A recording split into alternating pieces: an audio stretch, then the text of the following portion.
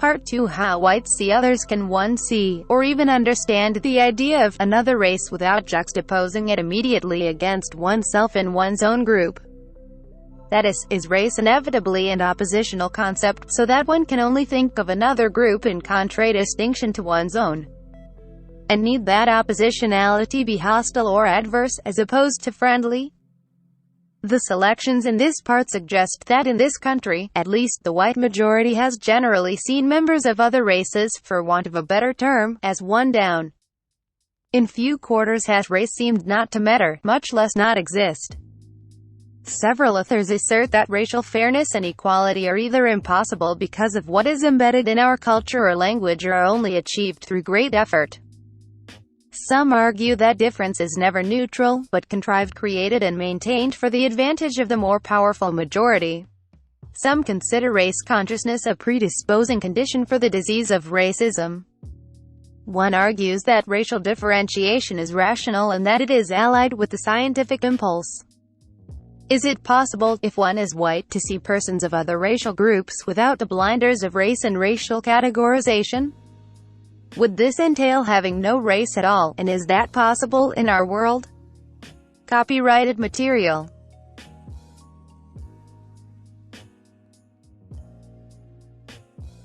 Part 2: How whites see others. Can one see, or even understand, the idea of another race without juxtaposing it immediately against oneself in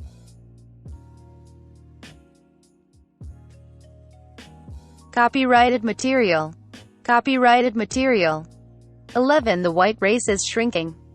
Perceptions of race in Canada and some speculations on the political economy of race classification. Doug Daniels. For many years I have been teaching a sociology class on minorities and ethnic group relations at the University of Regina, Canada, where the ethnic makeup of the student body is quite unremarkable. As on so many campuses in North America, our student body is almost exclusively white, in the sense that most come from British and East European families. We have a smattering of students from abroad, mainly Hong Kong, and a very few Canadian, Indian and Métis students. In addition, our population is inundated with the usual U.S. television programs, magazines, and university texts, so our perceptions of race are very much influenced by the culture of Middle America. In the early 1970s I found unexpected resistance whenever I would attempt to make a critique of pseudo-scientific race classification. I found that the students were quite a bit more stingy than I in the number of nationalities that they considered white. Let me give 2 examples. When my lectures were dealing with the problems of perception of skin color, like the well-known phenomenon in Brazil where money whitens people's perceptions of race and class, I also got into the problem of borderline cases. Why, I asked, should we have ideal types only for black and white races, Negroid and Caucasoid, when in between areas like Turkey and Morocco could just as well serve as a light brown ideal type? To my surprise, some of the students countered that the Turks, whatever else they might be, were certainly not white. I was taken aback by the certitude, even the vehemence of the assertion. The next fall, when I was discussing the 1973 CIA coup against the Allende government in Chile, I pointed out that Chile had had a long history of stability in government that surpassed many European countries. One of my students interjected that he had no idea that Chileans were white people. I was flabbergasted by this whole train of thought.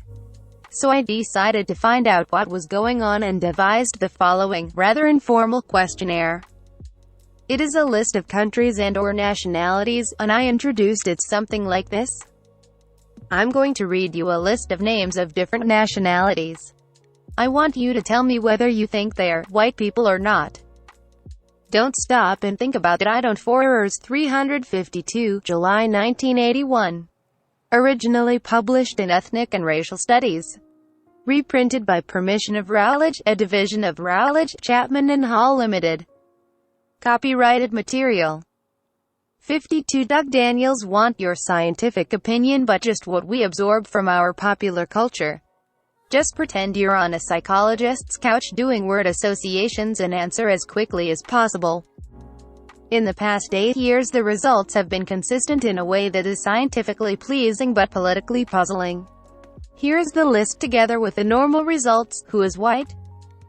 List of nationalities: Swedes, Congolese, Canadians, Icelanders, Spaniards, Belgians, Dutch, Turks, Germans, Algerians, English, Welsh, Cubans, Danes, Israelis, Chileans, Ugandans, Scots, Americans, Japanese, Swiss, Portuguese, Poles, Russians, Mexicans, Arabs, Argentinians, Finns, Bulgarians, Norwegians, Italians, Chinese, Moroccans, Egyptians, Iranians, Greeks, Vietnamese, Quebecois, Ukrainians. Yes, no, yes, yes, slow, yes.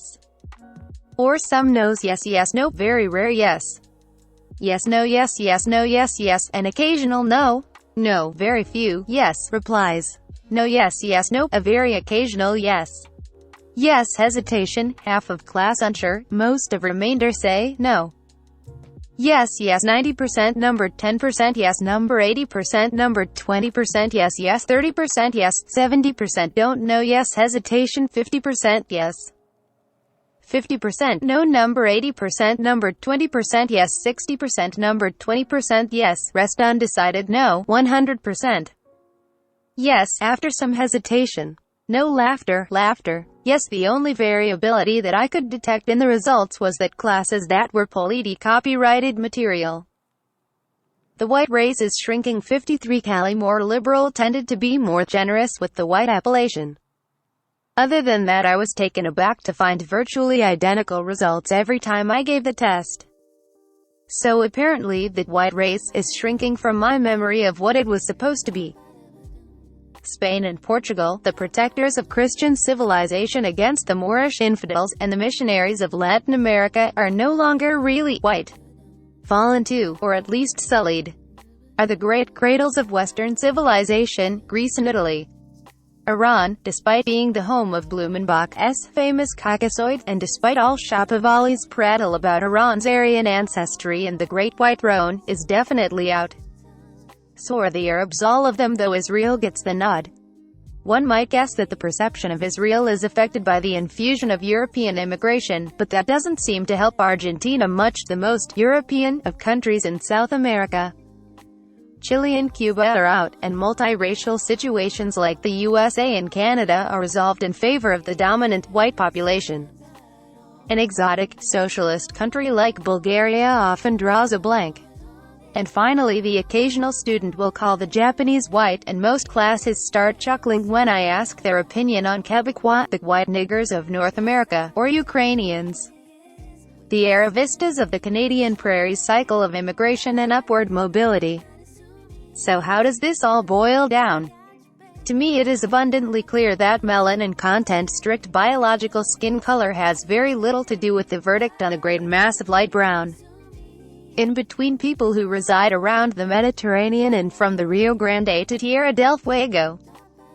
To be labeled a white nation, it is at least as important to be a member of NATO or another pro-Western alliance, politically stable, wealthy and industrialized. Anti-Western, poor, politically unstable, especially revolutionary, and non-industrial countries tend to be excluded from the white race of the 1980s. However one may quibble with the tightness of my experimental design, the pattern is unmistakable. So if the popular perception of who belongs to the white race is shrinking along with Western imperialism, perhaps we can posit some other hypotheses. In the late 19th and early 20th centuries, it is my impression that one reads a lot more about the British race, the German, French, Italian and other national races than one hears it TJ out the white race, as a whole. Is it too mechanical to suggest that the white race as a popular concept did not fully develop until after World War I and the consolidation of European imperialism under Britain? Then the USA? Perhaps one can trace the history of the Aryans from Gobineau's multinational European aristocracy through the nationalisms of Vaches de la Pauge, H.S. Chamberlain and Hitler as a reflection of the growth and decline of the nation-state and capitalist development. This perspective on the political economy of race classification suggests that future racialists will have to have very fertile imaginations indeed. For if, as I am implying, whiteness or master race membership has been virtually synonymous with ruling class membership, then the new international class structure of the Silicon Age will present the racist demagogue with far more complex paradoxes than the one Hitler solved, for example, by giving the Japanese status as honorary Aryans. If future racist demagogues choose to go the exclusionist route that our quiz seems to indicate is already underway, then they must follow Hitler's scheme of paring down all candidates for whiteness to a select few pure Aryans. This would result in a narrowing of political and military support by excluding important minorities in the imperial centers, such as blacks in the USA. Because such an exclusionist policy has built-in barriers to growth, future racists will more likely have to make some of the political compromises that Hitler was forced to, as when he declared the Japanese to be honorary Aryans. Judging by some recent American movies, one might predict that pro-imperialist American blacks will copyrighted material. 54. Doug Daniels be so promoted. The recent cinema hits like The Deer Hunter and Apocalypse Now portray American whites and blacks as heroes united against the subhuman Mongoloids. For a new racism to meet the class realities of late empire, it will have to include in the master race many people who are not now being thought of as white people, like the Marcoses of the Philippines, the Gandhis of India, the Hufui-Boinis of Africa, and the Pinochets of Chile. Perhaps future racists would be better off jumping back to Gobineau's tack. His post-feudal assertion that the crowned heads of all the countries of Europe were Aryan could be updated so that the modern master race would include the ruling classes of all the countries in the Western orbit. Remember that racists never have put a fine point on the science of the matter, so such stratagems may not be as far-fetched as they seem. Consider that although the 19th-century racist theorist H.S. Chamberlain saw the bourgeois democratic revolution in France as a rising of the long-suffering Germanic peoples, almost every other racist portrays revolutions of all types as attempts by the inferior races to gain power. Socialism is seen by them as a plot by inferior races to mongrelize the superior. Racist theorists have thus used the ideology and class background of people to lighten or darken their perceived race to a degree far beyond the limits of common sense, and have been doing this for centuries. So there is no reason for us to assume that racists need be any less extravagant in the future about such fantasies as an international master race. The force that will stifle the racist's imagination is the incredulity of an ever more sophisticated world population that has seen the fruits of racism. Copyrighted material. 12 Ignoble Savages. DINESH D'Souza. The embarrassment of primitivism for the Europeans who first voyage abroad. Much of the rest of the world came as a shock for which they were poorly prepared.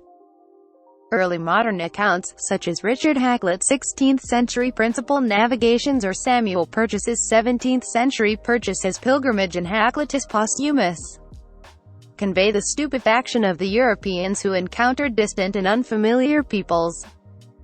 Europeans who were even then making a transition into the modern era found themselves genuinely amazed and horrified at other cultures which appeared virtually static, confined from time immemorial in the nomadic or the agrarian stage. The consequence was that many Europeans viewed the non-white peoples of Africa, the Americas, and elsewhere as savages and barbarians, beyond the pale of civilization, to borrow Metternich's phrase. Significantly, it was the Portuguese who arrived on the shores of Black Africa and not Black Africans who voyaged to Europe. The Portuguese had the three-mast ship, the compass, the quadrant, the astrolabe, navigation charts, and a comparatively good knowledge of winds, currents, stars, and latitudes. The Portuguese knew, as did educated Europeans of the time, that the earth was not flat. When the Portuguese sailed abroad in the second half of the 15th century, they left an emerging modern European civilization which had almost 100 universities, which had several hundred printing presses and some 15,000 book titles in circulation, which had cannons and body armor and gunpowder, which used modern business methods such as checks, bills of exchange, insurance, and double-entry bookkeeping, which had mechanical clocks and precision instruments, which had harnessed the power of wind and water to grind grain, crush ore, mash pulp for paper, saw lumber and marble, and pump water, which had built Gothic cathedrals. This technical head start would soon produce a very large gap between Europe and the rest of the world. The enormous European lead is suggested by just a few European inventions and technological advances of the period, a list which could be vastly multiplied: the microscope, 1590, the telescope, 1608, the barometer, 1643, the pendulum clock, 1656, the thermometer, 1714, the spinning jenny, 1770, the steam engine, 1781, vaccination, 1796, the electric battery, 18. Essentially what happened, partly by historical accident, is that between the 16th and the 19th centuries, the most advanced civilization in the world crashed into the reprinted with the permission of the Free Press, a division of Simon & Schuster from The End of Racism by Dinesh D'Souza. Copyright 1995 by Dinesh D'Souza. Copyrighted material. 56 Dinesh D'Souza. Shores of Sub-Saharan Africa and the Americas, two regions which were, by European standards, incomparably primitive. In many of the tribes of southern Africa and the Americas, the natives had no numbers that went beyond one or two. The Europeans, increasingly skeptical and rationalistic in their outlook, became disdainful of cultures that insisted upon patterning behavior on the miraculousness of everyday life. One could converse with rocks. Daily events were controlled by ancestral spirits. Dancing and shouting made it rain. Diseases could be cured by wearing masks. Women could give birth to animals, and so on. Southern Africa and the Americas were not the most primitive cultures in the world. Indeed, between the 6th and the 15th centuries, Africa saw the rise of the kingdoms of Ghana, Mali, and Songhai, which were large, rich in gold, and politically integrated. Foreigners frequently visited the trading centers of Benin and Kanem, Bornu. Undoubtedly it was a black African people who constructed the great monuments, including an ancient temple, in Zimbabwe.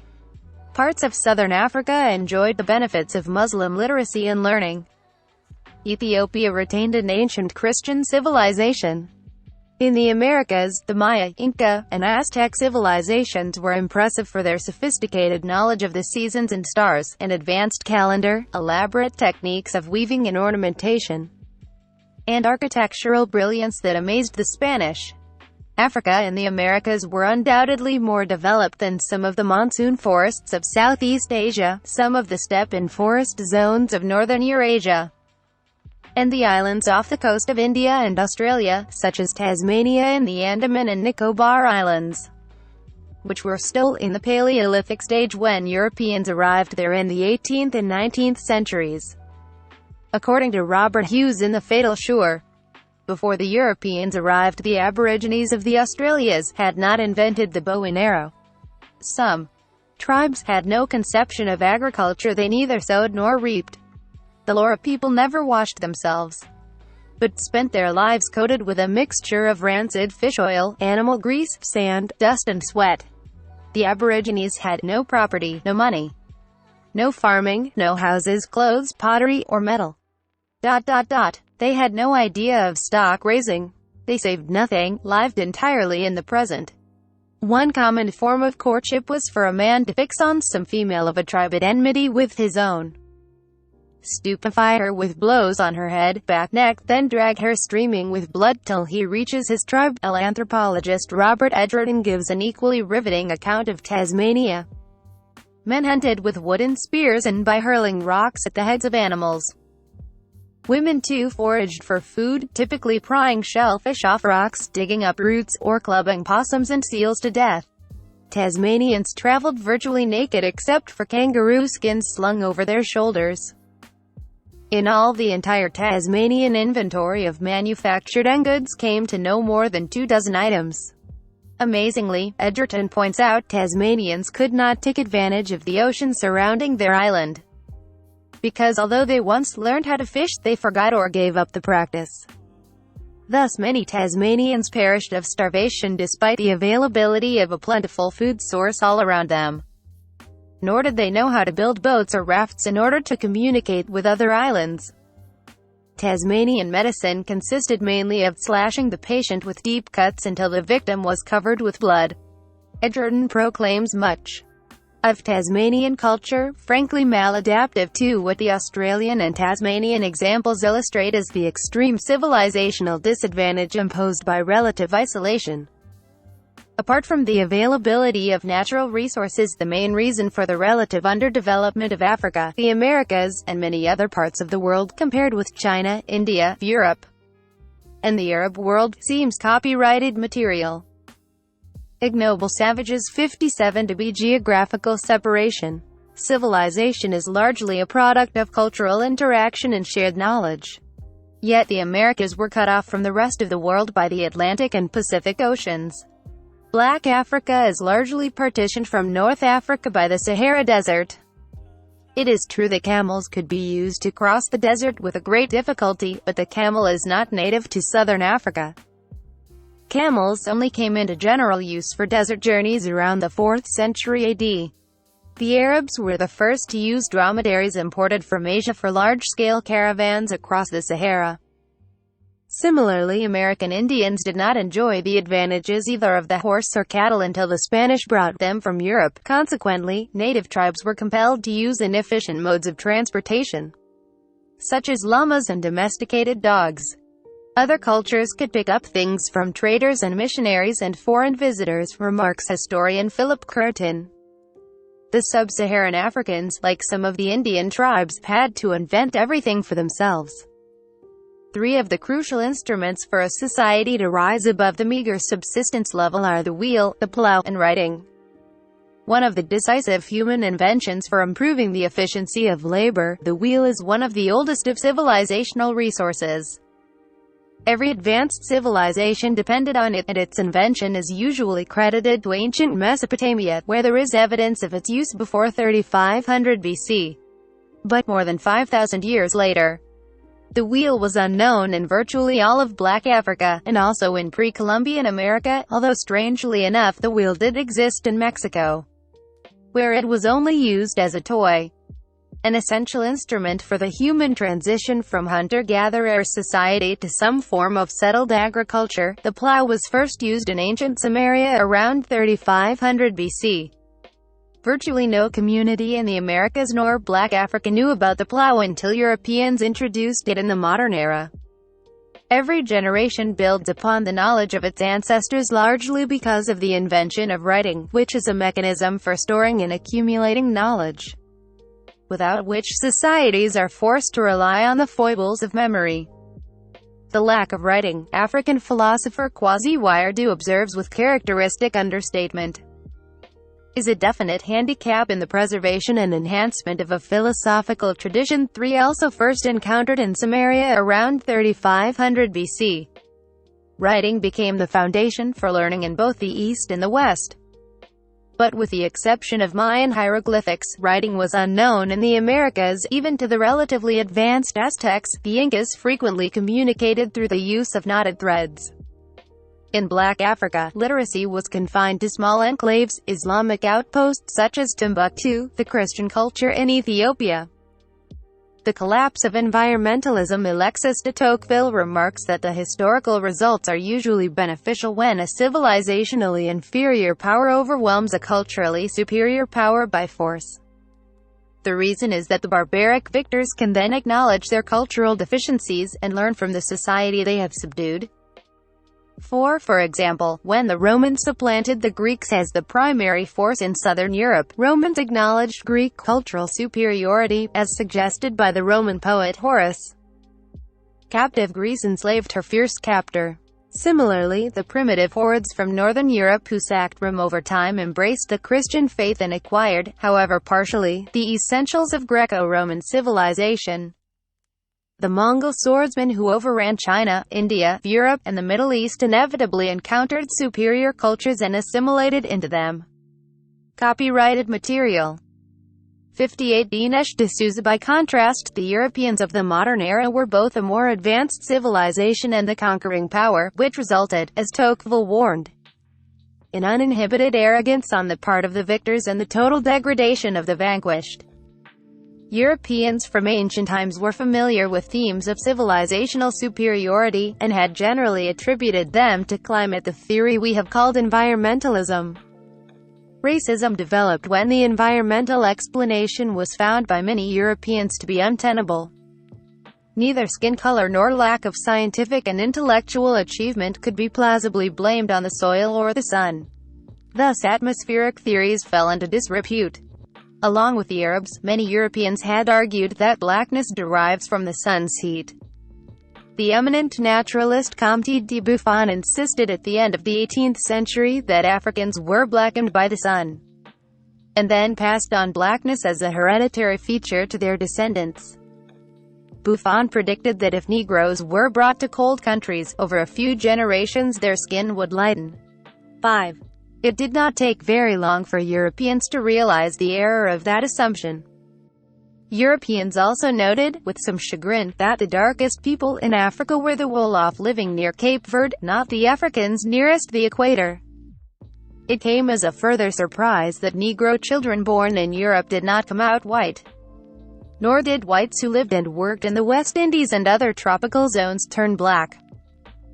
When the English and French in America went north, where the climate was cooler, they were confident that they would find Indians with lighter skin. Again, this expectation was proven wrong. Many Europeans who followed the path of Columbus to the Americas also believed that the primitive condition of the native Indians was largely the result of their living close to the line of the equator.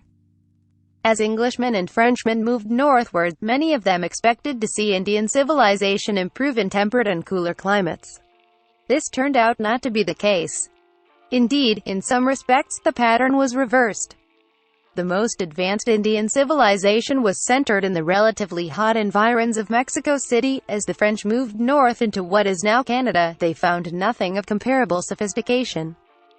It is important to recognize that Europeans were entirely convinced, based on the Bible, that all humans were simultaneously created by God and had inhabited the earth for the same amount of time. How to explain why one people had palaces and cathedrals and technology to explore the seas and the heavens, while other peoples rowed about in canoes and shot blow darts at each other? Europeans found it difficult to give an explanation for why, over the same period, one society seemed to have accomplished so much and other societies so little.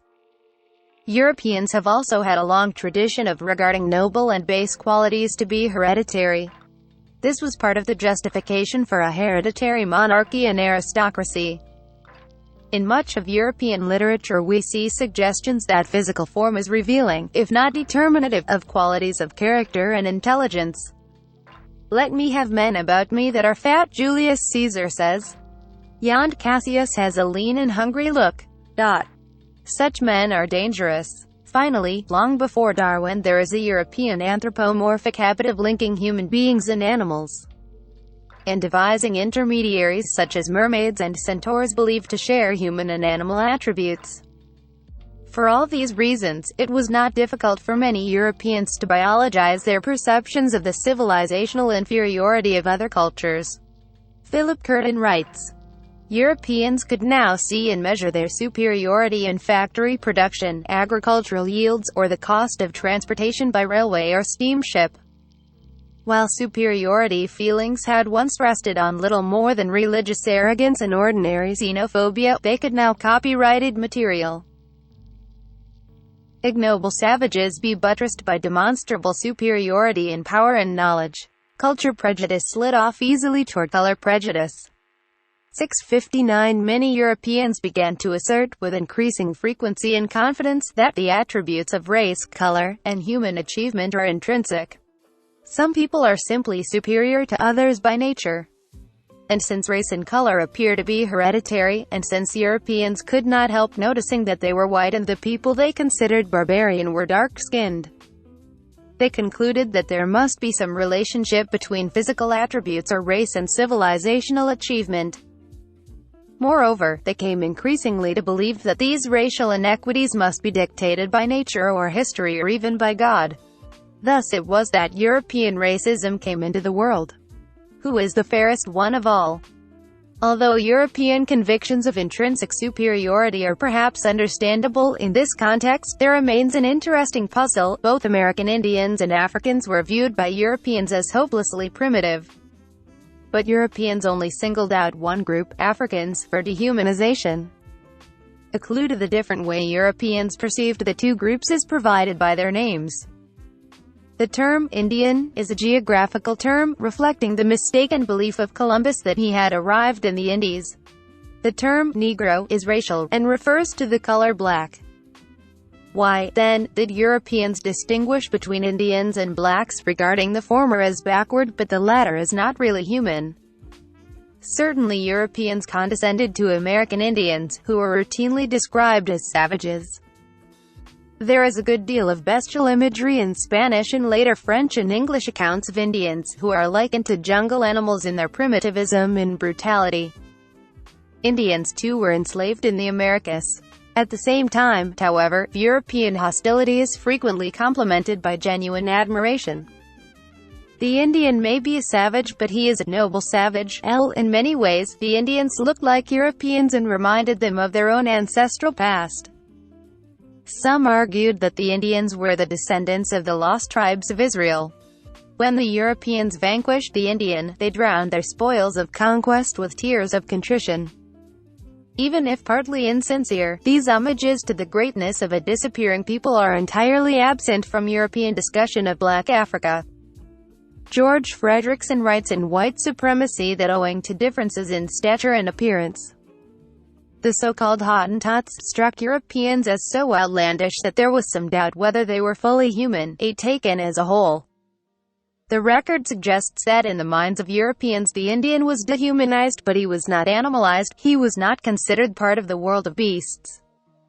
All of this is in stark contrast with the collective European perception of Black Africa that would coalesce between the 16th and the 19th centuries. This contrast dates back to the debates at the University of Salamanca in the 16th century over the question of whether Indians had souls and natural rights. The Church and the Spanish court concluded that they did. It never occurred to anyone to debate seriously these matters in connection with Black Africans. Indeed, the basic humanity and natural rights of Negroes did not become an issue in Europe until 2 centuries later. Despite the inferiorization of both Black Africans and American Indians on account of large civilizational gaps between them, copyrighted material.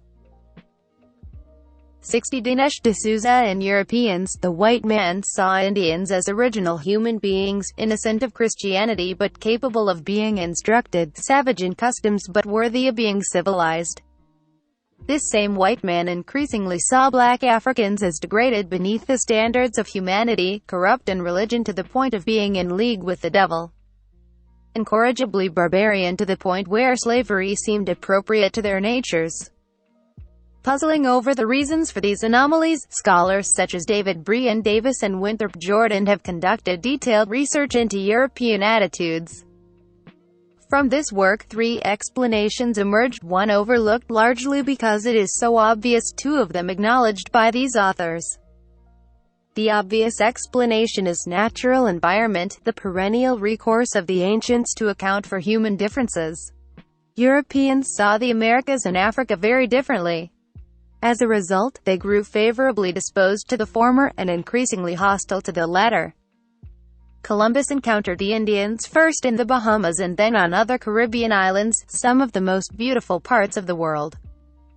His natural reaction, echoed by many subsequent voyagers, was that he was in the Garden of Eden. Many Europeans were captivated by the Americas, which they saw as a land largely uninhabited, a land flowing with milk and honey, a land of long beaches, ideal climate, abundant fruits, and singing birds. As Daniel Defoe's Robinson Crusoe suggests, the conflict between the desire to settle the continent, combined with a haunting fear of corrupting its natural beauty, impressed itself powerfully on the European mind. Increasingly, Europeans thought about settlement. To many, it sounded like paradise, a prospect for which it was worth leaving Europe. By contrast, Africa was virtually uninhabitable to Europeans, whose primary interest in it was confined to gold and slaves. Their constitutions could not endure the insects and disease, to which Black Africans had developed immunities. The climate was for the most part intolerably hot. They considered the continent already inhabited, and they feared the hazards of impenetrable forest, powerful warrior clans, snakes and wild animals. Europeans had no interest whatsoever in venturing deep into Africa, let alone living there. To many, it sounded like hell. A second critical reason for European differentiation between blacks and Indians is the white man's association of African primitivism with the negative connotations of the color black. This point has been widely misunderstood. In contemporary racial debates, many are fond of pointing out the linguistic implications of the term black. The Oxford English Dictionary definition describes blackness as deeply stained with dirt, soiled, dirty, foul, malignant, deadly, baneful, disastrous, sinister, iniquitous, atrocious, horrible, and wicked. This definition, however, is given before the 16th century, when Europeans had virtually no exposure to black Africa at all. 10 Winthrop, Jordan and other scholars have shown that contrary to the conventional wisdom, which views racism as engraved in the English language, the European association of black with darkness and evil long precedes any application to black Africans. All the familiar English metaphors, black sheep in the family, a black mark against one's name, black as the color of death, to blackball or blackmail, evolved independently of racism. So did the religious symbolism of white as the color of angels, and black as the color of the devil. 11 We see a hint of this in Shakespeare, where Iago warns Desdemona's father about Othello. Desdemona is being covered with a Barbary horse. Indeed, an old black ram is tupping your white ewe. Europeans, however, are not uniquely disposed to attach benign significance to their own skin color. Extensive research by historians and anthropologists has shown that the color symbolism of white and black is universal. Many scholars suspect that it originates in the basic distinction between darkness and light. 12 We can therefore reappraise black imagery. Copyrighted material. Ignoble savages. 61 is used by the ancient Greeks and Romans, and medieval Christians and Muslims. By itself, such imagery does not prove racism at all. But Jordan suggests that, combined with the perception of black Africans as extremely primitive, the term black begins to be associated with civilizational backwardness in a way that it never was in the pre-modern world. In the European mind, Africa truly becomes what Joseph Conrad termed the heart of darkness.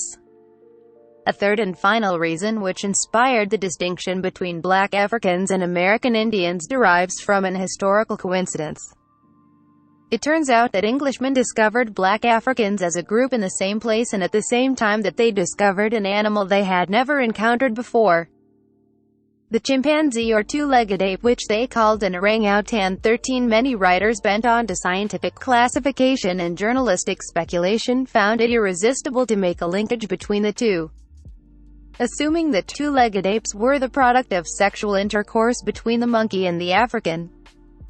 In the middle of the 17th century, reports about chimpanzees and orangutans circulated in Europe and America. During the 1690s, Edward Tyson, an anatomist from the Royal Society of London, argued that there were astonishing similarities in the muscle and skeleton structure between apes and human beings. He dissected a chimpanzee, which he mistook for a pygmy. Amazed at the human qualities of this unique creature, Tyson maintained that the so-called pygmy occupied an intermediate position between beasts and men on the great chain of being. 14 Tyson was no scandal-mongering journalist, he was a reputable scientist. As Audrey Smedley points out, in some ways his theories foreshadowed the missing link debates of evolutionary biologists 2 centuries later. 15 Many European travelers placed these accounts of black Africans in the context of lascivious discussions of sexuality. Undoubtedly, African sexual mores shocked Europeans throughout the 17th and 18th centuries. Moreover, information from black Africa continued to be scarce, and travel accounts undoubtedly italicized perceived differences for the purpose of titillating the folks back home. Subsequent research has shown that African sexual customs were not laissez-faire, although they seemed set to many Europeans, who viewed blacks as furnaces of libidinal passion.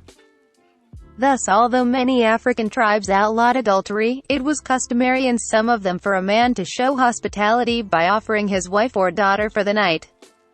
To the European mind, these kinds of accounts conveyed debauchery pure and simple. black sexuality was regarded as purely animalistic, and no report seemed too far-fetched to win adherents, or at least to inspire lurid fascination. To make matters worse, some African tribes espoused a mythology which traced their own origins to the union of women with animals. Scholars like Jordan and Davis cite numerous travel reports which confirm early European perceptions of black Africans traveling the circumference of the African coast in the 17th century. Richard Jobson reported on the enormous size of the virile member among the Negroes. Jobson invokes this observation as infallible proof that blacks are descended from Noah's son, cursed in his loins for uncovering his father's nakedness. 16. Another fantastic but influential account of blacks came not from Africa but from a traveler in Jamaica, Edward Long, in 1774. Playing on the morbid fascination of his European readers, Long narrated spellbinding accounts of iniquitous huts to which African apes carried black women. Long took into account the possible skepticism of some in his audience in his conclusion, ludicrous as the opinion may seem. I do not think that an orangutan husband would be any dishonor to a Hottentot female. 17. If black Africans were debased by these perverse links, monkeys gained by being elevated to the level of men. Indeed, the very term orangutan derives from the Malay copyrighted material. 62. Dinesh D'Souza, word meaning man of the woods. 18. A scientist Buffon had reported that chimpanzees could be taught to eat dinner with a knife and fork. Lord Monboddo, a firm believer in men with tails, was a kind of champion of the rights of animals. Orangutans, he insisted, were entirely rational beings who happened to live in a primitive state of nature, untainted by civilization. Edward Long himself insisted that apes came in different varieties, and the more intelligent among them could learn to speak a little and to perform a variety of menial domestic service, just like blacks. 19. The nature of superiority. Far from being ignorant and fearful, the early European racists were the most learned and adventurous men of the age, and their views developed as a rational and increasingly scientific attempt to make sense of the diverse world that was for the first time being encountered as a whole. Environmentalism, which the ancient Greeks and many others used to explain human differences, was intellectually discredited along with much of the other cosmology and biology of the ancients. We see evidence of racism, complete with rejection of environmentalism, in the greatest thinkers of the Enlightenment. Hume, Voltaire, Montesquieu, Kant, and Hegel were among the many who entertained racist views, although these did not make up the main part of their philosophy. David Hume, in his famous description of barbarism in Africa and around the world, examines the possibility that black inferiority is not inherited but imposed by slavery. Hume dismisses that explanation on the grounds that the descendants of slaves and low people all over Europe have proved that they can rise above their ancestral histories and achieve literary, mathematical, and scientific distinction, whereas the backwardness of black Africans seems to him comprehensive and apparently ineradicable. In Jamaica, Hume writes, they talk of one Negro as a man of parts and learning, but it is likely he is admired for very slender accomplishments, like a parrot who speaks a few words plainly. 20. Similarly, Immanuel Kant is skeptical that black inferiority is the sole product of unfortunate circumstance. Among the whites, he observes, people constantly rise up from the lowest rabble and acquire esteem through their superior gifts. 21. But for the classic expression of European racism we must turn to the French diplomat and scholar Joseph Arthur de Gobineau, who is today unknown or considered the embodiment of wickedness, but who was a friend and respected correspondent of Tocqueville and in some respects one of the most learned exponents of the zeitgeist of the 19th century. Nowhere is the racist worldview more comprehensively stated than in Gobineau's The Inequality of Human Races, published in 1853. When Gobineau sent his book to Tocqueville, he received only mild dissent about the soundness of his theories, although Tocqueville strongly protested their demoralizing effect. 22. But such warnings could hardly be expected to deter Gobineau, a deep pessimist, who feared that currents of race mixing and democratic ideas of equality were diluting Teutonic blood and destroying the greatness of the Aryan aristocracy. 23. Gobineau was also an acquaintance of Josiah Nott, an apologist for slavery who publicized Gobineau's views in the American South, and of the philosopher Friedrich Nietzsche and the composer Richard Wagner, both of whom shared Gobineau's love of aristocracy of birth and his hatred of equality. Gobineau was an elitist and an eccentric, but his racism made him a man of his time, elevated to high posts and widely admired. Even the Encyclopedia Britannica echoed his views. 24. Moreover, his influence copyrighted material. Ignoble Savages 63 would prove lasting. In the 20th century, Gobineau was one of Adolf Hitler's favorite authors and his works were popular textbooks in the schools of Nazi Germany. Gobineau drew on the discoveries made by Orientalists such as William Jones that there was a common Aryan source for Indo-European languages such as Sanskrit, Persian, Greek, Latin, and German. Gobineau argued that the highest aspirations of humanity were embodied in these Aryans, a single white family of Germanic peoples who had infused European and even Asian culture with its brilliance and vigor. 25. He writes that the existence of advanced and backward races, the former who lived by codes of civility, ingenuity, and technological comfort, the latter who live by laws of force at a subsistence level, proves that some races are naturally superior to others. This superiority, Gobineau stresses, applies to races as groups, not to individuals. Considering the environmental account of human differences, Gobineau sarcastically writes, "The humidity of a marsh, I suppose, will produce a civilization which would inevitably have been stifled by the dryness of the Sahara." Gobineau quickly proceeds to rebut such a notion. In spite of wind and rain, cold and heat, sterility and fruitfulness, the world has seen barbarism and civilization flourishing everywhere on the same soil. The brutish fella is tanned by the same sun is scorched, the powerful priest of Memphis, the learned professor of Berlin lectures under the same inclement sky that once beheld the wretched existence of the Finnish savage.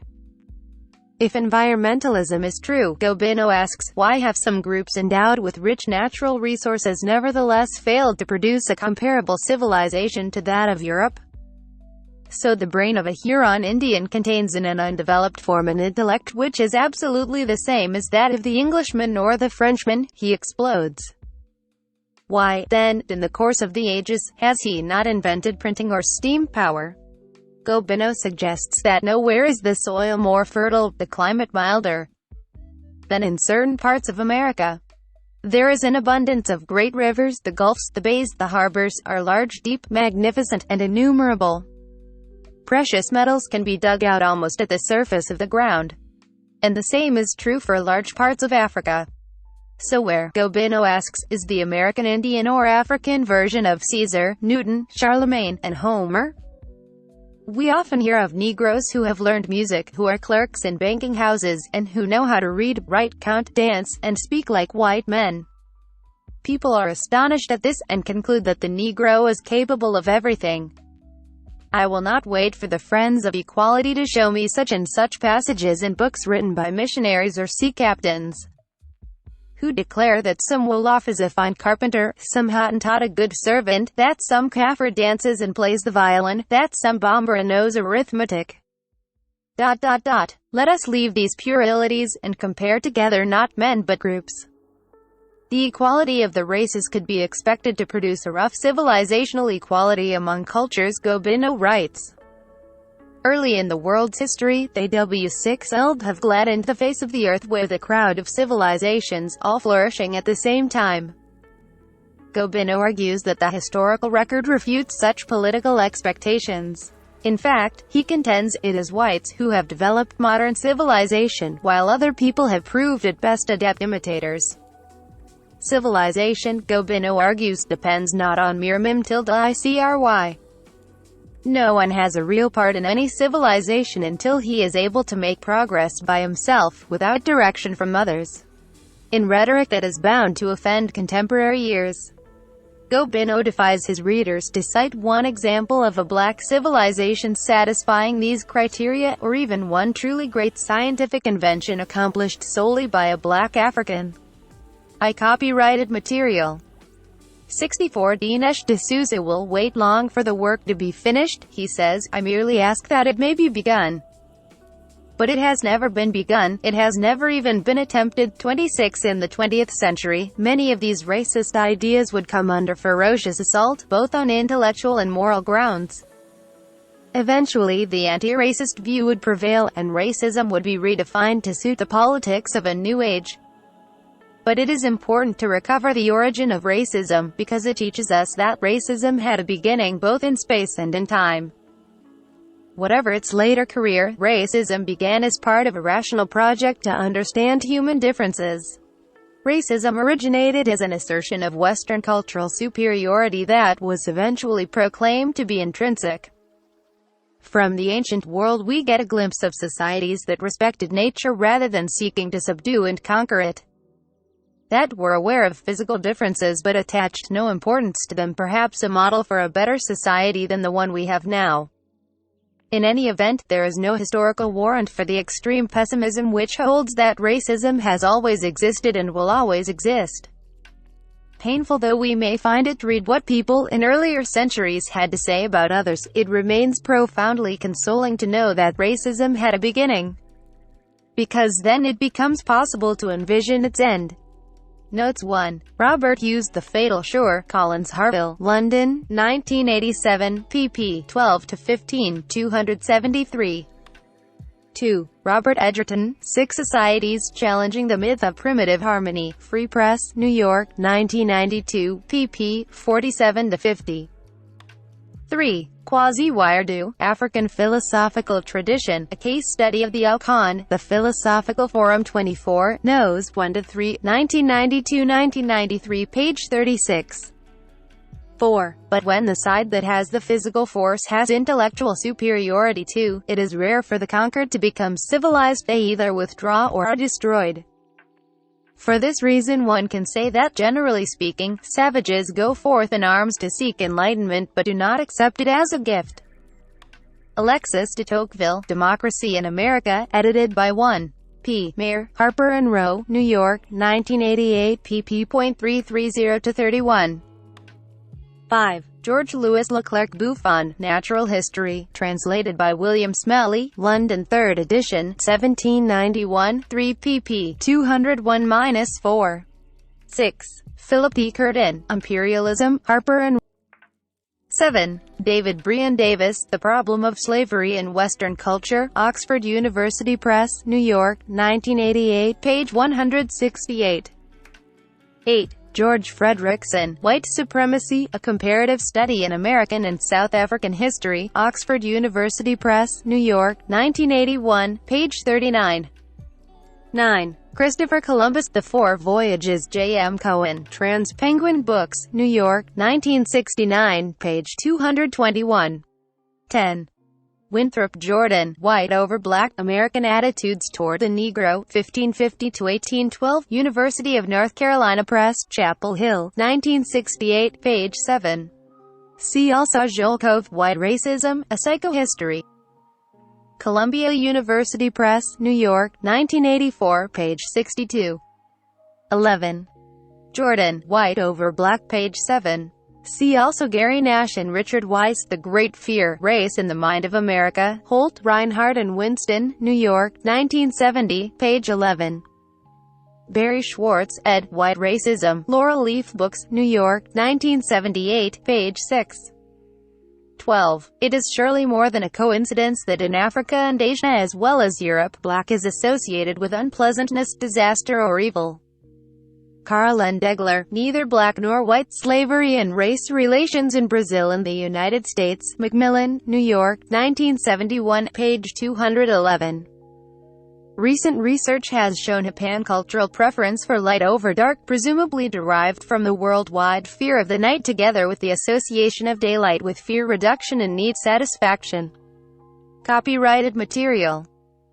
Ignoble Savages 65 Thomas Pettigrew, George Fredrickson, Dale Noble, Nathan Glazer, and Reed Vedit Prejudice, Harvard University Press, Cambridge, 1982, page 15. See also Harry Levin, The Power of Blackness, Ohio University Press, Athens, 1980, David Brian Davis, Slavery and Human Progress, Oxford University Press, New York, 1984, page 38, Kathy Russell, Midge Wilson. and Ronald Hall. The Color Complex, Harcourt Brace Jovanovich, New York, 1992, page 37.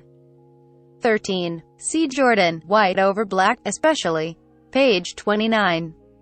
14. Edward Tyson, Orangutan, Steve Homo Silvestris, or the Anatomy of a Pygmy compared with that of a monkey, an ape, and a man. Thomas Bennett and Daniel Brown, London, 1699.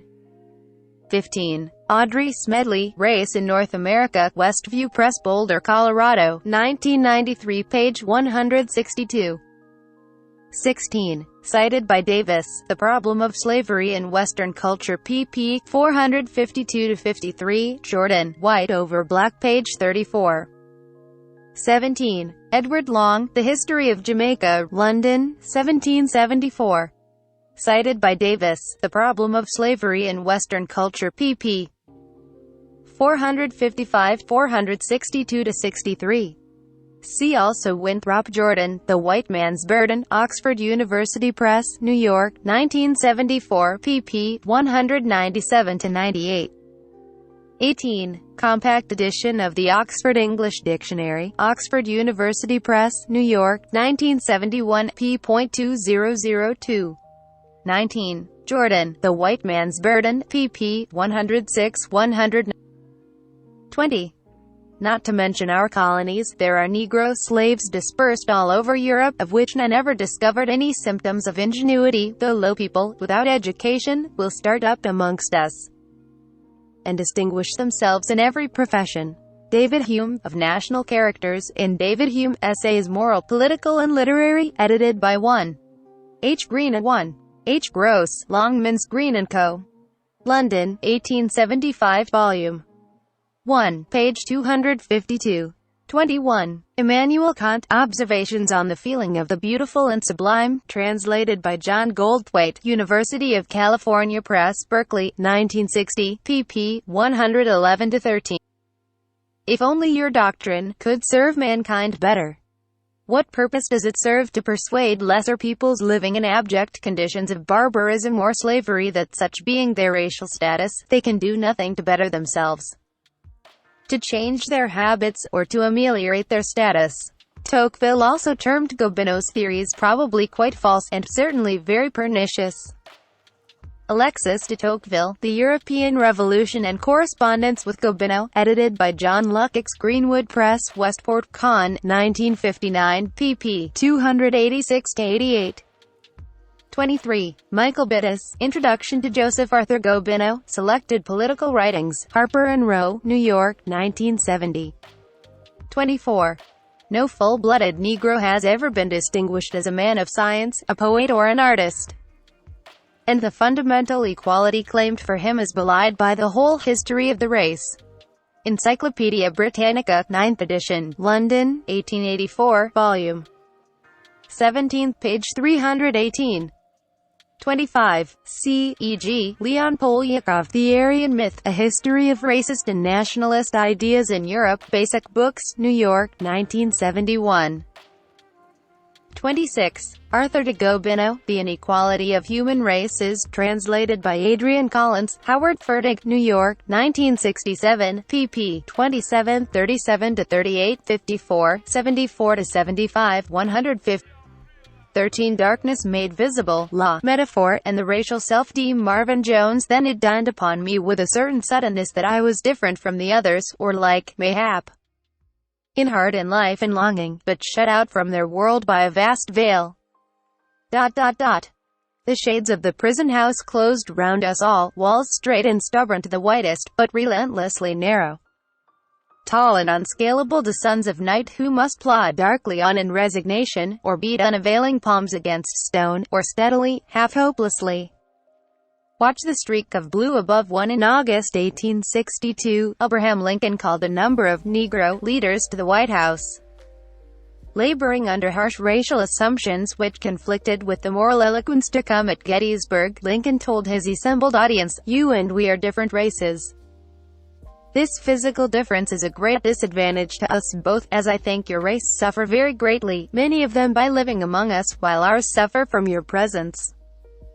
2. With these prefatory remarks, Lincoln proceeded to try to persuade his audience of the merits of his plan to emancipate slaves and expatriate them to a colony in Central America.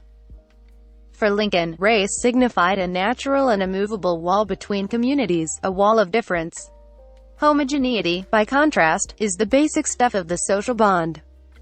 By invoking the notion of race, and invoking it in a strong essentialist sense, 3. Lincoln rhetorically posited that blacks and whites lacked any basic human bond upon which they could form one society. Race reverberated as a metaphor of kinship, denying that there was the requisite brotherhood between blacks and whites, and denying that blacks and whites could coexist on the same social plane. Point 4. Historically, this worldview was most explicitly expressed in institutional structures such as the jury and de facto segregation. This bleak 19th-century worldview remains in our current constitutional jurisprudence. The idea of race as a natural, objective demarcation of difference between groups is the lens through which courts continue to view claims by blacks. Thus, in City of Richmond vs. A. Croson Co. 5, Justice O'Connor criticizes as fundamentally illogical the means-ends connection of a set-aside program requiring 30% participation by minorities. O'Connor explains, The 30% quota cannot be said to be narrowly tailored to any goal, except perhaps outright racial balancing. It rests upon the completely unrealistic assumption that minorities will choose a particular trade in lockstep proportion to their representation in the local population. 682 GW. L. J. 437, 1993. Originally published in the Georgetown Law Journal. Reprinted by permission. Copyrighted material. Darkness made visible 67 on the surface. This opinion represents hostility toward using groups, rather than the individual, as the unit of social inquiry. A relentlessly particularizing perspective that denies both the problem of caste and the relevance or reality of societal discrimination. Moreover, it is a denial that group disparities between the socio-economic situations of blacks and whites are legally meaningful. The source of this denial of meaning is a conception of race as difference. O'Connor seems to say, blacks and whites are different races. Why assume they would have similar interests or display statistically similar occupational patterns? But race, for all its rhetorical power, is an incoherent fiction. The truth is, as Anthony Appian notes, there are no races. 7 racial categories are neither objective nor natural, but ideological and constructed. In these terms, race is not so much a category but a practice. People are raced. Yet conventional legal theory understands race as something that is already there, freestanding. 8. As we shall see, this conventional account ultimately collides with its own lurking objectivism. From President Lincoln to Justice O'Connor, from classical to modern American law, this specious perspective has imposed false horizons on our values and discourse. This figure of race seeks to draw its line of difference in the dialogue about democracy and equality between those who fit within and those who fit without.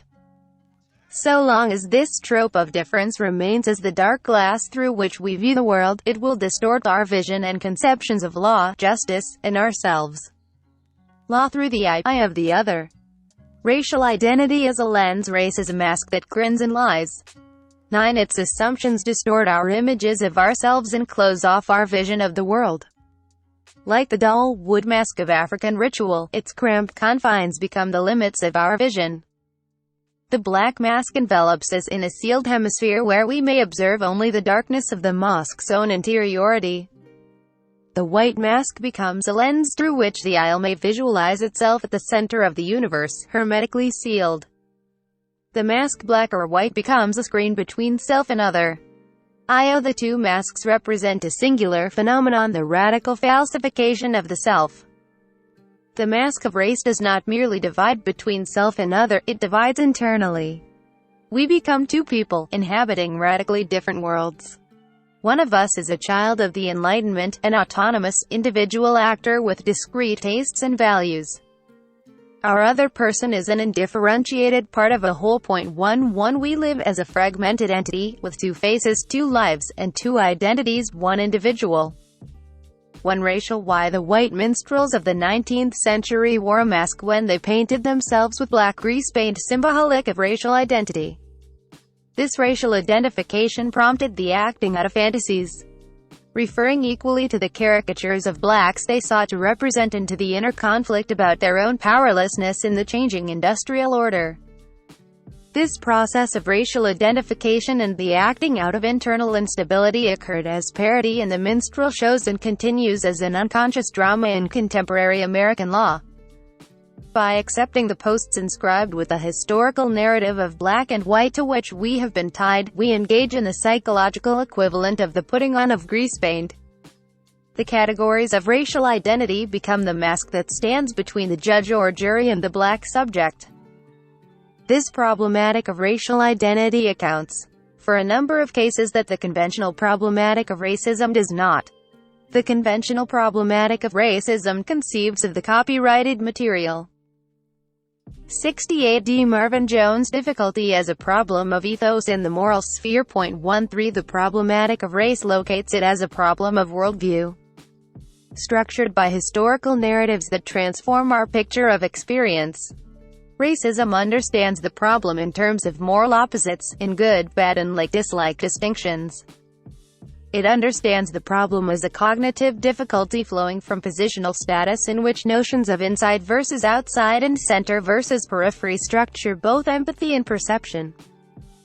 Race inscribes its meaning through the ordinary rituals of adjudication. Historically, race was an idea whose significance was worked out on the bodies of blacks, particularly black slaves. Uncannily, the significance of race is particularly apparent today in cases in which black men have been brutalized or killed. In our modern context, the body remains the medium in which the significance of race is most dramatically seen in law. I trace this to a cognitive problem, an almost systematic distortion of thinking and perception that is not random, but follows the general pattern of historical narrative. It is as though the judge or jury is looking at the record through a filter constituted by the symbols, concepts, and imagery of race. Rather than reconstruct what happened and search for truth within the welter of statements and circumstances presented in the legal record, their search is conducted among the ruins of our racial mythology. It is as if, when race is involved, we substitute the notion of an essentialistic model of truth as internal to race itself for a notion of truth as empirical. A few examples will illuminate this point. A dark night of the soul. When a white man faces a black man, especially if the black man is helpless, terrible things are often revealed. 14 At 12:47 a.m., California Highway Patrol (CHP) officers are in pursuit of a white Hyundai for failing to yield. The driver is Rodney Glenn King, a black, unemployed construction worker who will later say he fled from police because he felt the traffic infraction would interfere with his parole. After several units of the Los Angeles Police Department (LAPD) take up chase, Rodney King's vehicle is finally stopped in full view of the Mountain Back apartment complex. There, he finds himself surrounded by over 20 armed LAPD officers, several of whom proceed to beat him half to death while he is lying defenseless on the ground. King is hit between 53 and 56 times by officers wielding their batons. The bones holding his eye in its right socket are broken, and he suffers broken bones at the base of his skull. In addition to clubbing him wildly, one officer stomps on his head. 15 At first sight, the story of King's midnight beating sounds a familiar note. Brutality against blacks by police officers in urban areas is generally not exposed to the light of day. It generally occurs in darkness, in neighborhoods and settings where the only witness is the victim or his peers, who are also victims of socioeconomic disadvantage. Within the shadow of race and class and attendant matters such as criminal records, a black person becomes invisible. Miraculously, King found visibility through a black and white videotape that shows, in grisly detail, King prone and unarmed being beaten by at least 3 officers. King offers no resistance while 10 or more officers stand around. After the beating, the following transmissions occur over police computers. From Officers Lawrence Powell and Tim Wind to Foot Patrol Officers, oops. From Foot Patrol Officers to Powell and Wind, oops, what? Copyrighted material. 69 Darkness made visible Powell and wind to foot patrol officers. One haven't beaten anyone this bad in a long time. From Sergeant Stacy Kuhn to Watch Commander, unit just had a big-time use of force. Rost electrically shocked and beat the subject of a CHP pursuit big time. From Watch Commander to Sergeant Stacy Kuhn, oh well. I'm sure the lizard didn't deserve it. 16 At the hospital, Officer Powell jokes with King, don't you remember the hardball game? We hit quite a few home runs, L. And before the King incident, Powell referred to a previous police encounter with blacks in which Powell was involved as something straight out of Gorillas in the Mist. Ellis Thus far, all this fits neatly within the simple, conventional notion of racism, a problem of sick minds. Perhaps, however, what happens at trial, I suggest, is more complex. Officers Tim Wind, Lawrence Powell, Stacy Kuhn, and Theodore Briceño were charged, among other things, with assault with a deadly weapon. They were tried before a jury of 10 whites, 1 Asian, and 1 non-black Hispanic. At trial, there was no claim that the officers acted in self-defense, no claim that King was armed, and no denial of participation. The videotape and all of the computer messages containing racial slurs referring to gorillas in the mist and lizards were played and entered as exhibits in the record. 19 The officers told a story dramatically different from what appeared on the film. They began by claiming that the video did not film the entire event. They said that King, in a desperate attempt to escape the California Highway Patrol, had caused a traffic accident and that when he finally was blocked in made to stop, he got out of the car and shook his behind at the police officers. 20. The officers also characterized the scene on the tape in a way to suggest a struggle. They claimed that King refused to be handcuffed, acted oblivious to blows and tasing, charged into police officers, and swung his arms in a wild and hostile manner. They also argued that their blows were jabs. Officer Briceño, who was observed by witnesses and was captured by the film stomping King's head, testified he was only trying to get King to stay down. The police told the story of embattled police handling an unruly suspect with statements from a defense witness that King was in a trance-like state and that he was on PCP.21. The story of the police was contradicted in some instances by the film itself and in other instances by eyewitnesses, including police officers. King caused accident during chase. King was on PCP. King charged into over 20 armed policemen. King swung his arms wildly and in hostile manner. CHP officer Melanie Singer said no.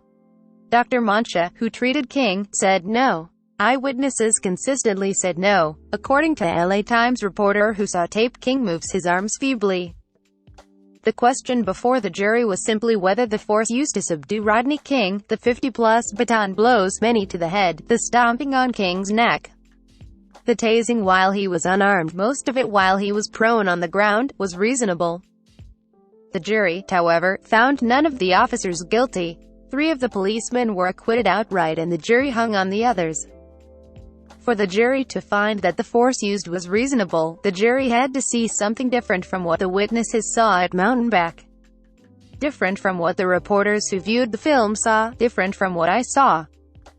One juror, for example, said that he saw clearly that some of the blows did not connect. I submit that what they saw, at a deep copyrighted material, 70D Marvin Jones' cognitive level, was race. The story told by Sergeant Kuhn of a black man who was in a trance, immune to electric shock, unfazed by blows, who kept fighting, charging unarmed into a crowd of LAPD officers, was the old story of blacks as beasts or animals. The initial corollary is that black men like Rodney King are particularly dangerous because they are semi-animals, dramatically less controlled, less rational, and less predictable than white men. Moreover, the scene of the beating across the street from a place where drugs are sold is, in a real sense, a jungle, albeit an urban version. This, at a cognitive level, argues for a different way of looking at things. A second corollary, which is evident within the historical narratives about blacks as others, is the idea of the black man as anti-citizen, as the archetypal threat to law and order. Rodney King, by failing to yield, causes car accidents and endangers life instead of submitting to arrests. In this anti-citizen narrative, white police officers are faced with an alien, black consciousness that does not partake of the notions of responsibility accepted by whites. Rodney King, who is perceived by all of the interpretive communities as a representation of urban blacks, became the embodiment of alien, black consciousness, the anti-citizen. This image is sharpened by his status as an unemployed and uneducated parolee. Ironically, the concept of citizenship figures prominently in another story, the story people of color hold concerning the 14th Amendment. The 14th Amendment represented a promise of full citizenship. This promise was made during the Reconstruction era and remade within the framework of the panoply of state and federal laws that were passed over the last 30 years guaranteeing equal treatment of blacks. A second Reconstruction. The unconscious image of black identity as anti-citizenship became the counterstory to the narrative about equal citizenship that minorities and many others would have liked to tell. This same image of black identity worked as a distorting prism, powerfully filtering how the jury saw the film. The jury simply revised what they saw to fit the narrative they already knew, a story that resonates deep within our social history. None of the racial slurs, none of the contradictions in the testimony, and none of the graphic brutality of the video really mattered to the jurors. It was the race story that mattered. The jury merely chose the essentialist knowledge of the story over the lived experiences knowledge of the film. This phenomenon has been referred to as a function of the mythic mentality. In the mythic mentality, the nuances of significance and value which knowledge creates in its concept of the object, which enable it to distinguish different spheres of objects and to draw a line between the world of truth and the world of appearance, are utterly lacking. Instead of the dialectical movement of thought, in which every given particular is linked with other particulars in a series and thus ultimately subordinated to a general law and process, we have here a mere subjection to the impression itself and its momentary presence, and the will to knowledge, like a rushing river, is drawn down through the primitivism of racial symbols. From the experientialist conceptions of truth down a more ancient path, we leave a surface legal world of rationality and empiricism, and descend to a subterranean world of racial essentialism and mythic models of knowledge. From this perspective, the filmed experience cannot penetrate the darkness. How could the film help us to know what happens in the ghetto anyway? Like Africa, the ghetto is a place beyond the experience of whites and, hence, a place of darkness. Who knows what happened? King's blackness blended with both the blackness of the setting and the black and white of the video to become a screen copyrighted material. Darkness made visible 71 upon which the image of race and racial fears could be projected. The source of the projection would seem to be the racial self. The jurors identified with the white policemen who are, like them. An admission of racial barbarism on the part of the officers would be an admission of their own racial barbarism and, as such, self-negating.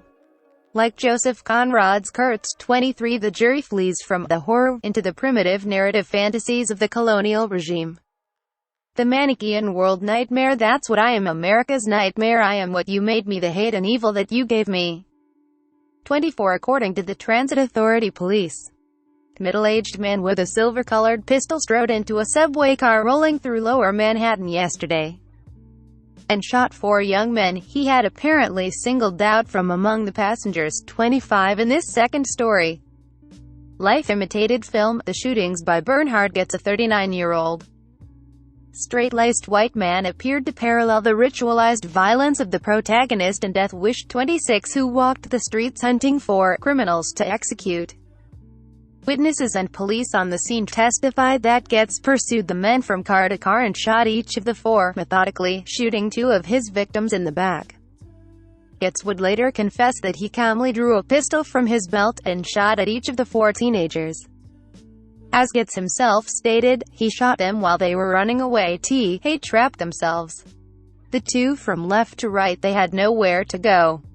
The 2 on my left, they tried to run through the crowd and of course they had nowhere to run, because the crowd would stop them and I got him. When he discovered that the 4th man, cowering on a bench, was not bleeding, he said, "You seem to be all right, here's another." In his confession, Getz stated, I know this sounds horrible, but my intention was to murder them, to hurt them, to make them suffer as much as possible.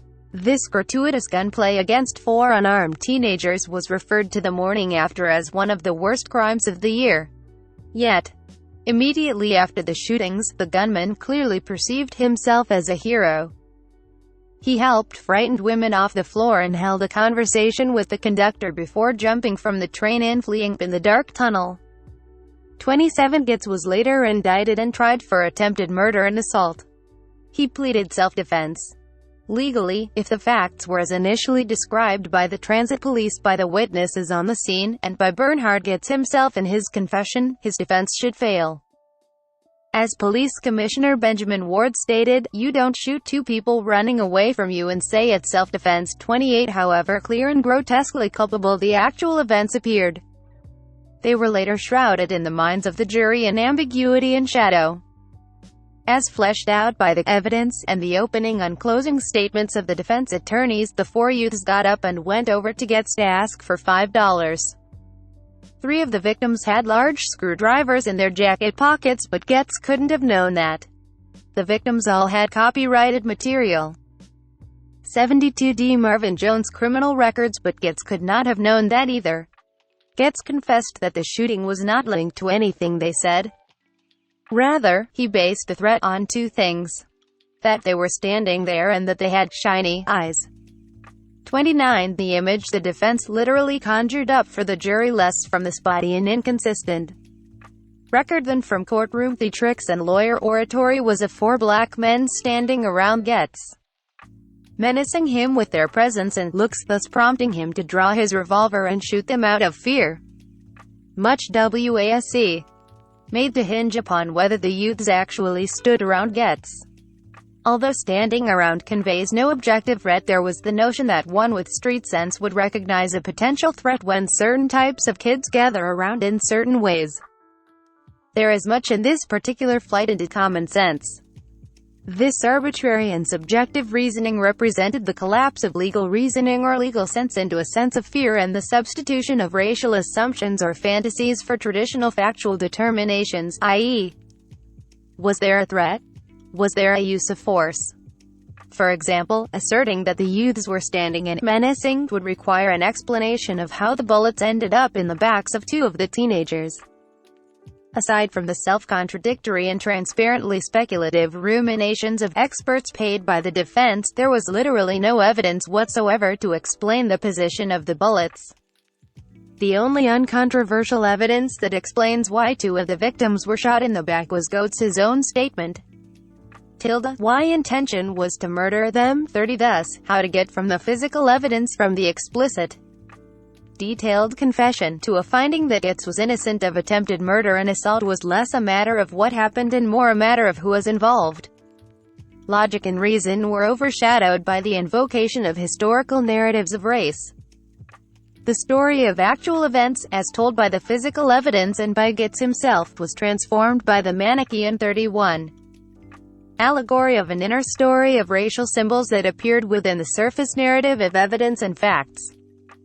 In this narrative, middle-class people are cast as innocent victims who work hard and are preyed upon by shiftless, dirty criminals who come out of the alleys and dim recesses of the urban sprawl. Meanwhile, the legal system designed to protect middle-class people has become so corrupted with liberalism sympathizing with blacks and other minorities that the system no longer works. To New Yorkers and other American urban dwellers, the legal system has become part of the darkness. Implicit in the story is a familiar representation: the criminals are stereotyped as black and the innocent victims are stereotyped as white. The criminal is not merely black, he is the African other constructed by the early European travelers, he is uncivilized and part beast. This African other was explicitly invoked when Slotnick Goetz, as lead defense counsel, called the black victims savages. 32 The imagery of a moral great chain of being was also mobilized when Slotnick alternatively referred to the victims as predators, and as a wolf pack. 33 The moral of the story is that it is natural for whites to subdue savages who threaten social order. Getz was cast not merely as someone acting in self-defense but also as the vanguard of the forces of light who comes to enforce rough justice upon the untamed, dark hordes. Through the economy of Manichaean allegory, all individuality vanishes, allowing a transference of the anger felt by Getz and white society to black society, as represented by 4 anonymous, faceless black youths. In this projection of negative personhood, Cabby, Candy, Ramsar, and Alan cease to be victims or youths or even criminals. They are quite simply black and, as such, proper targets for shooting.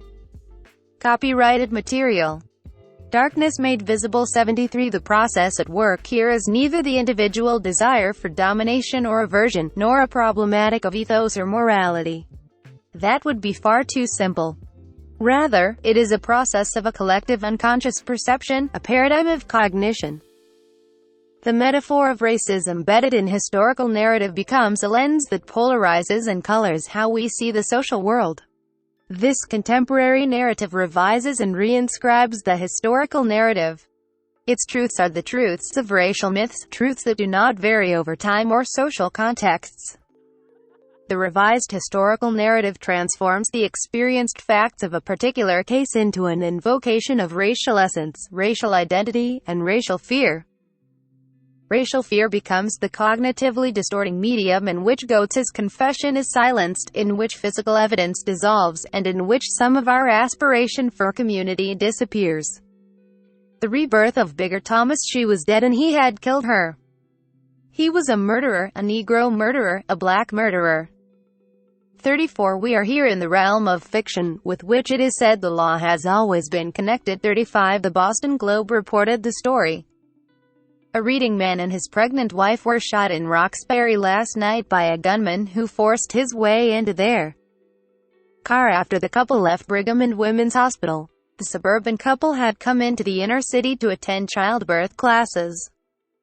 Carol Stewart was shot in the head and her husband, Charles, in the abdomen by a gunman who fled with Carol's purse and about $100 in jewelry. Although Carol died shortly after the incident, her 7-month-old fetus was delivered by cesarean section. Officers at the highest levels of the police department participated in the telling of the story. The deputy superintendent offered an explanation as to why the shooting occurred. The gunman who robbed the couple apparently thought the driver was a police officer. Perhaps because he saw a cellular phone in the car. Before he shot the Stewarts, the deputy superintendent alleged that the gunman said, "I think you're 5-0, a slang term for police." 36. In the story, the police go on to describe Charles Stewart as ignoring pain, making a desperate call for help for his wife and himself on his cellular phone. Charles reportedly blacked out, but the phone line remained open. The story of heroic intervention continued with the police dispatcher resourcefully ordering cars to take turns turning on their sirens. The couple's location is triangulated by matching sounds heard through the phone with the actual location of police cars. The murderer, who fired a .38 caliber round into Carol Stewart's head, was described as a black man with a raspy voice dressed in a jogging suit. The story combined elements of melodrama and fevered racial vision. It portrayed white heroes as the personification of innocence and a black villain as the personification of evil. 1.37 The police and newspapers painted a picture of a suburban white couple mercilessly gunned down when they entered the inner city for the most blameless of purposes. The narrative continued with both Charles and the police painted in bright colors as heroes, overcoming odds to snatch the lives of Charles and his young son from the jaws of death. The story, told first by Charles Stewart, then adopted almost simultaneously by the staid Boston Globe and the normally skeptical Boston police, is a story about indiscriminate violence in the city. It is a story about dark men in rumpled jogging clothes who come out of the fog to invade cars, abduct families, shoot helpless pregnant women, and then fade back. Copyrighted material. 74. D. Marvin Jones Into the Fog.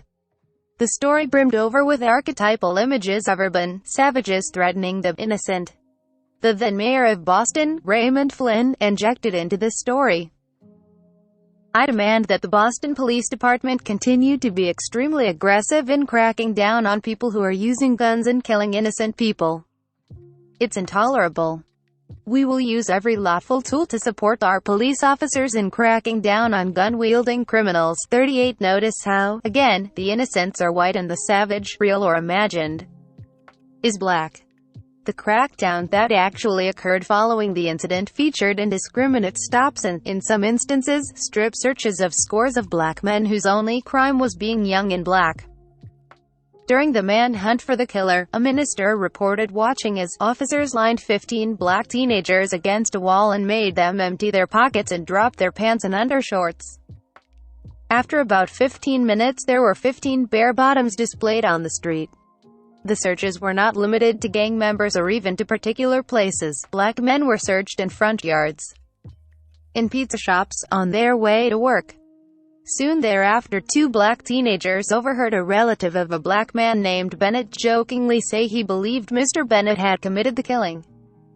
They were repeatedly picked up and threatened with 20 years in prison unless they signed an affidavit implicating Bennett. 39. In their zeal to find the black killer, the police failed to learn that a .38 caliber revolver had been stolen from the first store where Charles Stewart worked, or that Charles had recently taken out large amounts of insurance on his wife. Charles eventually killed himself by jumping into the Mystic River. His brother confessed that he and Charles had murdered Carol. In the end, the black man with the raspy voice who stepped out of the fog to penetrate the lives of suburban whites was imaginary. If Ellison is correct that a living black exists as an invisible man, 40 is a reified abstraction to whites who refused to see the actual person, then the phantom of the Stewart case was the invisible man's twin. The raspy-voiced man was a mirage, but one no less illusory than the image the jurors had of Rodney King. The image gets had of the Bronx teenagers he attempted to kill, or the image the police had of the black youths they searched and violated. But I think there is something more precise than unexamined racial assumptions that would explain why only the usual suspects were rounded up, why the most obvious suspect was never questioned, why the most elementary police work was not done, and why the black robber in the jogging suit was seen to be so real. There is operating in this story something that is internal to the racial stereotype, something that is all-encompassing in its cognitive effect. It is our set of basic assumptions about self and other that have become intertwined in the problematic of the racial self.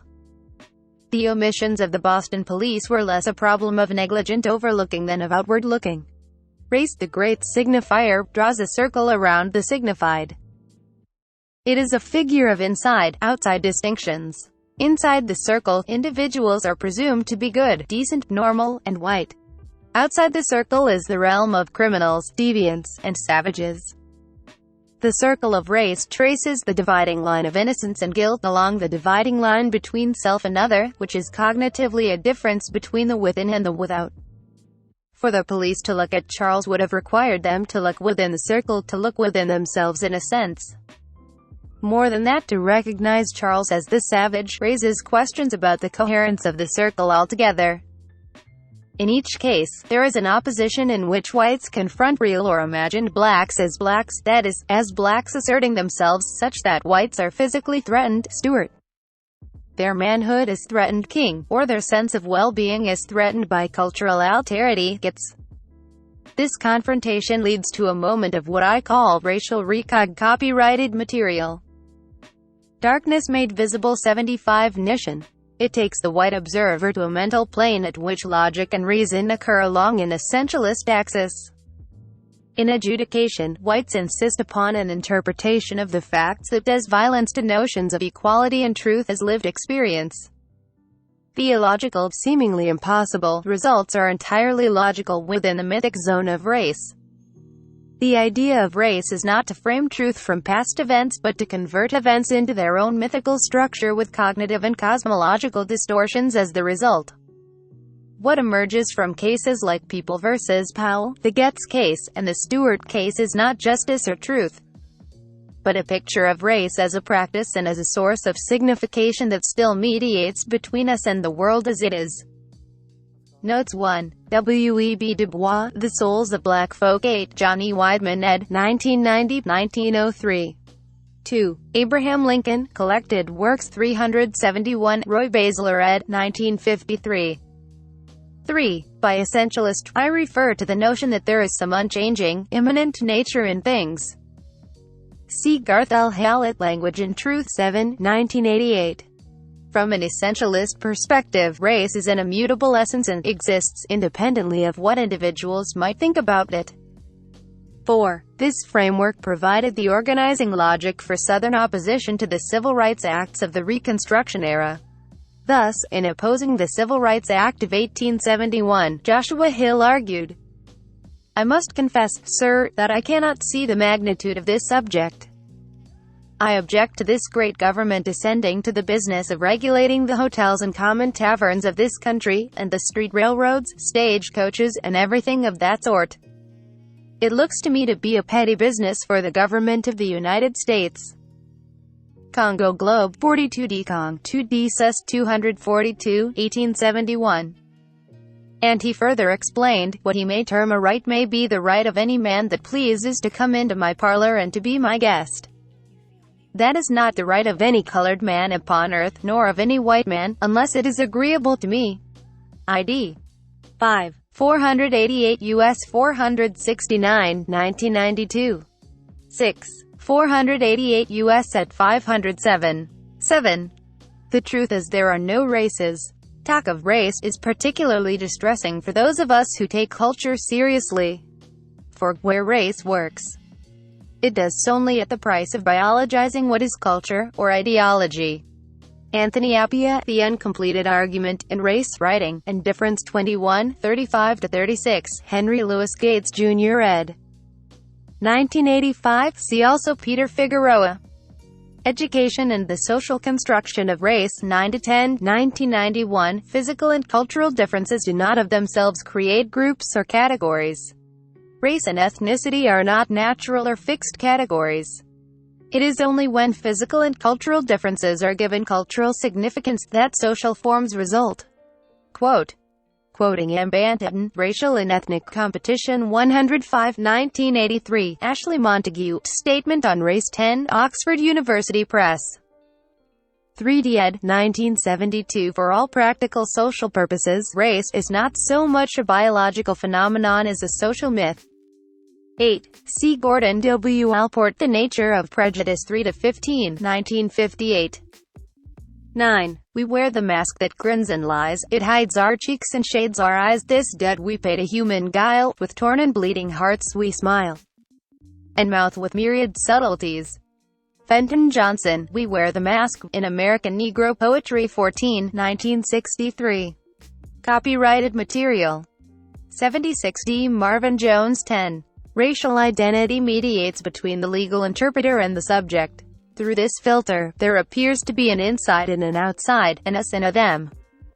Whites perceive themselves in the inside, which is to say at the center as an us. Blacks are outside, decenter to them. Thus, the problem of blacks may be understood as one of positional inferiority. 11. Racial thinking is not some foreign cultural artifact somehow embedded in an autonomous individual subjectivity, but rather represents, at a deep level, one dimension of our subjectivity. The self that constructs and projects racial identity onto others must itself be constituted by, and defined in terms of, race. The individual awareness and the cultural framework are mutually entailed. Charles Lambie explains. For myself, earthbound and fettered to the scene of my activities, I confess that I do feel the differences of mankind, national and individual. I am, in plainer words, a bundle of prejudices made up of likings and dislikings, the various thrall to sympathies, apathies, and antipathies. Allport Supra 3, quoting Charles Lambie. 12. For blacks, the self is fragmented between a subjective self, individual identity, and an objective or racial self. This line tracks the division between a self that is within society and within the language, and a self that is negated by society and language and is alienated from it.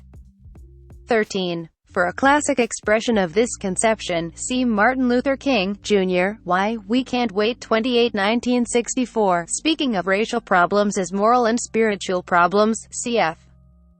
Anthony Appiah, In My Father's House, 1992, speaking of racialism or the problem of race as implicit in the claim of racism.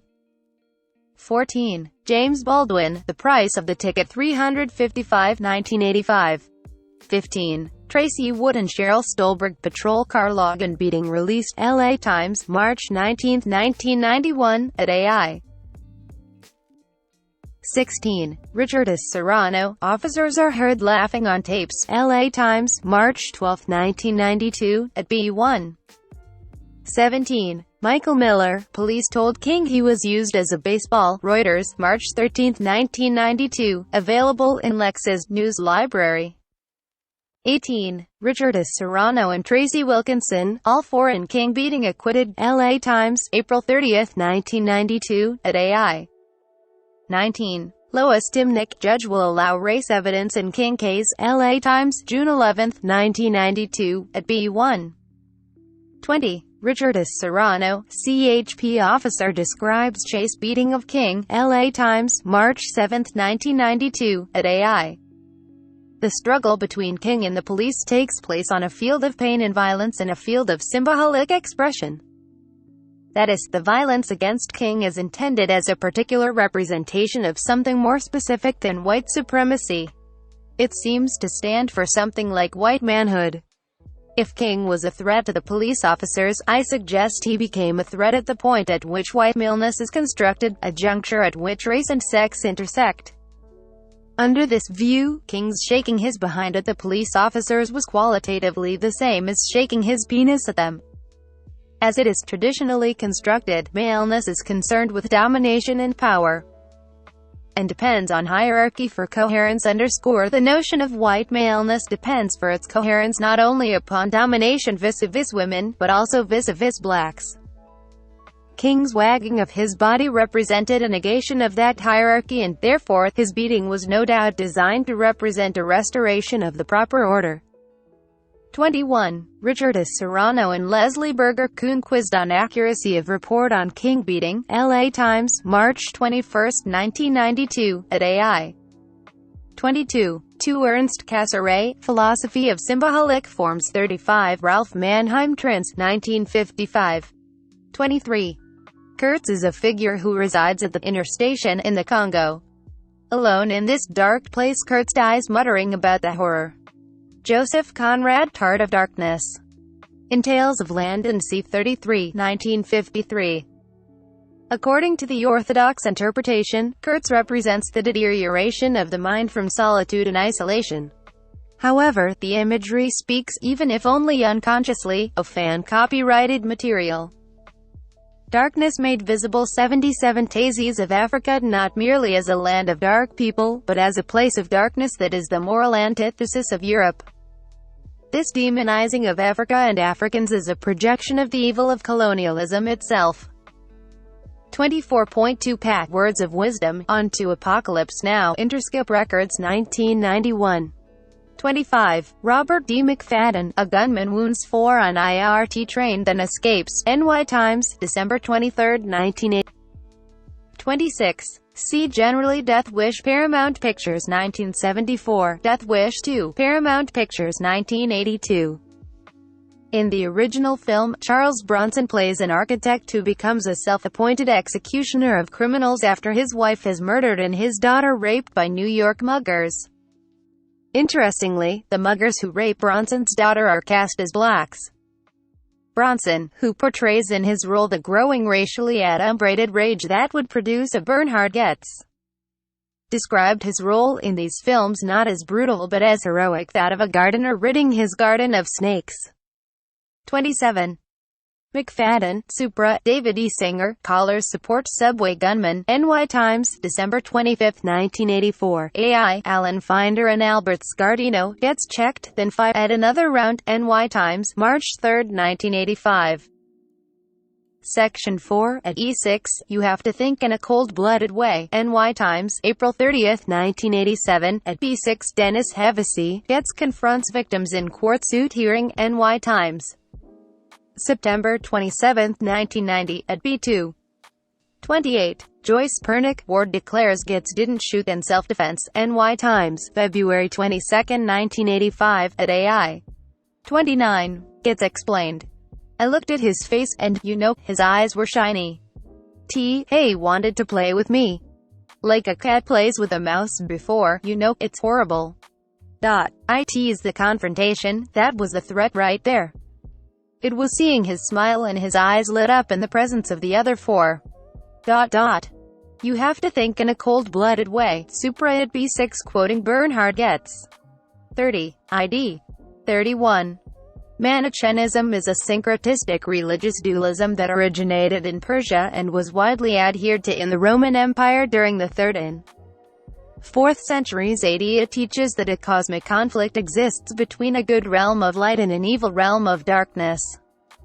See Webster's Third New International Dictionary 1375, Philip Babcock ed. 1971.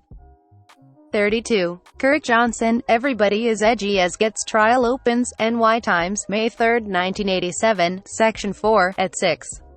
33. Margot Hornblower, Jury Exonerates Gets in 4 Subway Shootings, New Yorker Convicted of Weapon Possession, Wash. Post, June 17, 1987, at AI. 34. Richard Wright, Native Son 75, 1940. 35. H. L. A. Hart, The Concept of Law 11, 1961. 36. Peter S. Canelos and Irene Sedge, couple shot after leaving hospital, baby delivered, Boston Globe, October 24, 1989, Metro Sec. 37. The black man who supposedly murdered the pregnant Carol Stewart and shot her apparently loving husband is characterized as the extreme instance of a depraved black criminal. He bears an uncanny resemblance to Bigger Thomas, a figure created by Richard Wright in the classic Native Son. See generally Wright Supra. Bigger as a fearful, and in a deep sense innocent, black man who in a moment of fear of being caught in a white woman's bedroom, accidentally smothers her.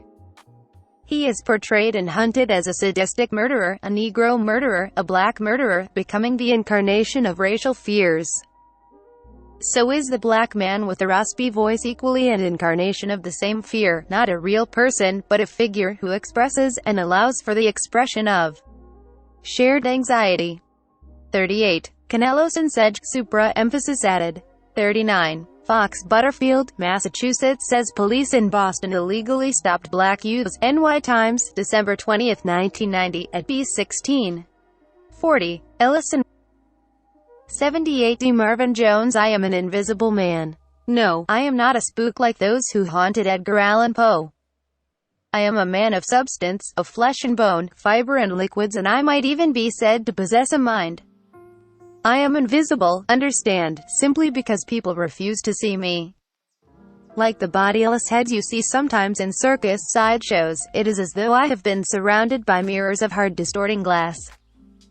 When they approach me they see only my surroundings, themselves, or figments of their imagination. Ralph Ellison, Invisible Man 3, 1980-1952. Copyrighted material. 14. Playing in the Dark.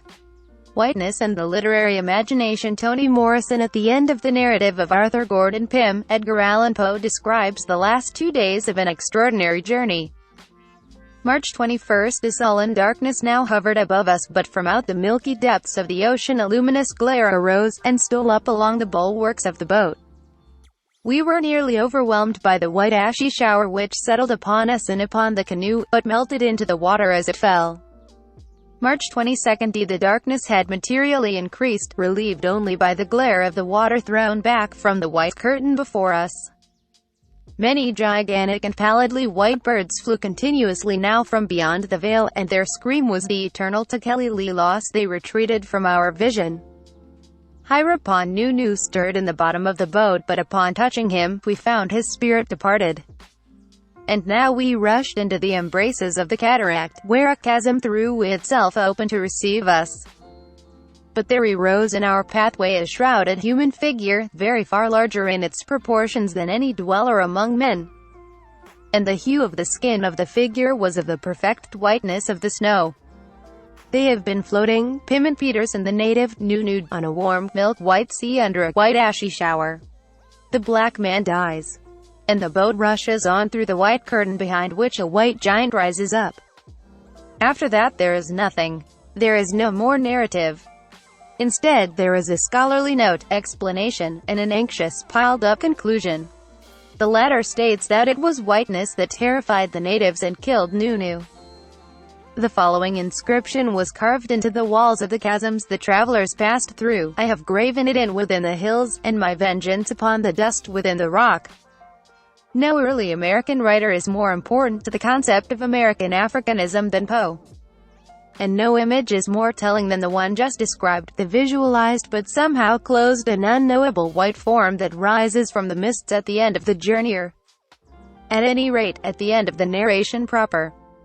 The images of the white curtain and the shrouded human figure, with skin, the perfect whiteness of the snow, both occur after the narrative has encountered blackness. The first white image seems related to the expiration and erasure of the serviceable and serving black figure. Nunu. Both are figurations of impenetrable whiteness that surface in American literature whenever an Africanist presence is engaged. These closed white images are found frequently, but not always, at the end of the narrative.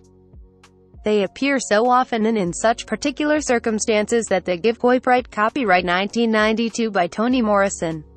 Reprinted by permission of International Creative Management, Inc. Copyrighted material. 80 TONI Morrison. Pause. They clamor, it seems, for an attention that would yield the meaning that lies in their positioning, their repetition, and their strong suggestion of paralysis and incoherence, of impasse and non sequitur. These images of impenetrable whiteness need contextualizing to explain their extraordinary power, pattern, and consistency. Because they appear almost always in conjunction with representations of black or Africanist people who are dead, impotent, or under complete control. These images of blinding whiteness seemed to function as both antidote for and meditation on the shadow that is companion to this whiteness, a dark and abiding presence that moves the hearts and texts of American literature with fear and longing. This haunting, a darkness from which our early literature seemed unable to extricate itself, suggests the complex and contradictory situation in which American writers found themselves during the formative years of the nation's literature. Young America distinguished itself by, and understood itself to be pressing toward a future of freedom, a kind of human dignity believed unprecedented in the world. A whole tradition of universal yearnings collapsed into that well-fondled phrase, the American dream. Although this immigrant dream deserves the exhaustive scrutiny it has received in the scholarly disciplines and the arts, it is just as important to know what these people were rushing from as it is to know what they were hastening to. If the New World fed dreams, what was the Old World reality that whetted the appetite for them? And how did that reality caress and grip the shaping of a new one? The flight from the Old World to the New is generally seen to be a flight from oppression and limitation to freedom and possibility. Although, in fact, the escape was sometimes an escape from license from a society perceived to be unacceptably permissive, ungodly, and undisciplined for those fleeing for reasons other than religious ones. Constraint and limitation impelled the journey. All the Old World offered these immigrants was poverty, prison, social ostracism, and, not infrequently, death. There was of course a clerical, scholarly group of immigrants who came seeking the adventure possible in founding a colony for, rather than against, one or another mother country or fatherland. And of course there were the merchants, who came for the cash. Whatever the reasons, the attraction was of the clean slate variety, a once-in-a-lifetime opportunity not only to be born again but to be born again in new clothes. As it were, the new setting would provide new raiments of self. This second chance could even benefit from the mistakes of the first. The New World offered the vision of a limitless future, made more gleaming by the constraint, dissatisfaction, and turmoil left behind. It was a promise genuinely promising. With luck and endurance one could discover freedom, find a way to make God's law manifest, or end up rich as a prince.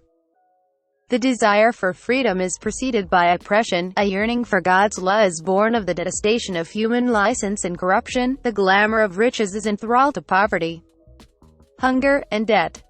There was very much more in the late 17th and 18th centuries to make the trip worth the risk.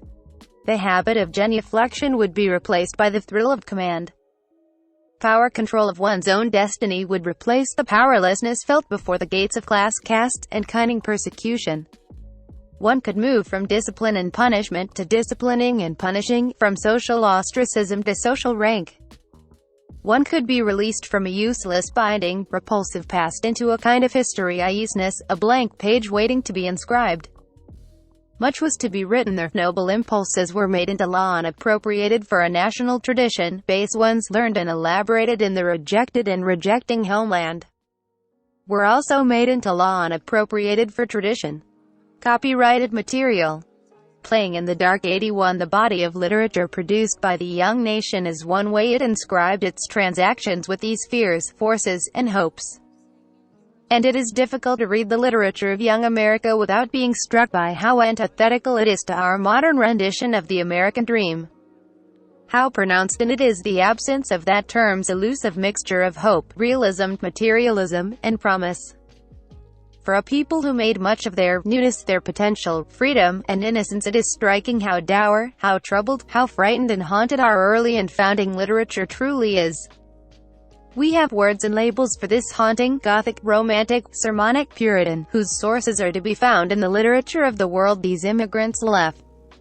But the strong affinity between the 19th century American psyche and Gothic romance has rightly been much remarked. Why should a young country repelled by Europe's moral and social disorder, swooning in a fit of desire and rejection, devote its talents to reproducing in its own literature the typology of diabolism it wanted to leave behind? An answer to that seems fairly obvious. One way to benefit from the lessons of earlier mistakes and past misfortune is to record them so as to prevent their repetition through exposure and inoculation. Romance was the form in which this uniquely American prophylaxis could be played out. Long after the movement in Europe, romance remained the cherished expression of young America. What was there in American romanticism that made it so attractive to Americans as a battle plane on which to fight, engage, and imagine their demons?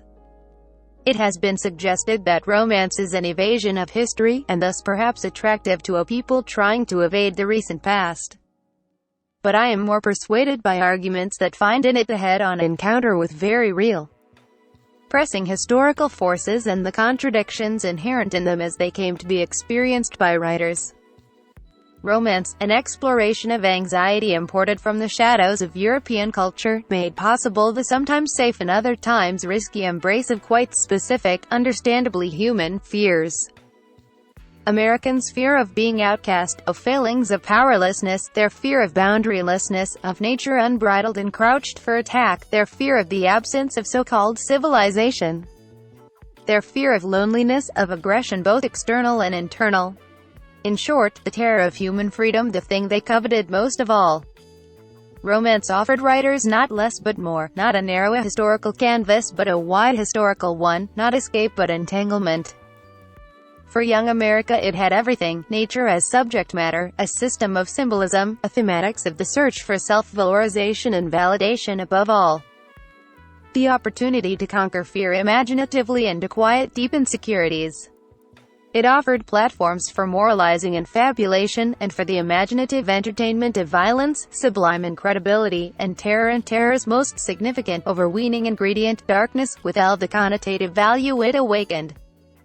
There is no romance free of what Herman Melville called the power of blackness, especially not in a country in which there was a resident population, already black, upon which the imagination could play, through which historical, moral, metaphysical, and social fears, problems, and dichotomies could be articulated. The slave population, it could be and was assumed, offered itself up as surrogate cells for meditation on problems of human freedom, its lure and its elusiveness. This black population was available for meditations on terror, the terror of European outcasts, their dread of failure, powerlessness, nature without limits, natal loneliness, internal aggression, evil, sin, greed. In other words, this slave population was understood to have offered itself up for reflections on human freedom in terms other than the abstractions of human potential and the rights of man. The ways in which artists and the society that bred them transferred internal conflicts. Copyrighted material. 82 Toni Morrison to a blank darkness, to conveniently bound and violently silenced black bodies, is a major theme in American literature. The rights of man, for example, an organizing principle upon which the nation was founded, was inevitably yoked to Africanism. its history, its origin is permanently allied with another seductive concept, the hierarchy of race. As the sociologist Orlando Patterson has noted, we should not be surprised that the Enlightenment could accommodate slavery, we should be surprised if it had not. The concept of freedom did not emerge in a vacuum. Nothing highlighted freedom if it did not in fact create it, like slavery. Black slavery enriched the country's creative possibilities.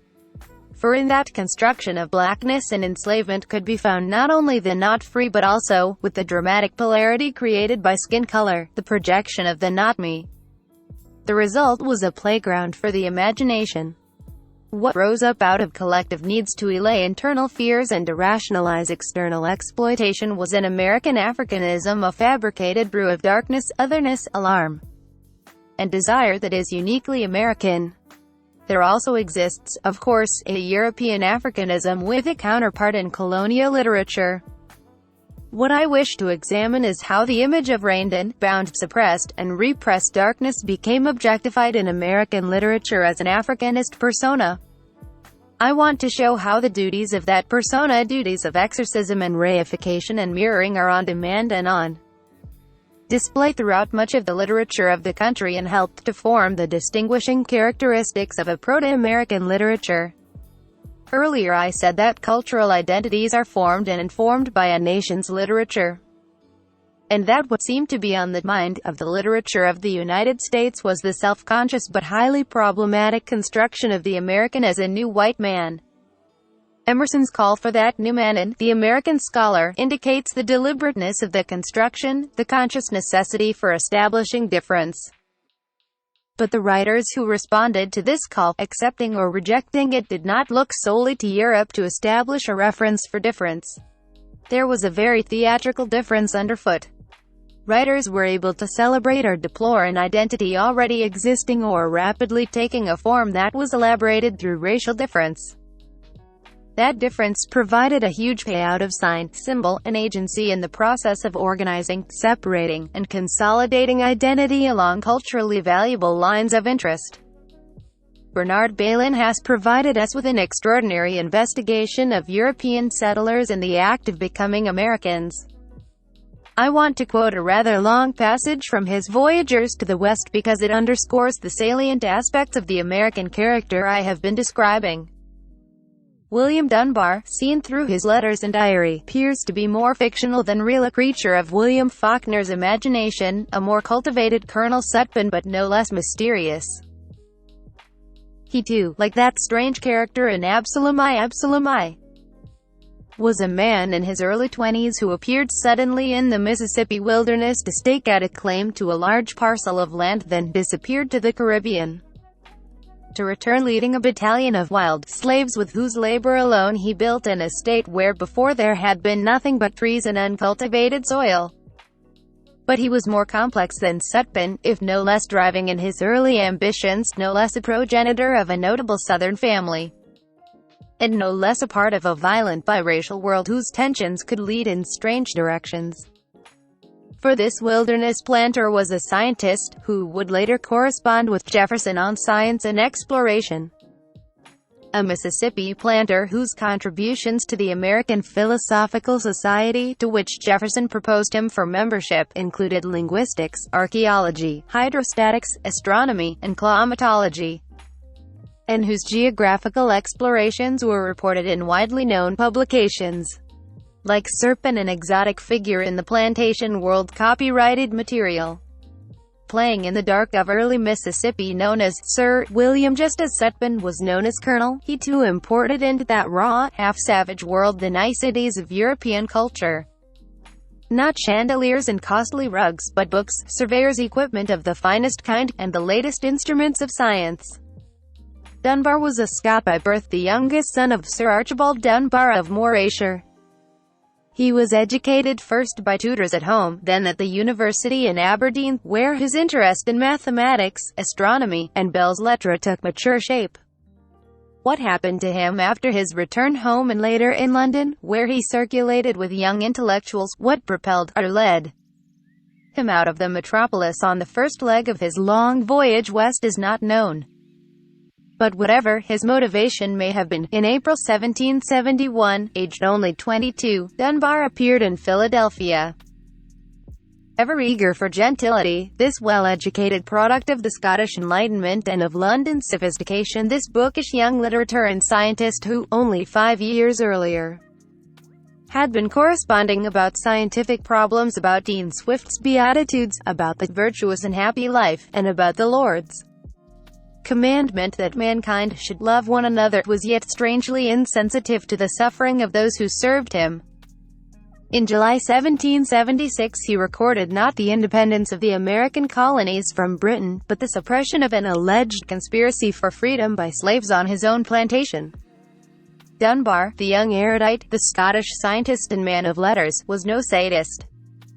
His plantation regime was, by the standards of the time, mild. He clothed and fed his slaves decently, and frequently relented in his more severe punishments. But 4,000 miles from the sources of culture, alone on the far periphery of British civilization, where physical survival was a daily struggle, where ruthless exploitation was a way of life, and where disorder, violence, and human degradation were commonplace, he had triumphed by successful adaptation. Endlessly enterprising and resourceful, his finer sensibilities dulled by the abrasions of frontier life, and feeling within himself a sense of authority and autonomy he had not known before. A force that flowed from his absolute control over the lives of others, he emerged a distinctive new man, a borderland gentleman, a man of property in a raw, half-savage world. 83. Let me call attention to some elements of this portrait, some pairings and interdependencies that are marked in the story of William Dunbar. First is the historical connection between the Enlightenment and the institution of slavery, the rights of man and his enslavement. Second, we have the relationship between Dunbar's education and his New World enterprise. The education he had was exceptionally cultivated. It included the latest thought on theology and science, an effort perhaps to make them mutually accountable, to make one support the other. He is not only a product of the Scottish Enlightenment but a London intellectual as well. He read Jonathan Swift, discussed the Christian commandment to love one another, and is described as strangely insensitive to the suffering of his slaves. On July 12, 1776, he records with astonishment and hurt surprise a slave rebellion on his plantation. Judge my surprise. Of what avail is kindness and good usage when rewarded by such ingratitude? Constantly bewildered, Balin goes on, by his slaves' behavior. Dunbar recovered 2 runaways and condemned them to receive 500 lashes each at 5 different times, and to carry a chain and log fixed to the ankle. I take this to be a succinct portrait of the process by which the American as nude, white, and male was constituted. It is a formation with at least 4 desirable consequences, all of which are referred to in Balin's summation of Dunbar's character and located in how Dunbar felt within himself. Let me repeat. A sense of authority and autonomy he had not known before, a force that flowed from his absolute control over the lives of others. He emerged a distinctive new man.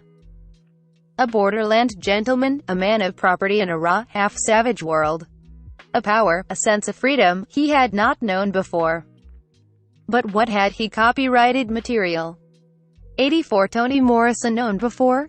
Fine education, London sophistication, theological and scientific thought. None of these, one gathers, could provide him with the authority and autonomy that Mississippi planter life did. Also, this sense is understood to be a force that flows, already present and ready to spill as a result of his absolute control over the lives of others. This force is not a will domination, a thought-out, calculated choice, but rather a kind of natural resource, a Niagara Falls waiting to drench Dunbar as soon as he is in a position to assume absolute control.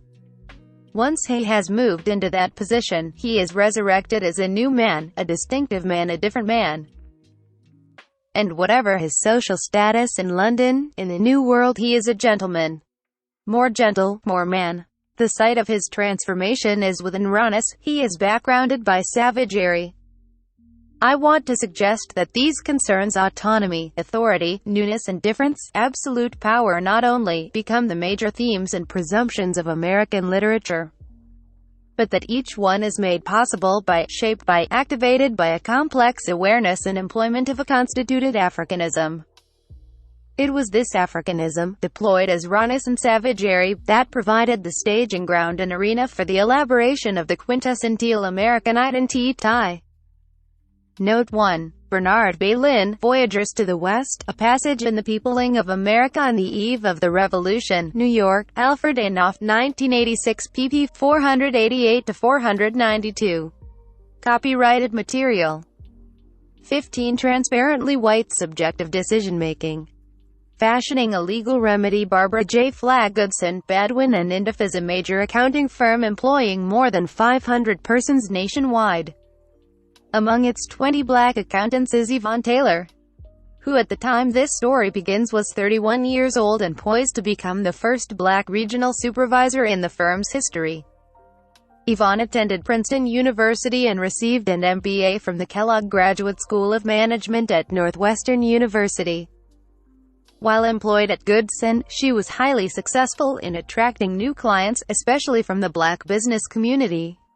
In all other respects, her performance at the firm was regarded as exemplary. Yvonne always was comfortable conforming to the norms of the corporate culture at Goodson, and in fact had been comfortable with white norms since childhood. Her manner of speech, dress, and hairstyle, as well as many of her attitudes and beliefs, fell well within the bounds of whites' cultural expectations. However, Yvonne may have adapted to the corporate culture too well. It is common practice at Goodson to be less than absolutely precise in keeping records of one's billable hours. Instead, accountants generally estimate time spent on clients' accounts at the end of each day, and tend to err on the side of over rather than underbilling. On the rare occasions this practice is discussed, it is explained in terms of the firm's prestige in the business community. The idea is that clients should consider themselves fortunate to be associated with a Goodson at all. Like other young accountants, Yvonne at first attempted to keep meticulous records, but she soon realized others were surpassing her in billable hours without spending more time actually at work. Consequently, and consistent with her general pattern of conforming to prevailing norms, she gradually adopted the less precise method. Under Goodson's promotion procedure, the decision whether to promote an accountant to regional supervisor rests on senior partners' evaluations of the candidate's accounting knowledge and skills and, to a lesser extent, on assessments of her interpersonal skills solicited from clients and from peers in the office. The reports on Yvonne's accounting skills were uniformly excellent. Comments from some peers had overtones of distance and mild distrust, suggesting that they were somewhat uncomfortable with Yvonne as a black firm fashioning a Title VII remedy for transparently white subjective decision-making. 104 Yale LJ 2009, 1995. Originally published in the Yale Law Journal. Reprinted by permission of the Yale Law Journal Company and Fred B. Rothman and Company. Copyrighted material. 86 Barbara Flagg woman, but these comments fell far below the level necessary to raise serious doubts about her interpersonal skills. However, several of Yvonne's clients took the occasion to register complaints about possible overbilling. The firm launched an extensive investigation and eventually reached the conclusion that Yvonne had been careless in her record-keeping and that therefore she should not be promoted. As a practical matter, this episode ended Yvonne's prospects for advancement at Goodson. The firm has an informal policy of not reconsidering an individual once she has been passed over for promotion. Yvonne has a younger sister who, sometime during college, legally changed her name from Deborah Taylor to Keisha Akbar, as her decision to change her name suggests. Keisha places an emphasis on her African heritage that Yvonne does not, and she has adopted speech and grooming patterns consistent with that cultural perspective. 2. Keisha majored in biology at Howard University, and after graduation went to work as the only black scientist at a small research firm dedicated to identifying and developing environmentally safe agricultural products for commercial uses. Like Yvonne, Keisha excelled at the technical aspects of her work, but she brought it a much less assimilationist personal style. At first, her cultural differences had little impact on her job performance. This changed, however, when the once small firm began to grow rapidly and reorganization into research divisions became necessary. For the most part, the firm planned to elevate each of the original members of the research team to positions as department heads. But Keisha was not asked to head a department because the individuals responsible for making that decision felt that she lacked the personal qualities of a successful manager. They saw Keisha as just too different from the researchers she would supervise to be able to communicate effectively with them. The firm articulated this reasoning by asserting a need for a department head who shared the perspectives and values of the employees under her direction. When Keisha raised the possibility that her perceived differences might be race-dependent, the decision-makers replied that they would apply the same conformity-related criteria to white candidates for the position of department head. Thus, in spite of the diametrically different cultural styles adopted by Yvonne and Keisha, their stories have the same ending. Each encountered the glass ceiling at a relatively early stage of what should have been a very successful career. Point 3. A case can be made that both were disadvantaged because of race. Yvonne would argue that there is no non-racial element of her performance or her personal characteristics that could account for the way her record-keeping practices were singled out for special scrutiny, and therefore that race is left as the most plausible explanation of the different treatment she received. Even if the basis for the special treatment was unconscious, this is a relatively easily understood form of discrimination. Yvonne's contention would be that she was treated differently from similarly situated others because of her race. Keisha, on the other hand, arguably was given the same treatment that would have been afforded anyone who was perceived as unable or unwilling to fit smoothly into the corporate culture. Nevertheless, it can be argued that she too was disadvantaged because of her race, in that the personal characteristics that disqualified her from a management position intersect seamlessly with her self-definition as a black woman. I previously have characterized this form of discrimination as an outgrowth of the transparency phenomenon. White people externalize race. For most whites, most of the time, to think or speak about race is to think or speak about people of color, or perhaps, at times, to reflect on oneself, or other whites, in relation to people of color. But we tend not to think of ourselves or our racial cohort as racially distinctive. White's consciousness of whiteness is predominantly unconsciousness copyrighted material. 87. Transparently white subjective decision-making of whiteness. We perceive and interact with other whites as individuals who have no significant racial characteristics. In the same vein, the white person is unlikely to see or describe himself in racial terms, perhaps in part because his white peers do not regard him as racially distinctive. Whiteness is a transparent quality when whites interact with whites in the absence of people of color. Whiteness attains opacity, becomes apparent to the white mind, only in relation to, and contrast with the color, of non-whites. Just as whites tend to regard whiteness as racelessness. The transparency phenomenon also affects whites' decision-making, behaviors and characteristics associated with whites take on the same aura of race neutrality. Thus, white people frequently interpret norms adopted by a dominantly white culture as racially neutral, and so fail to recognize the ways in which those norms may be in fact covertly race-specific. Keisha would argue that she was not promoted because her personal style was found wanting when measured against a norm that was in fact transparently white. The manner in which both Yvonne and Keisha were treated violates the norm of color blindness, the principle that race should not be taken into account in assessing the individual. In Yvonne's case, the claimed violation should be obvious. Arguably, she was treated differently from others solely because she is black. With regard to Keisha, the violation of the color blindness norm takes the form of applying unconsciously white, and in that sense race-specific criteria of decision. Thus, laws and policies designed to implement the color blindness principle ought equally to disapprove the outcomes in both sisters' cases. Because these race-specific acts occurred in employment settings, both Yvonne and Keisha would turn to Title VII for legal relief. However, even though Title VII provides a cause of action for adverse employment decisions taken because of race, Keisha and Yvonne would find themselves in quite different positions under existing judicial interpretations of that statute. Yvonne would have a relatively easy time framing a disparate treatment claim, though that is not to say that she necessarily would prevail.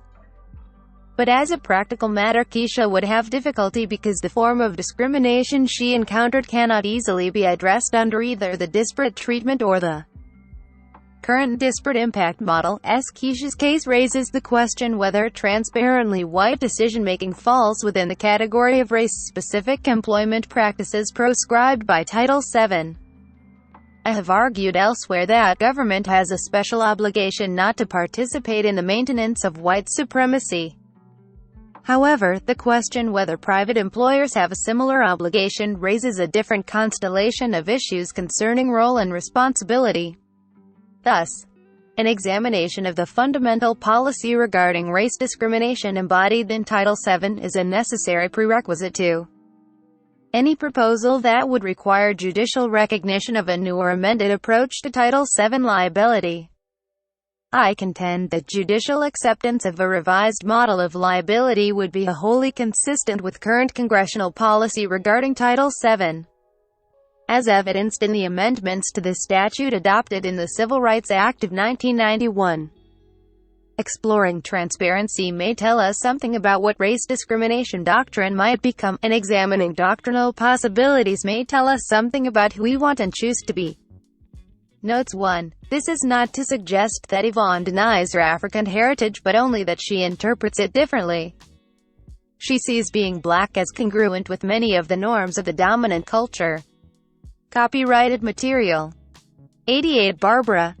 Flag 2. To elaborate, Keisha often wears clothing that features African styles and materials, frequently braids her hair or wears it in a natural style, and at times speaks to other black employees in the dialect linguists designate Black English, though she always uses Standard English when speaking with whites. 3. For a discussion of the many difficulties faced by blacks in the corporate world, see George Davis and G. Watson, Black Life in Corporate America, Swimming in the Mainstream, 1982. 4. Barbara J. Flagg was blind, but now I see. White Race Consciousness and the Requirement of Discriminatory Intent, 91 Mish. L. Reverend, 953-970, 1993. 5. In brief, the disparate treatment model requires proof that one has been treated differently from similarly situated coworkers. In contrast, the disparate impact approach targets racially neutral employment practices. Copyrighted material. 16. The Rhetorical Tapestry of Race. Thomas Ross. For many, the rhetoric supporting the institution of slavery was constructed simply. Once one got past establishing the non-human nature of blacks, the rest was easy. If whites had any moral obligation in the matter, it was to use blacks to further the interests of society, a society from which the black was excluded. The horrific conditions of slave existence became the tokens of charity and benevolence to the black brute. This particular rhetoric took various forms but always avoided any real conflict in values and principles by placing blacks outside the community of humans. The rhetoric of the 19th century Supreme Court justices seems at first glance to be not at all like this form of virulent racism. Yet their rhetoric often worked in much the same manner, not explicitly denying, but obscuring the humanness of blacks as part of a rhetoric dressed up in abstractions, syllogisms, and legal vernacular. The abstract principles of individual freedom and human equality, ideas that were at the core of revolutionary and constitutional discourse, ostensibly conflicted with the reality of slavery, and later in the century, the reality of de jure, by law, segregation and oppression of blacks. This conflict was the cracked surface of reality which demanded the smoothing veneer of legal rhetoric. Those judges who denied themselves the rhetorical move of explicitly placing blacks outside the human community needed more sophisticated arguments. They had to construct a more subtle rhetorical artifice, yet one that embodied its own version of racism. The best of the rhetoricians constructed exquisitely horrific rhetorical structures to justify choices that society has since discredited. Woven through the Supreme Court's opinions in Dred Scott, the civil rights cases, and Plessy, Al, the themes of white innocence and black abstraction made the subjugation of blacks intellectually coherent. This rhetoric did not create the conditions of subjugation. The rhetoric, however, did dress up the choices which were, at the least, not choices to mitigate that subjugation. In this sense, the rhetoric was a symptom of the disease of racism that gripped the legal culture, and the larger culture, of 19th-century America. Dred Scott and Taney's narrative of subjugation. Chief Justice Taney's opinion in Dred Scott stained the court's history and virtually ruined the historical standing of its author. Nonetheless, it is a remarkable and revealing rhetorical structure. 32 W.M. and Mary L. Reverend, 1, 1990. Originally published in the William and Mary Law Review. Reprinted by permission. Copyrighted material. 90. Thomas Ross Taney's opinion was infamous in his time mostly for its declaration that Congress lacked the power to prohibit slavery in the territories, thus declaring the Missouri Compromise unconstitutional. The opinion is infamous in our time for its assertion that blacks were not citizens of the United States. 2. To establish the latter assertion, Taney's central rhetorical structure was the narrative of subjugation. He told the story of the subjugation of blacks through colonial times and into the constitutional period. Linking this narrative with an original intent interpretive theory, he concluded that because the drafters of the Constitution could not have imagined blacks as citizens, he was bound by their intentions on the matter. Taney's narrative is remarkable in various ways. Black abstraction was a central theme of 19th-century jurisprudence, the rhetoricians typically portraying the black outside of any real and rich social context. Yet Taney placed the black in a social context and purported to tell the black person's story. Taney's narrative of subjugation is a departure from black abstraction, but in form only and, in all important respects, is simply another way of arriving at the rhetorical end of black abstraction. The essential purpose of black abstraction is to deny, or obscure, the humanness of blacks. Taney got to that end by narrative, not abstraction. Taney achieved his narrative end because of the inescapable logic of certain choices he made. He chose not simply what to tell out of the rich set of possibilities, he also chose to place his narrative in a particular place in time and then, from within that place in time, he chose what pieces of that story to tell. Taney did not choose to place any portion of his narrative in Africa, where the black person was part of a real and rich culture. Taney chose not to tell the story of 17th-century colonial life with its relative tolerance for blacks. Moreover, he found virtually no place for the story of free blacks living in the constitutional period. 3. Taney's narrative of subjugation was neither lie nor fiction. Blacks were subjugated in the various ways he chronicled. He constructed his narrative, however, for a rhetorical end, demonstrating that the rhetoric of black abstraction, like any rhetoric, can be put aside whenever the same rhetorical ends can be achieved otherwise. Taney's narrative, coupled with his interpretive theory, achieved perfectly the rhetorical ends of white innocence and black abstraction. See Chapter 6. Ed. He argued that the narrative demonstrated the pervasive subjugation of blacks preceding the constitutional era. Thus, the Founding Fathers never could have intended that this subjugated race would be citizens with the same constitutional status as white persons. Under his theory, these intentions concluded the matter. The question before us is whether the class of persons described in the plea in abatement compose a portion of this people, and are constituent members of this sovereignty. We think they are not, and that they are not included, and were not intended to be included, under the word citizens in the Constitution. On the contrary, they were at that time considered as a subordinate and inferior class of beings, who had been subjugated by the dominant race, and, whether emancipated or not, yet remained subject to their authority, and had no rights or privileges but such as those who held the power and the government might choose to grant them. It is not the province of the court to decide upon the justice or injustice, the policy or impolicy, of these laws. The decision of that question belonged to the political or law-making power, to those who formed the sovereignty and framed the Constitution. The duty of the court is to interpret the instrument they have framed, with the best lights we can obtain on the subject, and to administer it as we find it, according to its true intent and meaning when it was adopted for copyrighted material. The rhetorical tapestry of race. 91. Thus, the constructed narrative and the interpretive theory formed a complete rhetorical edifice. Blacks simply were not citizens. The rhetoric made this appalling conclusion coherent.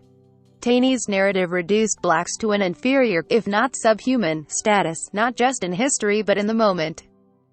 By using the story to justify the conclusion that blacks could not be citizens, TONI reinforced the less-than-human legal status of blacks in his own time. TONI's use of the original intent theory in this case also is connected with the theme of white innocence. Although the original intent interpretive theory is not unique to the Dred Scott case, its use did permit TONI to shun responsibility for his choice. Depending on the extent of TONI's racism, he may have felt little need to evade personal responsibility for his choice. Nonetheless, his originalism theory permitted him to pretend that he was not saying blacks ought not be deemed citizens. He was saying that the Constitution, properly interpreted, did not include them. Whether conscious or not, TONI's theory is an example of the white man taking the position of non-culpability for the circumstances of the black person. Generally, TONI's opinion suggested a naturalness to the subjugation of the blacks. In his rhetorical world, blacks were unidimensional characters, always subjugated. This portrayal suggested that the subjugation was a product of their natural differences opposed to the brute force of the white master race, which mitigated the dissonance between the reality of subjugation and the principles of freedom and equality. The civil rights cases and the special favorites, the Reconstruction Amendments 5, negated the formal rhetoric of TONI's opinion in Dred Scott. Legal rhetoric could not explicitly deny blacks the status of citizen. Moreover, any originalism interpretive argument had to accommodate a new set of founding fathers, who created their piece of the Constitution at an importantly different moment in our history.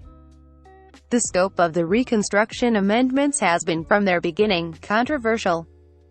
In the civil rights cases, the court held that the first and second sections of the Civil Rights Act of 1875, Congress's effort to provide some source of statutory protection for the Southern blacks in the waning days of Reconstruction, were unconstitutional. 6. Justice Bradley, writing for the majority, concluded that neither the 13th nor the 14th Amendment gave Congress the power to enact a law that prohibited racial discrimination in public accommodations and conveyances. Bradley's opinion relied on the concept of state action to limit the authority that the 14th Amendment granted to Congress. The statute, he argued, regulated private action, which the 14th Amendment did not reach.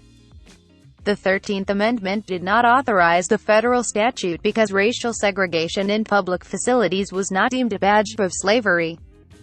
Bradley's opinion contained perhaps the most outrageous example of black abstraction in the 19th century rhetoric. When a man has emerged from slavery, and by the aid of beneficent legislation has shaken off the inseparable concomitants of that state, there must be some stage in the progress of his elevation when he takes the rank of a mere citizen, and ceases to be the special favorite of the laws, and when his rights as a citizen, or man, are to be protected in the ordinary modes by which other men's rights are protected. Copyrighted material. 92. Thomas Ross Bradley's assertion is coherent, but only in the abstract. The special treatment that the statute accorded blacks was the product of the reality of pervasive oppression of blacks by whites. The purpose of the federal statute struck down was to create the possibility of some continued federal presence and power in the South. To protect blacks as Reconstruction came to a close and the federal government began what became ultimately an abandonment of the Southern blacks. Thus the statutes especially protected black citizens. Whites were not especially favored precisely because they were the oppressors. Harlan, in dissent, responded to the special favorites argument. It is, I submit, scarcely just to say that the colored race has been the special favorite of the laws. What the nation, through Congress, has sought to accomplish in reference to that race is to secure and protect rights belonging to them as freemen and citizens, nothing more. The one underlying purpose of congressional legislation has been to enable the black race to take the rank of mere citizens. 9. Harlan's opinion, unlike Bradley's, reflected some sense of the actual social context in which the statute would have operated. See Chapter 72 for more on Justice Harlan and his unique for its time insight. Ed. Bradley's opinion also has an abstract quality in its assertion that only the random acts of individuals victimized blacks and that victimized blacks could get redress in the state courts. The wrongful act of an individual, unsupported by any state authority, is simply a private wrong, or a crime of that individual, an invasion of the rights of the injured party. It is true, whether they affect his person, his property, or his reputation, but if not sanctioned in some way by the state, or not done under state authority, his rights remain in full force, and may presumably be vindicated by resort to the laws of the state for redress. Loeb. Bradley's suggestion was disconnected from the reality of social context. The wrongs for which blacks might have sought redress were rapidly becoming the official state policy. Redress in the state courts was a fanciful illusion except on the rhetorical field of abstraction. By keeping his rhetoric above the field of play and in the strain of abstract assertions, Bradley made assertions that were laughable in the real and operating environment. He was able to smooth over the dissonance in the court's exercise of its power to void a statute designed to address the real and pervasive oppression of blacks. In Bradley's rhetorical world, the Civil War and the Reconstruction Amendments ended all forms of state-sanctioned racial oppression. All that was left were the random acts of individual lawbreakers which the state courts, of course, would effectively redress. Plessy and the self-imposed stigma in Plessy v.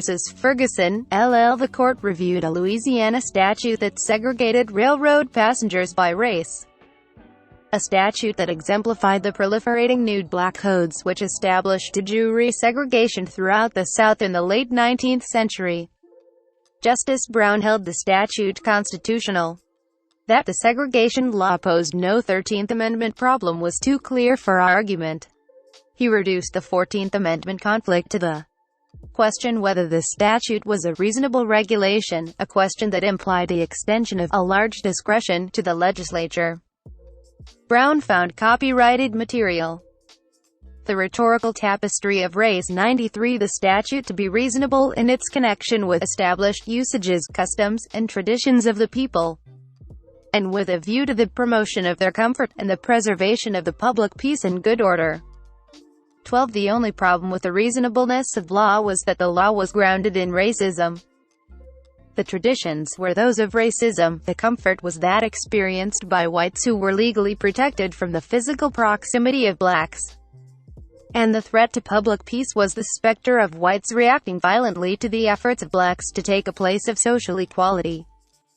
Both the law itself and the reasons for the law that Brown advanced were expressions of the pervasive and virulent racism that gripped this country in the latter 19th century. Nonetheless, the legal rhetoric of Brown's opinion made the choice somehow intellectually coherent. Brown built his opinion on the asserted and that segregation by law does not degrade or stigmatize the black person. Laws permitting, and even requiring, racial segregation in places where they are liable to be brought into contact do not necessarily imply the inferiority of either race to the other. 13 Moreover, Brown asserted that any sense of stigma felt by a black person would be self-imposed. We consider the underlying fallacy of plaintiff's argument to consist in the assumption that the enforced separation of the two races stamps the colored race with a badge of inferiority. If this be so, it is not by reason of anything found in the Act, but solely because the colored race chooses to put that construction upon it. Yet, the purpose and effect of the racial segregation laws throughout our legal history has always been to express the racial inferiority of blacks. These laws were a product of, and an expression of, racism.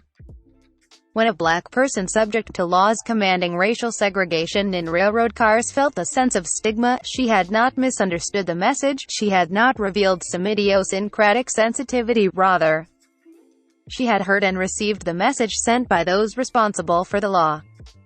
Only in some abstract conception of the society could one say, with a straight face, that these segregation laws were not premised on racism and did not express a message of racial inferiority. Only in this abstract conception could the argument of equal treatment under the law have any real power. Any attempt to imagine the motivation for the passage of these laws and the effect the laws would have on black citizens unravels Brown's argument. At several points Brown did leave the rhetorical field of black abstraction and demonstrate the reality of racism, specifically through the expression of his own racism, which was part of the public and widely shared ideology of his time. Brown argued that if a state legislature dominated by blacks passed a racial segregation law like the one challenged in P.S.E., whites would not assume it was an expression of the inferiority of whites. Brown stepped out of the realm of abstraction and made a sensible comment on the society in which he lived. Brown lived in a society which was so racist that the very notion of a white man thinking himself inferior to a black man would have been considered lunatic. Brown revealed again his sense of the real society within which these laws operated in his conclusion, referring to the inherent problem in the implementation of a racial segregation law, that is, the problem of defining a white II person. Brown noted that a statutorily specified blood ratio typically resolved this definitional problem. The state statutes on this subject differed. In some states, the predominance of white blood must only be in the proportion of 3/4. In other states, any visible admixture of black blood stamp the person as belonging to the colored race. The laws were patently racist. The copyrighted material. 94 Thomas Ross' conception of tainted black blood is obvious when the spectrum of white ranges from only 3/4 white blood to the absence of any visible admixture. Brown's self-imposed stigma argument thus permitted whites to evade responsibility for any degradation felt by blacks. Moreover, the racism expressed explicitly and implicitly throughout the opinion gave a naturalness and logic to the de jure segregation which, in turn, let whites off the hook. Blacks were different and inferior. Thus, the segregation of blacks was natural and not an act of oppression. The contemporary rhetoric of race we have our own cracked surface of tragic reality. Prior to Brown v. Board of Education, 16-hour tragedy was the continuing presence of de jure segregation and all that it entailed. Post-Brown, the tragedy is different but nonetheless powerful. Black people constitute a disproportionate percentage of the poor. Segregation has shifted from de jure to de facto. The efforts to use constitutional principles and federal courts to desegregate our society have not worked and our courts seem to be withdrawing from the struggle. As we walk away from the contemporary reality of economic deprivation and segregation of blacks, we run into a conflict. In a society committed to racial equality, where racism is no longer part of the official ideology, how are we to account for the separation and apparent subjugation of black citizens? Even as the court retreats from the effort to bring about change, the conflict seems even more pressing. Still, we go on as though economic deprivation and segregation of blacks somehow make sense. Our ability to make intellectually coherent and tolerable this apparent conflict is largely a product of a rhetoric much like the legal rhetoric of the 19th century. Like the earlier rhetoric, our version helps smooth over the apparent inconsistency between our realities and our principles. Our rhetoric also expresses our version of the themes of white innocence and black abstraction. At one time, we might have supposed that we would need not confront such a conflict in the late 20th century. That time was the moment of Brown v. Board of Education. Brown changed much and held the promise of more. Yet, one can see in Brown both the promise and the specter of what was to come by discerning both the change and the continuity in the rhetoric of race. Brown v. Board of Education was a moment of transition. It dramatically changed constitutional law. It set off a firestorm of controversy about the institutional role of the court. In important ways, nothing could ever be the same after Brown. The case was also a moment of transition in the legal language and rhetoric of race. The advocates for racial segregation brought to the court a rhetoric that advanced the following propositions. Segregation did not harm blacks. If anything, blacks were its beneficiaries.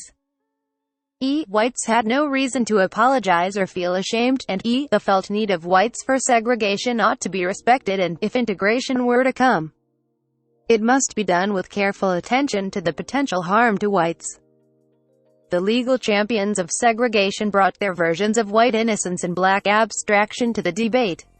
The Attorney General of Virginia, J. Lindsey Alman, argued, They are asking you to disturb the unfolding evolutionary process of education where from the dark days of the depraved institution of slavery, with the help and the sympathy and the love copyrighted material, the rhetorical tapestry of race and the respect of the white people of the South. The colored man has risen under that educational process to a place of eminence and respect throughout this nation. It has served him well. 1795 The segregationists also were adamant in their denial of any racist motives. The lawyer for North Carolina spoke of the mysterious non-racist phenomenon, race consciousness. Everybody in North Carolina, practically everybody in North Carolina, is either Anglo-Saxon or Negro. As a result of that, we have more consciousness of race in North Carolina than is to be found in some of the border and northern states. That race consciousness is not race prejudice. It is not race hatred. It is not intolerance. It is a deeply ingrained awareness of a birthright held in trust for posterity. L.B. The star of the segregationist advocates, John W. Davis, expressed the themes of the absence of racism and the absence of any harm to the blacks. You say that segregation is a product of racism. Well, it is not racism. Recognize that for 60 centuries and more humanity has been discussing questions of race and race tension, not racism. Say that we make special provisions for the Aboriginal Indian population of this country. It is not racism. Say that 29 states have miscegenation statutes now in force which they believe are of beneficial protection to both races. Israeli said, no man will treat with indifference the principle of race. It is the key of history. Let me say this for the state of South Carolina. It is confident of its good faith and intention to produce equality for all of its children of whatever race or color. It is convinced that the happiness, the progress and the welfare of these children is best promoted in segregated schools. And it thinks it 1,000 pities that by this controversy there should be urged the return to an experiment which gives no more promise of success today than when it was written into their constitution during what I call the tragic era. 19. This rhetoric expressed a form of white innocence and black abstraction. The segregationist insisted on the absence of racism as a motive. Blacks were not harmed. The only victims on the horizon were whites who might be compelled to give up a way of life without good reason. Only an abstract depiction of the context could advance this benign picture. To say that racism was absent from the explanation for the segregation laws made no sense once one considered the laws in any real social and historical context. To assert that segregation did not harm blacks seemed ludicrous when one imagined the history of separate but unequal education. The entire rhetorical structure tumbled with the embrace of even so simple an imagining as the feelings and circumstances of black children being bused many miles across Texas to the black school, passing along the way the schools for white children. The most eloquent response to the segregationist rhetoric was that of Thurgood Marshall. They can't take race out of this case. The only way that this court can decide this case in opposition to our position is that there must be some reason, which gives the state the right to make a classification. And we submit the only way to arrive at this decision is to find that for some reason Negroes are inferior to all other human beings. The only explanation is an inherent determination that the people who were formerly in slavery, regardless of anything else, shall be kept as near that stage as is possible. And now is the time, we submit, that this court should make it clear that that is not what our Constitution stands for. 20. Marshall insisted that segregation was by its nature an expression of racial inferiority and copyrighted material. 96. Thomas Ross, a product of racist motives. He denied the innocence of the white segregationist and argued the palpable harm to the stigmatized black person. The court decided the Brown case in two stages. First, the declaration of the unconstitutionality of segregated public schools in the Brown I opinion, and, second, the adoption of the with all deliberate speed remedy in the Brown II opinion. The other important feature of the rhetoric of Brown I was the court's treatment of the rhetorical theme of white innocence. On this issue, the Brown I opinion offered a howling silence. The court spoke not at all of the racist motives for segregation. This silence thus left standing the segregationist insistence on white innocence. This silence is important to understand the history of the rhetoric of race. The point is not that the court erred in failing to reject explicitly the formal assumption of white innocence. The cost of an explicit charge of racist motives would have been at least the loss of unanimity in the Brown decision. The important observation is that the price of unanimity was, in effect, the preservation of the rhetoric of white innocence. In this sense, Brown I was both a moment of transition and a moment of continuity in our rhetoric of race. Black abstraction was rejected, white innocence was left intact. We cannot know what would have been different had the court explicitly rejected white innocence. We can see, however, the significance of the choice not to do so in the court's choice of remedy in Brown 2. Having concluded that segregated schools violated the constitutional rights of black families, the court had to decide what to do about it. Thurgood Marshall's position was simple and powerful. He granted no basis for delay. Having found that segregated schools violated the constitutional rights of black families, the court had the duty to put the machinery of desegregation immediately into effect. In Brown 2, the court rejected Marshall's analysis and adopted the with all deliberate speed remedy. Again, there were powerful pragmatic arguments for the delay in implementation. Yet, whether right or wrong, the implicit backdrop of white innocence made the delay in implementation intellectually and socially tolerable. Had the court in Brown I spoken of the racism that motivated the segregation laws, the delay in Brown 2 would have been more difficult to justify. To permit some period of time for families to adjust to a new way of life is one thing. To permit racists a period of continued expression of their racism out of fear of their resistance and lawlessness is another. Nonetheless, Brown could have been understood in its time as a moment of transition in both the law and rhetoric of race. As with all periods of important transition, society must give up some things and yet, at the same time, hold on to some of the past. White innocence as a rhetorical theme might have been a piece of the past kept in Brown but soon to fade away.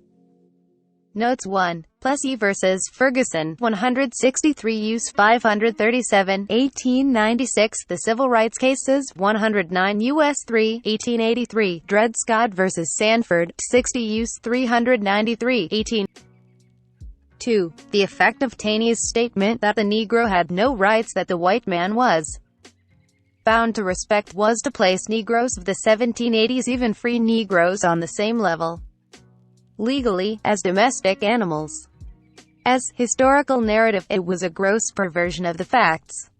Diet Fehrenbacher, The Dred Scott Case, 349, 1978. 3. No one of that race had ever migrated to the United States voluntarily, all of them had been brought here as articles of merchandise. The number that had been emancipated at that time were but few in comparison with those held in slavery, and they were identified in the public mind with copyrighted material. The Rhetorical Tapestry of Race 97. The race to which they belonged, and regarded as a part of the slave population rather than the free. Dred Scott, 60 U.S. at 411. 4. ID. At 400-405. 5. U.S. Const. Amends. 13 and 14. 6. The Civil Rights Cases, 109 U.S. 3, 1883. 7. ID. At 25. 8. B. Blacks in the Redeemer's New South found themselves enmeshed in a seamless web of oppression, whose interwoven economic, political, and social strands all reinforced one another. In illiteracy, malnutrition, inadequate housing, and a host of other burdens, blacks paid the highest price for the end of Reconstruction and the stagnation of the Southern economy. E. Foner. Reconstruction, 598, 1988. 9. The Civil Rights Cases, 109 U.S. at 61, Harlan, J. Dissenting. 10. ID. At 17. 11. 163 U.S. 537, 1896. 12. 13. ID. At 544. The brief for the segregationist position also expressed the formal equality of the statute. A JNY passenger insisting on going into a coach or compartment to which, by race, he does not belong, shall be liable to be punished according to its provisions. Should a white passenger insist on going into a coach or compartment to which by race he does not belong, he would thereby render himself liable to punishment according to this law. There is, therefore, no distinction or unjust discrimination in this respect on account of color. Emphasis added. Brief on behalf of defendant in error at 14 to 15 plus EV. Ferguson, 163 U.S. 537, 1896, reprinted in 13 landmark briefs and arguments of the Supreme Court of the United States 95 to 96, 1975. Brief of M.L. Cunningham. 14. Plessy, 163 U.S. at 551. 15. ID. at 552. 16. 347 U.S. 483, 1954. County School B.D. of Prince Edward County 347 U.S. 483, 1954, reprinted in 49A landmark briefs, Supra at 512, argument of J. Lindsay Almond on behalf of Appellees. 18. Transcript of oral argument at 13 to 14, Brown v. Board of Educ 347 U.S. 483, 1954, reprinted in 49A landmark briefs, Supra at 1227 to 28. 19. Transcript of oral argument at 43-44, Brown v. Board of Educ 347 U.S. 483, 1954, reprinted in 49A landmark briefs, Supra at 491,492, argument of John W. Davis on behalf of Appellees. 20. Transcript of oral argument at 21 to 22, Brown v. Board of Educ 347 U.S. 483, 1954, reprinted in 49A landmark briefs, Supra at 522 to 23, rebuttal argument of Thurgood Marshall on behalf of appellants. 17. Imposition. Richard Delgado and Jean Stefancic. Society generally deploys terms of imposition at key moments in the history of a reform effort, such as black struggle for equal opportunity or women's campaign for reproductive rights. Before reaching that point, society tolerates or even supports the new movement. We march, link arms, and sing with the newcomers, identifying with their struggle. At some point, however, reaction sets in. We decide the group has gone far enough. At first, justice seemed to be on their side. But now we see them as imposing, taking the offensive, asking for concessions they do not deserve. Now they are the aggressors, and we the victims. At precisely this point in a reform's history, we begin to deploy what we call imposition language, language of encroachment. We decide the group is asking for special status. We find their demands excessive, tiresome, or frightening. The imposition narrative delegitimizes the reform movement, portraying it as unprincipled. But by a neat switch, it also enables us to feel comfortable about withdrawing our support. The imposition paints us as morally entitled to oppose the movement and bring it to a halt.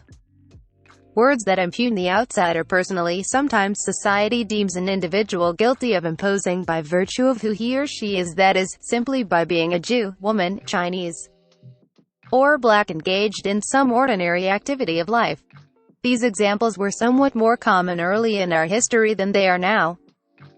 But they have not entirely died out. One hears overtones of the essentialist approach even today, 50 years after we abandoned the pseudo-scientific theories of human differences that gave rise to it.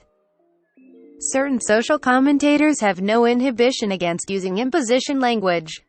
For example, Linda Chavez, writing in the New Republic, seems to ridicule in the title of her article, "Just Say Latino," Hispanic groups who insist on calling themselves Latino. How tiresome! Yet another new name, yet another imposition on our good natures. Her article also describes the call for affirmative action programs for Hispanics in Washington, D.C., as amounting to quotas, and the group's troubles as its own fault for refusing to legalize and assimilate into the culture as previous immigrants have done. There is little to indicate that Chavez wrote as she did to exhort Hispanic Americans to do better. She did 35 W.M. and Mary L. Reverend, 10/25/1994. Originally published in the William and Mary Law Review. Reprinted by permission. Copyrighted material. Imposition 99 describes their traits in fatalistic terms, as though they are inborn and unlikely to change. 1. The English-only movement supplies further examples of inherent imposition. Supporters speak of immigrants who wish to maintain their culture with an irritation that verges on revulsion. They are unpatriotic and unfit to reside here. Their presence, in their unreformed foreign language-speaking condition, calculated only to precipitate white flight to certain Latino and Asian groups' insistence on speaking their own language with each other merits special scorn. In an ironic twist, Asians who succeed can also draw unfavorable attention. Recently, a United States representative met with leaders of 2 Asian groups to make amends for what he was forced to admit were poorly chosen words related to Asian American students who win scholarships. Speaking to the Maryland congressional delegation, Republican Congressman Roscoe G. Bartlett noted that of recently awarded scholarly prizes, half went to those with Oriental names, a sixth to Indian names, and the rest to what we would consider normal Americans. Bartlett later explained that he meant normal only in the sense of average, that he did not mean to offend anyone, and that the news media had taken liberties thereby completing a nearly perfect triple trope. The Asian school children overstepped by being here in the first place. Note the use of the slightly derogatory term, Oriental. Next, the Asian students had the effrontery to apply themselves at school, thereby imposing on the prerogative of the native-born to take things easy and still get good grades. Witness the use of the word normal to imply that the Asian children were strange. Finally, the media overstepped by reporting the congressman's remarks, thereby invading his prerogative to put the foreigners in their place without drawing attention. Words that impugn the outsider's motives. Imposition language also can cast reformers or an outsider group in a negative light because of their supposed bad motives or unstated agenda. The outsider is not looking for social justice but spoiling for a fight with a chip on his shoulder. For example, detractors criticized Representative Maxine Waters for her role in the wake of the Los Angeles disturbances in 1992 following the verdict in the first trial of police officers accused of beating Rodney King. Waters had spoken to reporters about the causes of the riots, namely, black poverty and the unresponsiveness of the city's bureaucracy. Her accusers charged her with cynically exploiting the tragedy and attempting to thrust herself into a limelight she had not deserved or won. For another writer, in an article on the English-only movement, described activists working with immigrants and bilingual teachers as disrespectful of the majority culture, seemingly only because they were respectful of the immigrants' culture. 5 Words that find imposition in particular forms of behavior. In a third variant, the speaker does not impeach reformers or their motives, but rather their actions. These accusations tend to be less harsh than the first kind. Nevertheless, they hold that the reformer is doing something wrong, either demanding something that by copyrighted material. 100 Richard Delgado and Jean Stefancic. Its very nature constitutes imposition, or going about things the wrong way, e.g., by trying to vault to the head of the line. Conservative writers see many forms of behavior and advocacy as encroachment. For example, some advocates of immigration restraints charge that illegal aliens sneak into the United States, insinuate themselves into our midst, hide, and remain without asking permission. 6. The introjection language of overstepping, is both literal and unmistakable. Imposition through effects or implications. A final approach portrays a reform movement as threatening encroachment through its effects or symbolic impact. Popular writers have wielded the drawing the line, or where will it all stop arguments with frequency and fervor. Dinesh D'Souza, for example, both in his book A Liberal Education and elsewhere, warns that giving in to the demands of campus radicals eventually could spell the end of the university as we know it. He depicts minority students' demands for meeting places, theme houses, and special dormitories as steps toward balkanization of the campus and the politicization of university life. For D'Souza, this first wave of requests was not so much dangerous in itself as for what it portended, a university in which knowledge is not unitary, but shifting and contestable. A community that contains not one voice but many. Shelby Steele also draws attention to the ramifications of multiculturalism, but adds a new element: the dangers that the movement holds for blacks.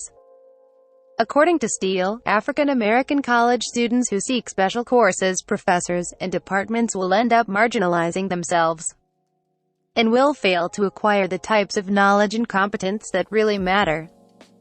Everyone will regard their degrees as second-rate, while the rest of the university will feel it has discharged its obligation to the newcomers. Steele warns of a kind of self-imposition in which black leaders demand changes the rest of the black community does not want or need. As the narrative's efficacy and attraction, the narrative of imposition appears at predictable periods in history, namely, when reform has gained momentum and appears poised to produce changes that make us uneasy. When so deployed, it seems to have real bite. What accounts for its persistence and power? Our research disclosed a veritable landscape of imposition types, corresponding to a series of basic, almost innate sub-narratives, ranging from "Who are you anyway?" to "Nobody talks about me anymore." Perhaps the most basic sub-narrative of all is that of the bully. Everyone recalls childhood games and activities in which one of the opponents did not play fair, relied on force, broke the rules, or insisted on special treatment. In adult life, things are almost never so simple. Most reformers are not seeking to break the rules but to change the game entirely. We still carry images, however, from these early experiences and apply them to situations where they may or may not fit. Copyrighted material. Imposition baselines and tipping points lie the way things are. 101 Recently a columnist complained that all the recent books seemed to be about women. In actuality, the writer was referring to a small group of books mostly written by women, and dealing with such issues as childcare, divorce reform, spousal battery, and menopause. 9 In any literal sense, the reviewer was wildly inaccurate. Every year tens of thousands of books are published, a considerable majority of them dealing with subjects such as war, sports, mechanics, and power politics, predominantly of interest to men. To the reviewer, however, these did not seem like men's books, but just books. The current distribution, in other words, seemed fair and equal. The small group of new books about women unbalanced the publishing world. With minority hiring, according to Derrick Bell, much the same happens. 1 degrees. We think this perception is common. The reformer seems to be seeking special treatment, asking for a departure from a situation we have come to regard as neutral and fair. We fail to notice how the current situation itself reflects a particular distribution of power and authority, arrived at long ago. But we do notice changes and proposals for change. These stand out starkly, seem like departures, and require justification. The rule and the exception. What's so special about you? In a related mechanism, we view outsiders as seeking an exemption from universal rules that all of us must obey. For example, in Employment Division versus Smithee, the Supreme Court portrayed a small group of Indians in Oregon as requesting to be excused from a uniform criminal law. Demands associated with multiculturalism often trigger the same response: why should we excuse the new writers and curricula from the same test of time we apply to Shakespeare, Milton, and Mark Twain? Our preference for rules over ad hoc treatment gives this argument some initial plausibility. The difficulty is that there are rules and rules. For example, one could argue in the Smith case that the applicable rule is toleration for diverse cultures. Then, Oregon's law would be seen as an exception, as an imposition on the Indians. Everything thus depends on the choice of rule that one declares central: the criminal prohibition, according to which taking mild drugs is illegal, or the principle of tolerance, according to which Oregon was overstepping, imposing on the Indians who were merely trying to practice their religion. Justice Brown's opinion in Plessy v. Ferguson found blacks guilty of imposing on other travelers by demanding to sit in the same railroad cars as whites, viewed in that light. The Negroes were imposing on the whites customary rule, separate but equal.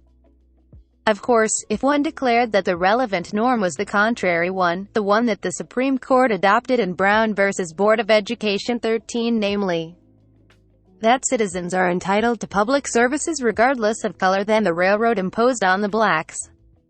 If you give them an inch, Many deployments of the imposition figure rest on a fear of the floodgates. Because the first request strikes us as extreme, the possibility of others raises real fears. Giving in could set a precedent, start us down a path at the end of which is a world copyrighted material. 102 Richard Delgado and Jean Stefancic we might not even recognize. This in turn taps a related narrative: fear of the unfamiliar, fear of loss of control. Fear of loss of control. I know what they really want. All of us derive part of our self-definition from the wider society. Thus, on some level we understand that radical changes in our surroundings could change us as persons. Changes in our city government, the curriculum or teachers in our children's schools, or the composition of our neighborhood could require us to adjust, to become different. In time our very identities might change, a prospect that of course discomfits. Anyone who makes this fear seem plausible commands our instant attention. The reformer is ingrate, after all we have done for them. Part of our identity is an image of ourselves as a tolerant and generous society. Reformers, however, suggest that we have not lived up to our national ideals, that all men are not brothers, all immigrants are not welcome, and so on.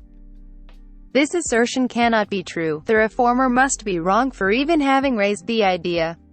The impositionist trope neatly enables us to accomplish both objectives.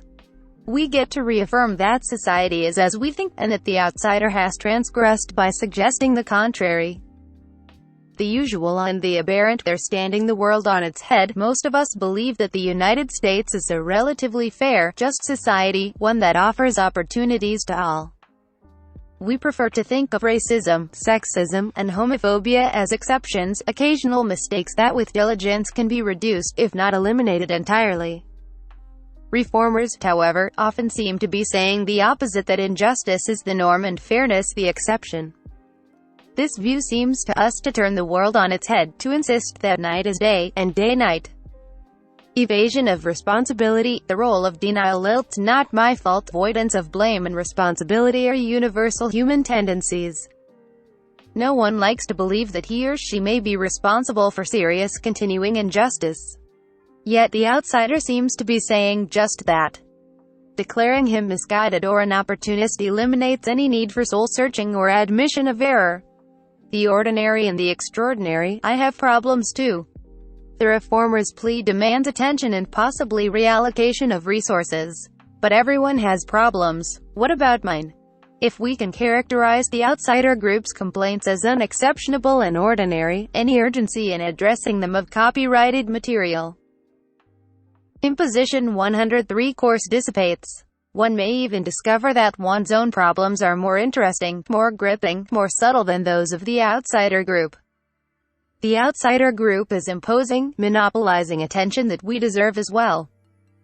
The metaphor's seeming legitimacy, its manifest content and why it rings true. A final question which we must address concerns the metaphor's manifest righteousness. A narrative might be powerful, but unattractive on its face for some reason, for example, white supremacy, or the idea that men should be women's protectors. In short, a rhetorical device must appear right and true, must enable the speaker to use it and still maintain his or her self-image as a moral actor. The imposition narrative performs these tasks admirably. First, we typically apply it only to a group that bears a pre-existing stigma. When such a group mobilizes to make demands on us, it is easy to attach a further element to its stereotype. Now, in addition to being shiftless, hapless, immoral, and so forth, it is overstepping and pushy.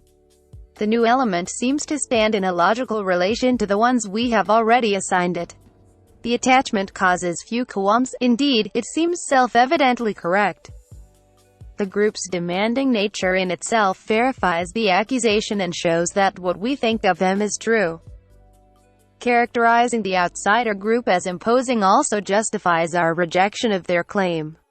We seize the moral high ground. They are the ones metaphorically throwing the first blow. As victims, we are entitled not only to deny their demands, but to tell the world how unfair and unprincipled they are. Many writers who employ imposition language do so with a kind of relish and zeal.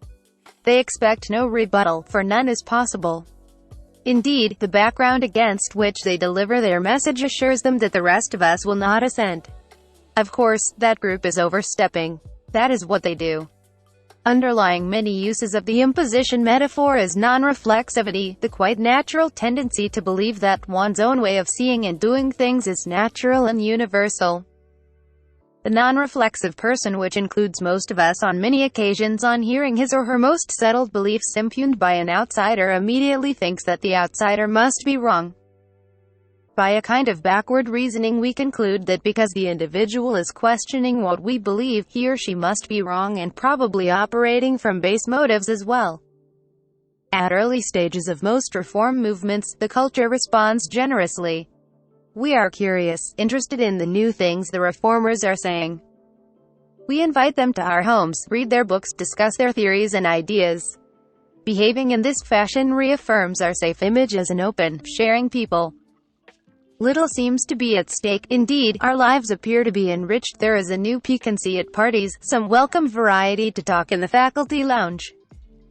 Later, the reality of what the reformers are asking for starts to sink in. Our attitudes change. We begin to wonder whether the reformers actually can be asking for that. We question the reformers' factual predicate or description of the world as containing much injustice. We ask, is there not another possible account? Could not the lack of blacks in the construction industry be due to some reason other than discrimination? We question the necessity or plausibility of their story. Or, we shrink from the substance of their demands, retreating into proceduralism. We profess not to understand their claim, or ask questions demanding greater specificity. Where would you draw the line? We wonder. Copyrighted material. 104 Richard Delgado and Jean Stefancic about implications and floodgates. If we heeded your request, what other things would we have to do? What would you be asking for next? We also question the remedy the reformers request. In our view, racism or other injustices are aberrations, hence any remedy would naturally have to be short-lived and bounded.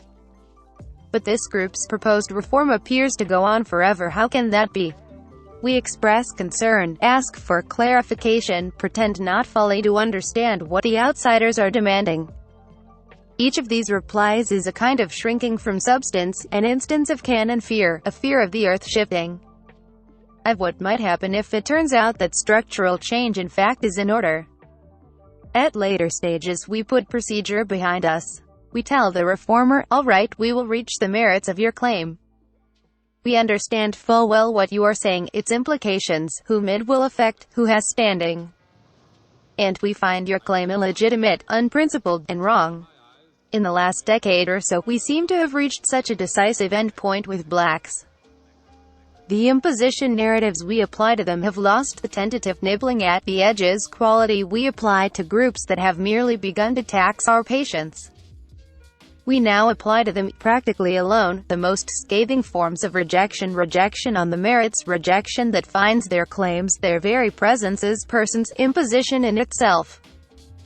The special situation of American blacks throughout most of its history, the United States' formal values, its central federal ones, have been higher, more inclusive, more aspirational, more non-racist and non-sexist than the private ones, the ones we act on during moments of intimacy, when among friends, in our club, in a neighborhood bar or cafe.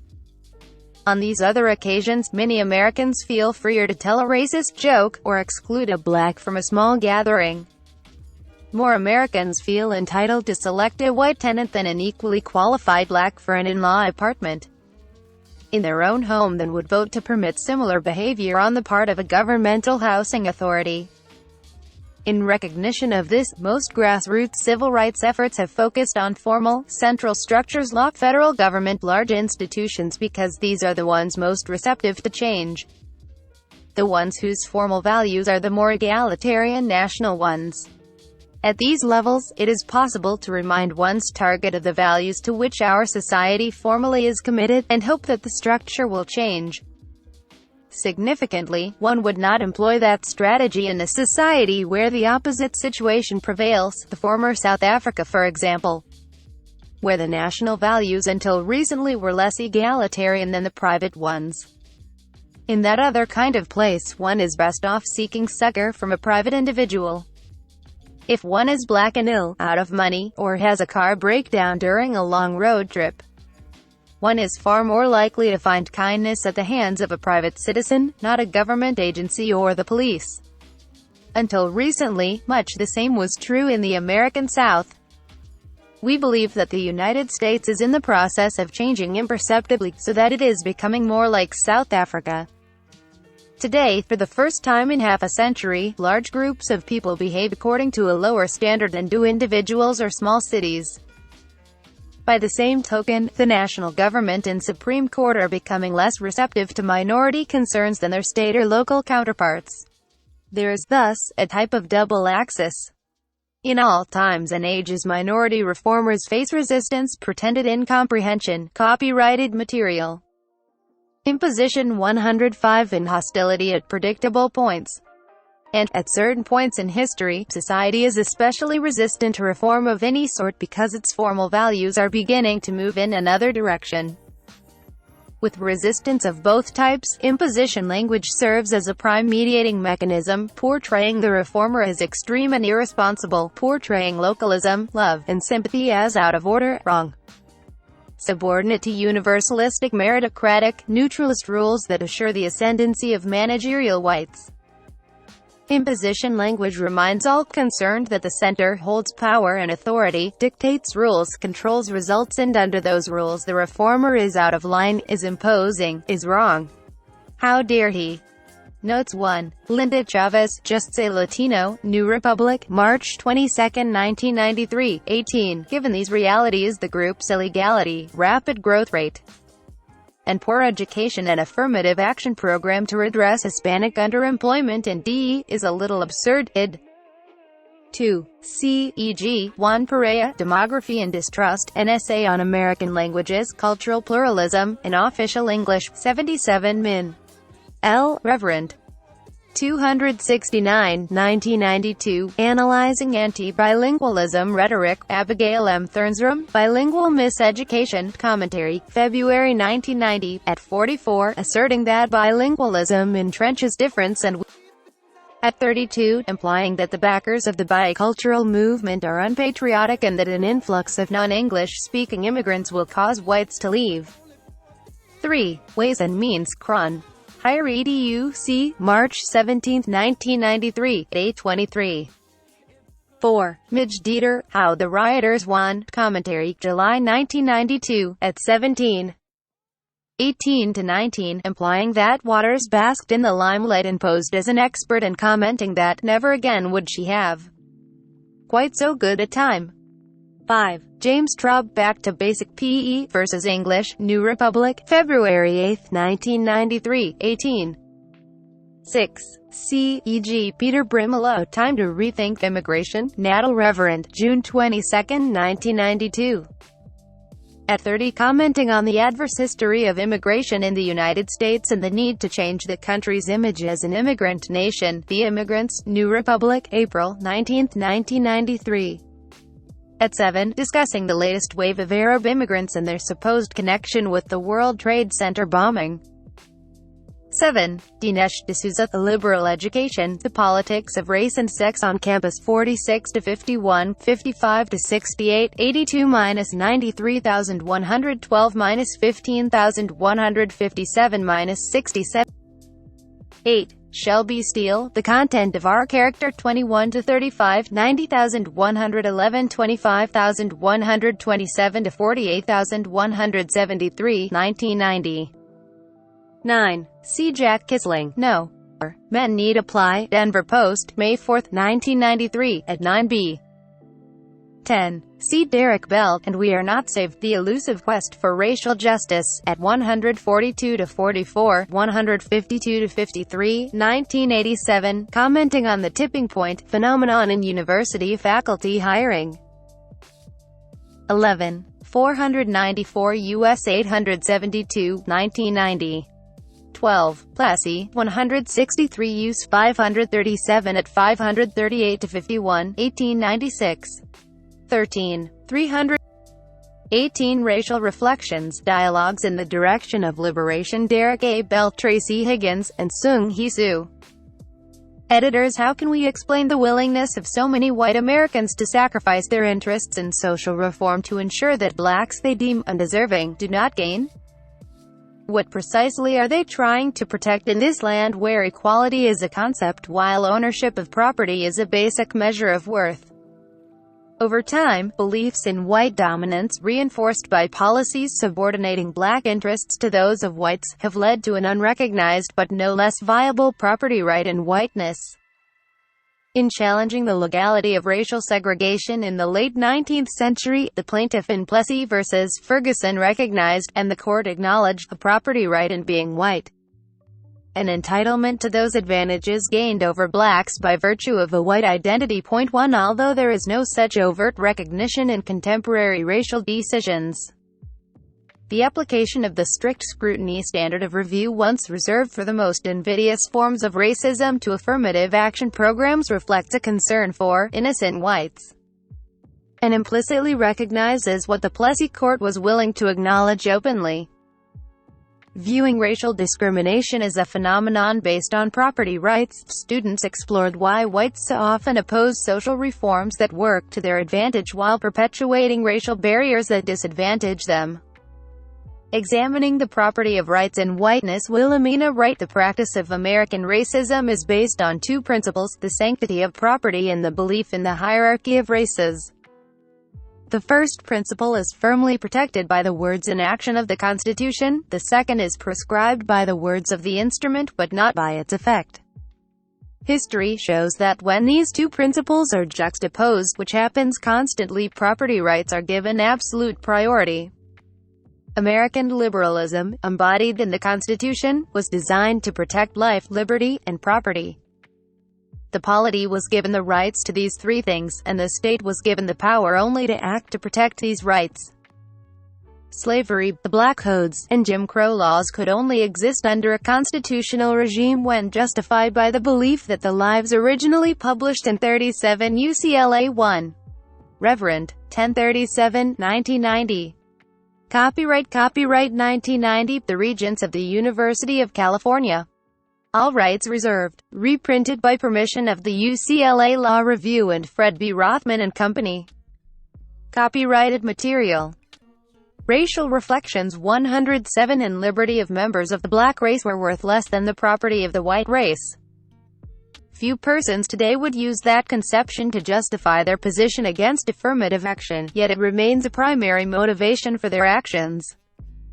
Modern America has publicly rejected advocacy of racial supremacy, that is, the argument that the life, liberty, and property of whites are worth more than those of blacks. What we face today, however, is equally damaging and little discussed: that property is worth more than life or liberty.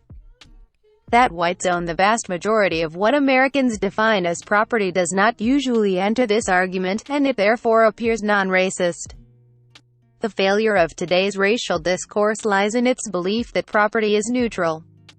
That the deed to a suburban home is property, while the opportunity to move out of a slum is not. The fungibility of property can be no better exemplified than it is by slavery. That our Constitution once recognized one person's very life and liberty as another's property should teach us the danger of letting property determine liberty rather than looking to liberty to define property. Defining the property right in whiteness. TRACY Higgins. The notion of a property right in whiteness seems to thwart the progress of civil rights for blacks in at least two ways. Within the political sphere, if an interest in whiteness is culturally defined and recognized even implicitly, the interests of blacks become separated from those of whites. This separation of interests allows blacks to become a bargaining chip among different white economic groups.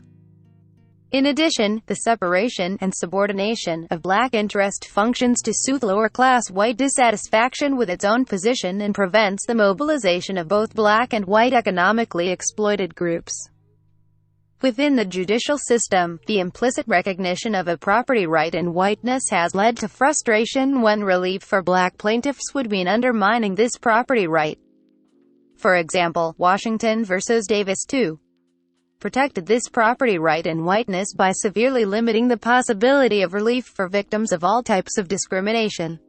Other decisions, such as Wiegand 3 and Back 4, established limitations on affirmative action, again preserving a property right in whiteness. Milliken versus Bradley, as by protected neighborhood schools, in effect protected white neighborhoods' right to white schools. The theory of property right in whiteness initially emerged as a means of understanding and explaining, at least in part, the racial oppression that has existed in this country throughout its history. Ultimately, however, the idea of a property right in whiteness may offer not only a critique of existing conditions and strategies but also a hope for a new one. Whites must recognize that they are paying too much for their rights in whiteness. A critical analysis of this property right reveals it is also used as a tool for class oppression, the costs of which are borne by blacks and whites alike. Whites with nothing but whiteness. Yvette Glasgow. I did not realize how much poor whites were willing to sacrifice to hold on to their property right in whiteness until I worked on my first pro bono case last some copyrighted material. 108 Derrick A. Bell, TRACY Higgins, and SUNG-HEE sued editors a child custody matter. The woman had been a foster child, a victim of child molestation, rape, and husband abuse. The child she sought to regain custody of was fathered by one of her foster fathers. In addition, she was mildly retarded, unemployed, homeless, and deaf. I witnessed poor whites' belief in a property right in whiteness through this woman who was living an absolute nightmare. On 2 occasions I watched while this woman with so little held on to the last vestiges of perceived superiority. First, efforts to move her out of a Salvation Army shelter failed when she refused to move to any complex where black people lived.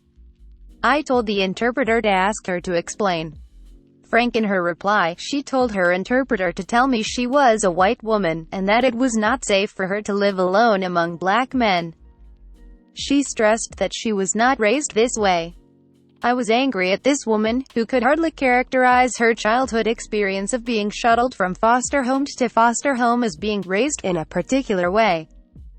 My anger subsided when I realized that her only sense of self-esteem came from her belief that she was better than black people.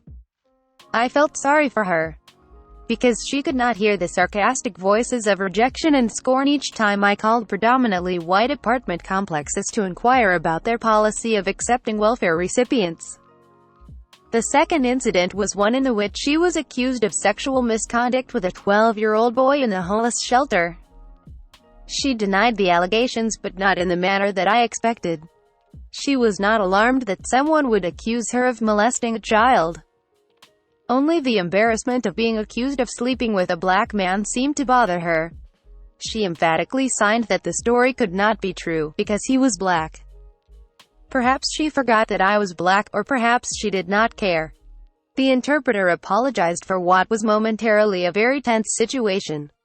I was not angry at the close of our conference. I only felt sorry for this woman, who did not realize that she was one of society's most pitiful victims. Whiteness rights exercised by people of color. Lisa Castanon. In the words of Professor C. Van Woodward, Jim Crow laws were intended to bolster the creed of white supremacy in the bosom of a white man working for a black man's wages. 6. The concept of a property right in whiteness illustrates that racism offers poor whites the illusion of superiority while maintaining the reality for rich whites. As a class stabilizer, racism maintains the status quo of economic exploitation of both black and white victims. Yet the white victims' perverse clinging to racial exclusiveness only serves to divert attention away from economic reform, thereby preventing the potentially powerful coalition they could form with blacks. The concept of a property right in whiteness thus highlights white racial solidarity over class-based interests. There are 2 sides to this property right in whiteness. For poor whites, it may mean foregoing economic improvement for white exclusivity for minorities. On the other hand, it may mean gaining economic improvement at the expense of racial solidarity. Crudely speaking, the poor white may say, if I can't have the wealth, at least I have the right color, while the rich non-white may say, if I can't have the right color, at least I have the wealth. This is not to say that we all have the desire suddenly to turn white. A friend told me that as a child she would sometimes wrap a towel copyrighted material racial reflections 109 around her head and imagine herself with long flowing blonde hair. We're older now. We no longer dream of white physical characteristics but instead of white privilege and success. Recognizing the many-sided aspect of this so-called property right and whiteness, we have to ask ourselves, how much do we consciously see a property right and whiteness? All of us to some extent are trying to obtain that which is encompassed in the concept of whiteness. It may be too easy only to evaluate the impact that a property right and whiteness has in poor whites. It may be more difficult but in the end more beneficial to recognize its influence in our own lives. The acid test of black dominance. Mitchell Chester. Several years ago I was aggressively pursuing an administrative appointment within the public sector of an urban, mostly minority district. In the course of 1 year, 8 positions became open. I was selected as a finalist for 3 of them. Each position was filled by a staff member from within the district, which I was not, and the majority of those chosen were minority group members. I knew that my qualifications, skills, and abilities were impeccable. I attributed my lack of success to characteristics beyond my control, my white male status and being from outside the system. At moments during that year I harbored feelings of resentment, which were bolstered by internalized put-downs of individuals who had succeeded in their job pursuit. My reactions did not target a race in general, but were focused on individual members of minority groups. I checked those thoughts quickly, for they were not pretty nor constructive. They did, however, both frighten me and lead me to re-examine my feelings about minority advancement and self-help. Perhaps my feelings of resentment were simply defensive reflexes for justifying my experiences. Had I been in control of the advancement of those who come from the ranks of the oppressed, I am sure that any personal resentment would not have surfaced. I would have been able to balance such promotions in a manner that served my own self-interest. In the end, I confirmed my belief in affirmative action and minority advancement. But I had to face serious questions about self-help and just how much minority advancement can be tolerated before the fleeting thoughts overwhelm the rational intellect. Denying minorities access to the control of their advancement decimates the chances of large-scale substantive progress. Searching for the innocent white victim. Vadaberger. The truly disturbing aspect of Beck and similar cases is the focus on the sacrifice of the innocent white victim. I have yet to meet any innocent whites.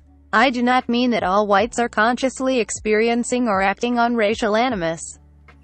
Rather, every day of our lives we whites benefit from white privilege. This means we are enjoying benefits that are not fairly ours, that we have not worked for and often do not need, at another's expense. Copyrighted material.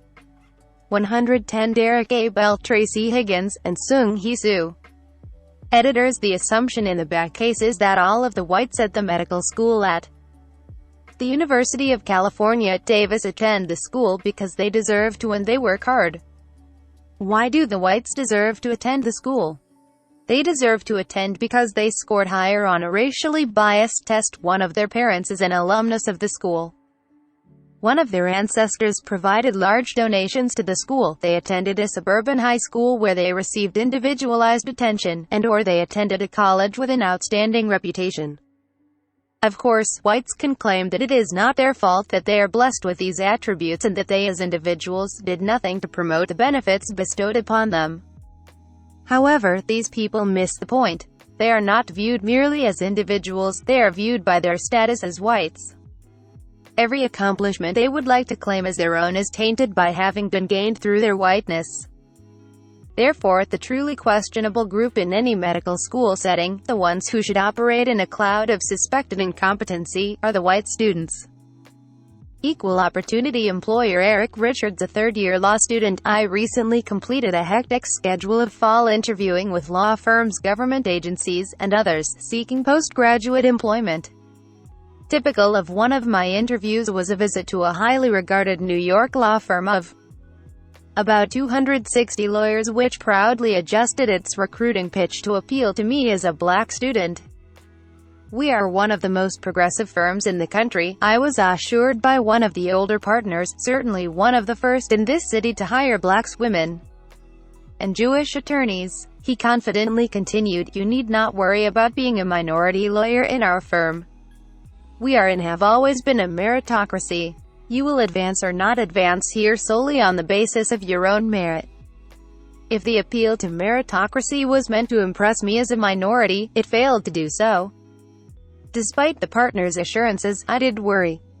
The firm's own statistics revealed that while it hired a small number of minority associates each year, all would be gone long before they were considered for partnership. Yet the firm still insisted that it was a meritocracy, where factors other than merit, and certainly not race or sex, supposedly have no bearing on an individual's ability to advance. Even a conservative foe of affirmative action might concede that the firm's complete lack of minority partners suggested that firm may be indifferent to individual merit but not race or sex in advancing lawyers towards partnership. The Chronicle of the Race Change, Gun Michael Linfield Complessi's 19th-century sophism survived 20th-century science fiction technology. A new weapon is developed. When fired at a person, it transforms that person's color and racial characteristics. Other than race-related physical appearances, the person is unchanged. A Caucasian is zapped by the gun and instantly becomes a black man. Angered copyrighted material. Racial Reflections 111 Insulted and deprived of personal identity, the white man sues his assailant, claiming a drastic curtailment of his economic potential because he no longer is a member of the society's dominant group and because he must live his life as a member of the group occupying the lowest rung of the societal ladder. He may be disowned by wife and family.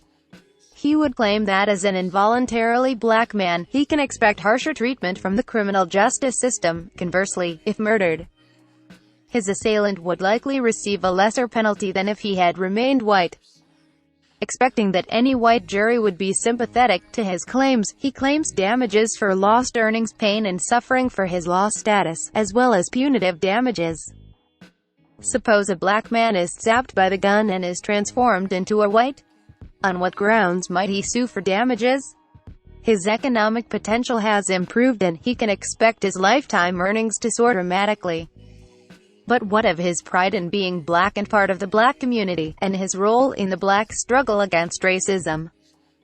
The loss of personal identity and cultural pride is a serious loss, but is it one that a typical white jury will likely understand or be willing to compensate?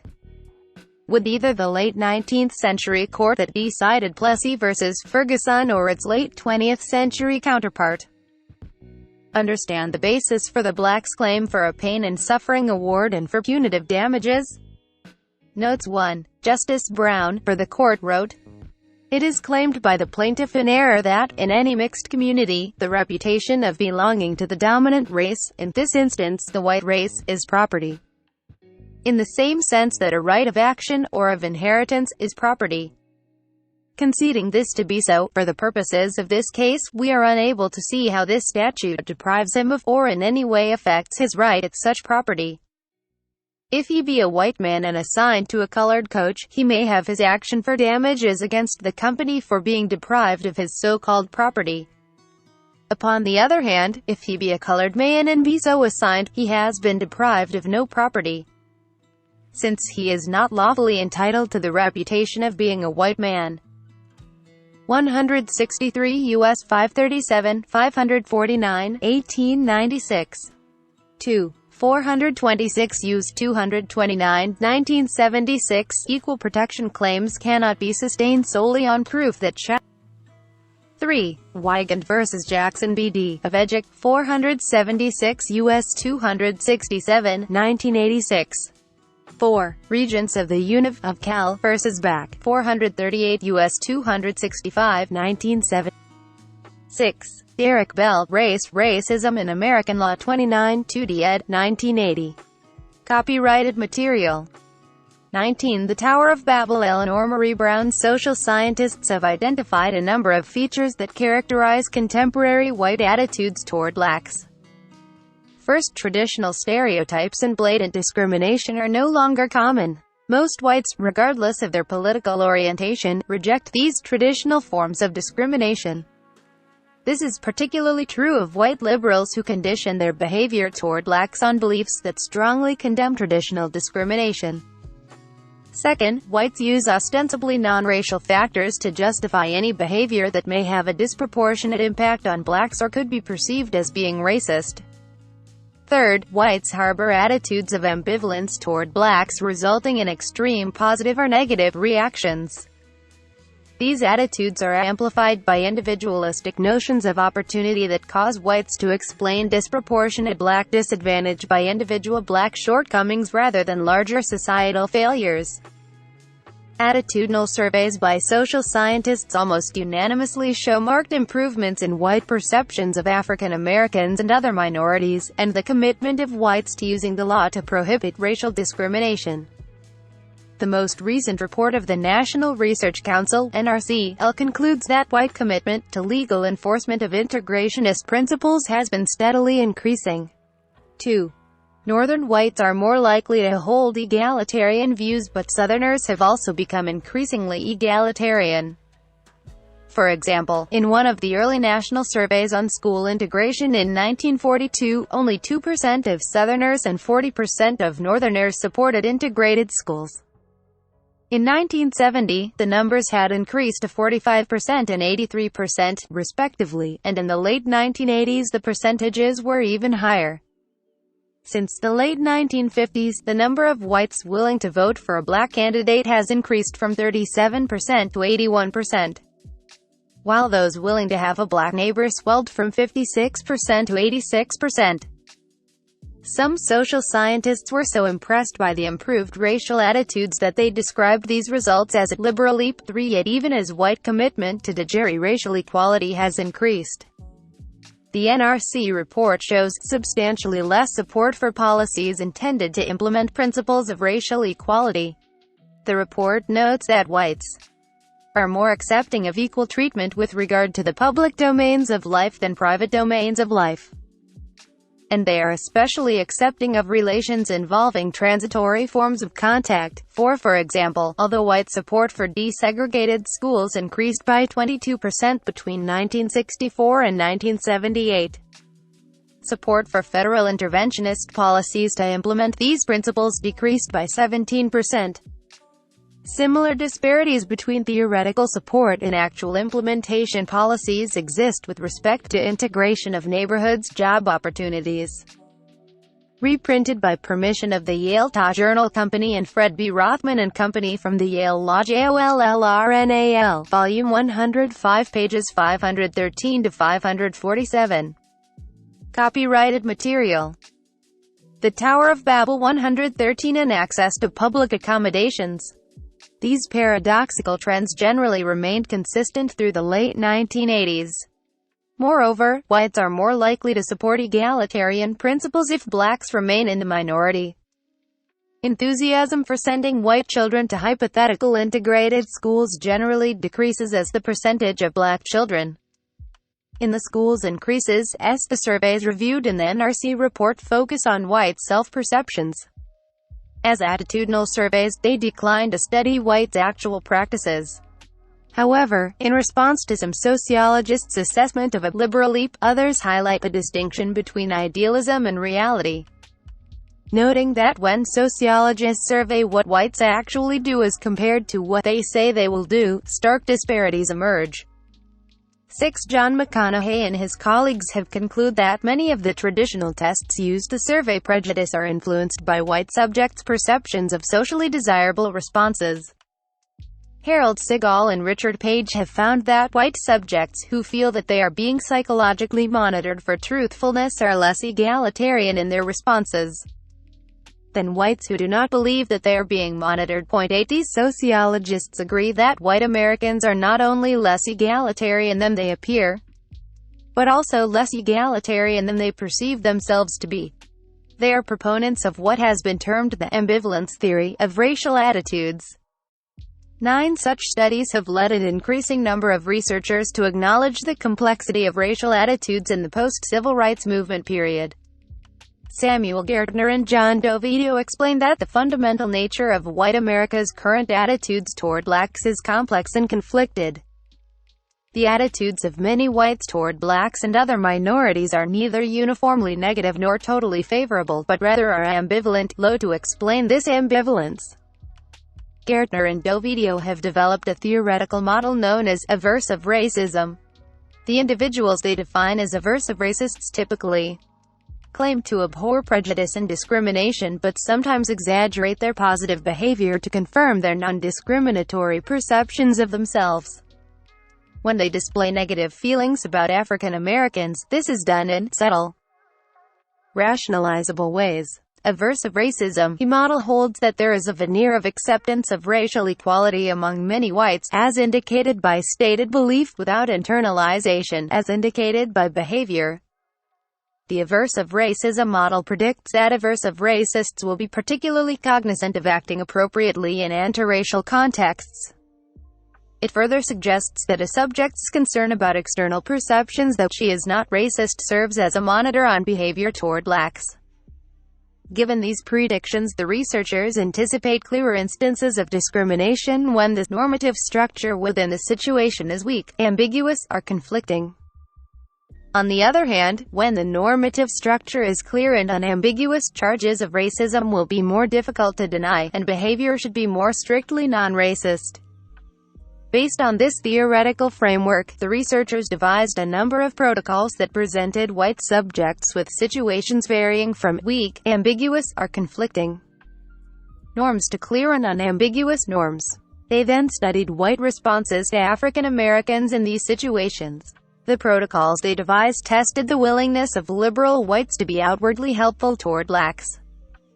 In one experiment, the researchers focused on whites who belonged to a political party that was widely perceived to be liberal. Their behavior was contrasted with whites who belonged to a party that was perceived to be conservative. Wrong number phone calls were copyrighted material.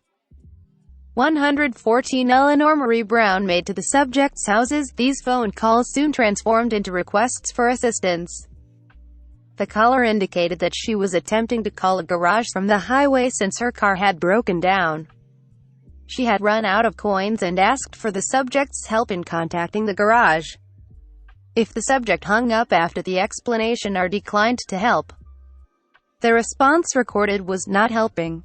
A premature hang-up indicated that the subject disconnected prior to hearing the motorist's predicament. The researchers found that those who identified themselves as liberal were significantly more helpful to blacks than non-liberals were. However, a paradox appeared. Liberals hung up prematurely on blacks significantly more than they did on whites. Black male callers were particularly susceptible to this treatment by liberals. Some of the subjects who identified themselves as liberals and some who declined this identification were polled about what they anticipated they would do if they received such a phone call. Across the board, they insisted that they would be helpful without regard to the person's race. The results of the experiment fit well with the predictions of the aversive racism paradigm. When it was clear that a person was in need, liberals helped blacks and whites almost equally. In these instances, the normative structure was unambiguous. According to widespread norms of social responsibility, we should help people in difficult situations. Before the motorist's needs were clear, however, when all that was known was that the caller had reached a wrong number, liberals hung up disproportionately on blacks, and particularly black males. In this situation, it was easier for liberals' suppressed feelings toward blacks to emerge. The study discussed above focused on whites' perceptions of black people. However, as James Klugel and Elliott Smith emphasized in whites' beliefs about blacks' opportunity, such studies do not address the racial issues that preoccupy the increasingly sophisticated white minds of the post-civil rights movement period. Klugel and Smith conclude that, in general, the literature on whites' racial attitudes has focused on conventional racial prejudice to the neglect of studying beliefs about blacks' opportunity. 13 Klugel and Smith identified a representative sample of the white adult population. They randomly chose their subjects from within the sample and interviewed them by telephone. The researchers posed a series of questions to assess whites' beliefs about institutional barriers to blacks' opportunities. Although approximately at least 75% of the whites surveyed believed that some type of discrimination still existed, 73% maintained that the opportunities available to blacks were equal to or even greater than those available to the average American. Moreover, nearly a third of the whites surveyed thought that chances for blacks to get ahead were better than those for the average American. Finally, among whites surveyed, the majority was convinced that reverse discrimination was a widespread problem, 53%. Klugel and Smith study proposes an explanation for the unidimensional character of recent changes in whites' racial attitudes. For most whites, the race problem reduces simply to racial tolerance and ensuring equality of rights. The average white American assumes that the opportunities available to her are equally available to other Americans. The prominence of egalitarian notions in mainstream discourse reinforces these views.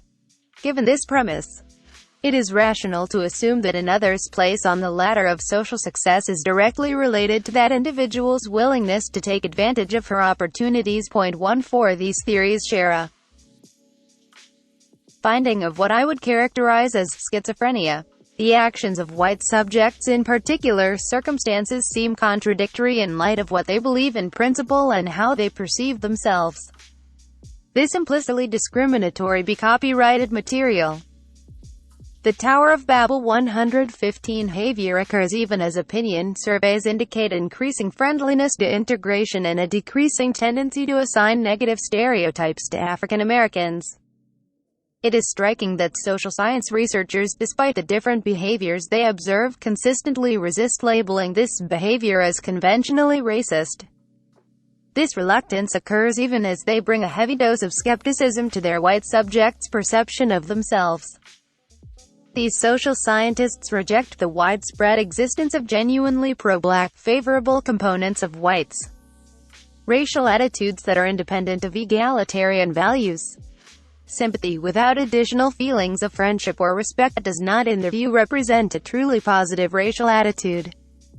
15 Yet, even these skeptics reject the notion that whites who pay lip service to racial equality while shirking substantive results are knowing participants in racial discrimination. This is not to deny naively that old-fashioned racism has disappeared. Such racism, however, plays a minor role in white attitudes in the post-civil rights movement era.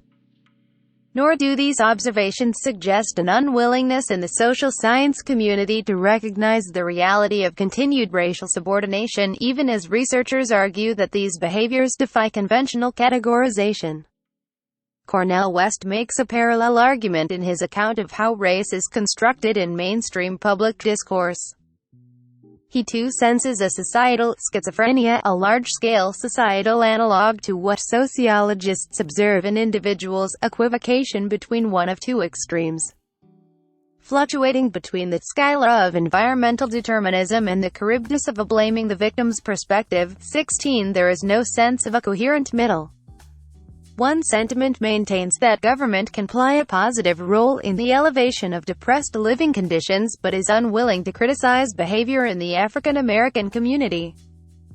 Another focuses on the work ethic and moral behavior of poor blacks, with little discussion of an economic framework for improvement of their conditions.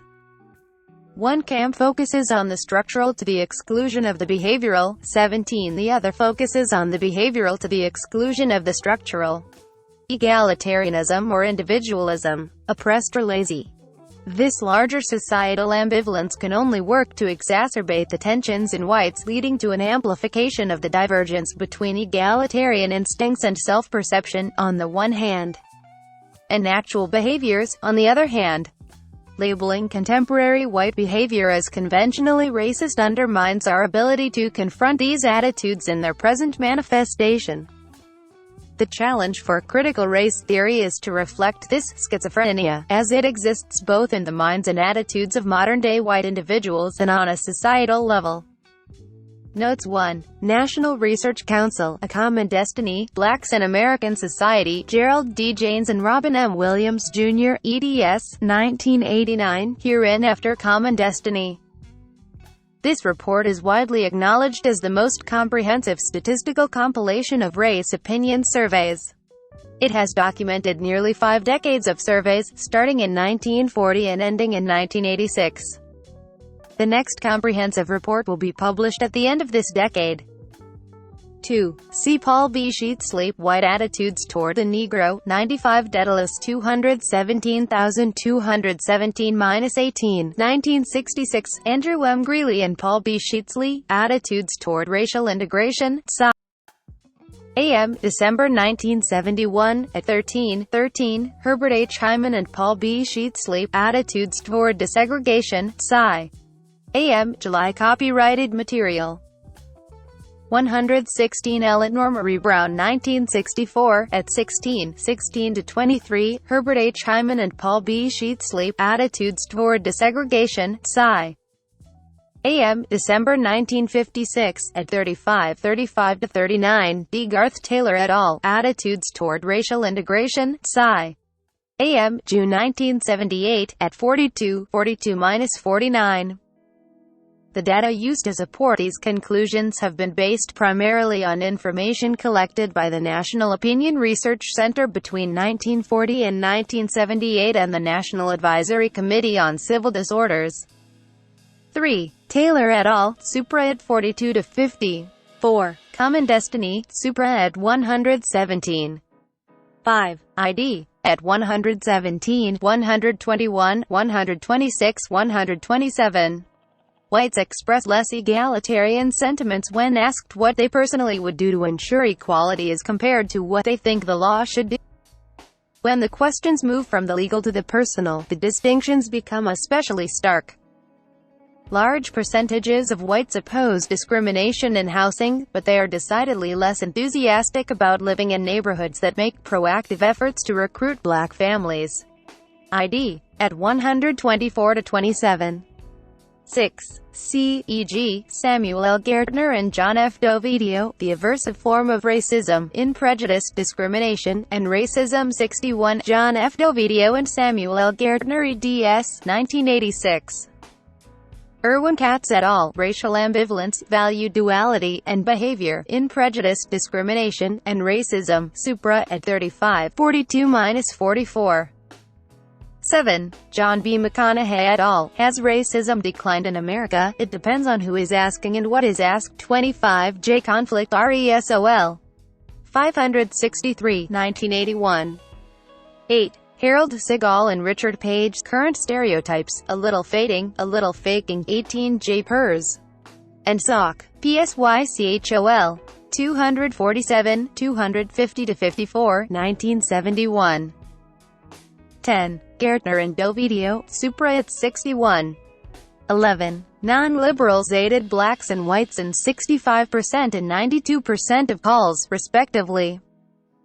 For those who identified themselves as liberals, the disparity was far less striking. They helped blacks and whites in 75% and 85% of calls, respectively.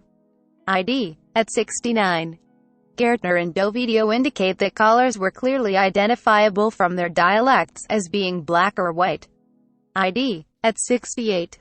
12. 28% of liberal respondents prematurely ended a call from a black man. Only 10% hung up prematurely on a white man. ID. 13. James R. Klugel and Elliot R. Smith, Whites' Belief About Blacks' Opportunity, 47 AM. Society, Reverend, 518-29, 1982. 14. ID, at 519. 16. C. Cornell West, Race Matters 57, 1993. 17. ID, at 11-14. Copyrighted material. 20. The Quest for Freedom in the Post-Brown South. Desegregation and White Self-Interest. Davison M. Douglas in their response to the civil rights movement of the 1960s. Moderate Southern communities differed from their recalcitrant counterparts in at least one significant aspect. These communities understood that white self-interest demanded a certain degree of accommodation to integration demands. Thus, in many moderate Southern cities, white elites, especially business leaders, played critical roles in facilitating limited racial integration as a means of preserving a strong business environment. At the same time, this need to appear racially moderate provided the black community with an important opportunity to challenge racial segregation that activists successfully exploited in many Southern communities. The desegregation experience in Charlotte, North Carolina, confirms, in large measure, the conclusions of those who have noted the correlation between the success of desegregation initiatives and a community understanding that economic goals were more important than adherence to traditional racial patterns. Previous studies of the desegregation experiences in individual Southern communities have suggested that those communities that desegregated schools in public accommodations relatively early were influenced by the support of a white business class that favored such action. In Charlotte, for example, each time the city engaged in early desegregation, the city's black community had threatened racial disruption through either litigation or public protest. Fearing the negative impact of racial strife on the city's strong economic climate, Charlotte's white business elite, closely allied with the city's elected officials, took action to fend off black protest by engaging in voluntary but token integration in advance of most other Southern cities. What distinguished Charlotte and its moderate counterparts like Atlanta and Dallas from more obstreperous Southern communities like Birmingham and New Orleans was not so much a philosophical embrace of racial integration, but rather a calculated understanding that controlled desegregation could serve broader economic interests. Compare Charlotte with Greensboro, North Carolina, for example. Like Charlotte, Greensboro, another moderate Southern city, captured national attention in 1957 when it joined Charlotte as one of the first Southern cities to integrate its schools voluntarily without a court order. Moreover, both Chariot and Greensboro are medium-sized cities located in the urban Piedmont section of a state that studiously avoided open defiance of the Brown decision. Yet despite the presence in Greensboro of a better educated and more politically savvy Kent L. Reverend. 689, 1994. Originally published in the Chicago Kent Law Review. Reprinted by permission. Copyrighted material. 118 Davison M. Douglas. Active black community that pressed its racial demands more aggressively than its counterpart in Charlotte. Racial desegregation generally came sooner and with less conflict in Charlotte, particularly public accommodations desegregation. The difference between Charlotte and Greensboro is largely due to the differing response of the white business and political elite, especially the mayor, to racial demands. Charlotte's white elite, under the direction of Mayor Stanford Brookshire, was considerably more active in resolving racial conflict and far more willing to expend its moral and political capital to those ends than was the white elite in Greensboro. The experience in other moderate Southern cities confirms the positive correlation between an active white elite and the speed with which desegregation took place. At the heart of Charlotte's acquiescence in limited desegregation in the late 1950s and early 1960s lies its white business elite's desire to retain control over the city's carefully nurtured public image.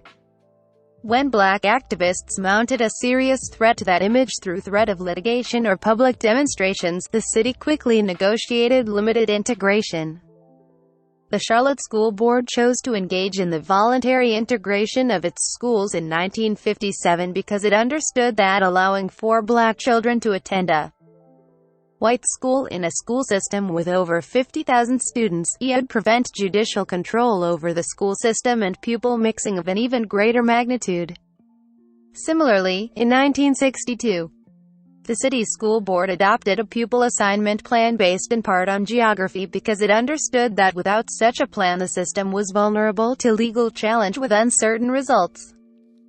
In 1963, the city's business leaders capitulated quickly to black leaders' demands for integrated public accommodations, recognizing that to do otherwise could lead to widespread demonstrations that would paint an unflattering portrait of the city's race relations.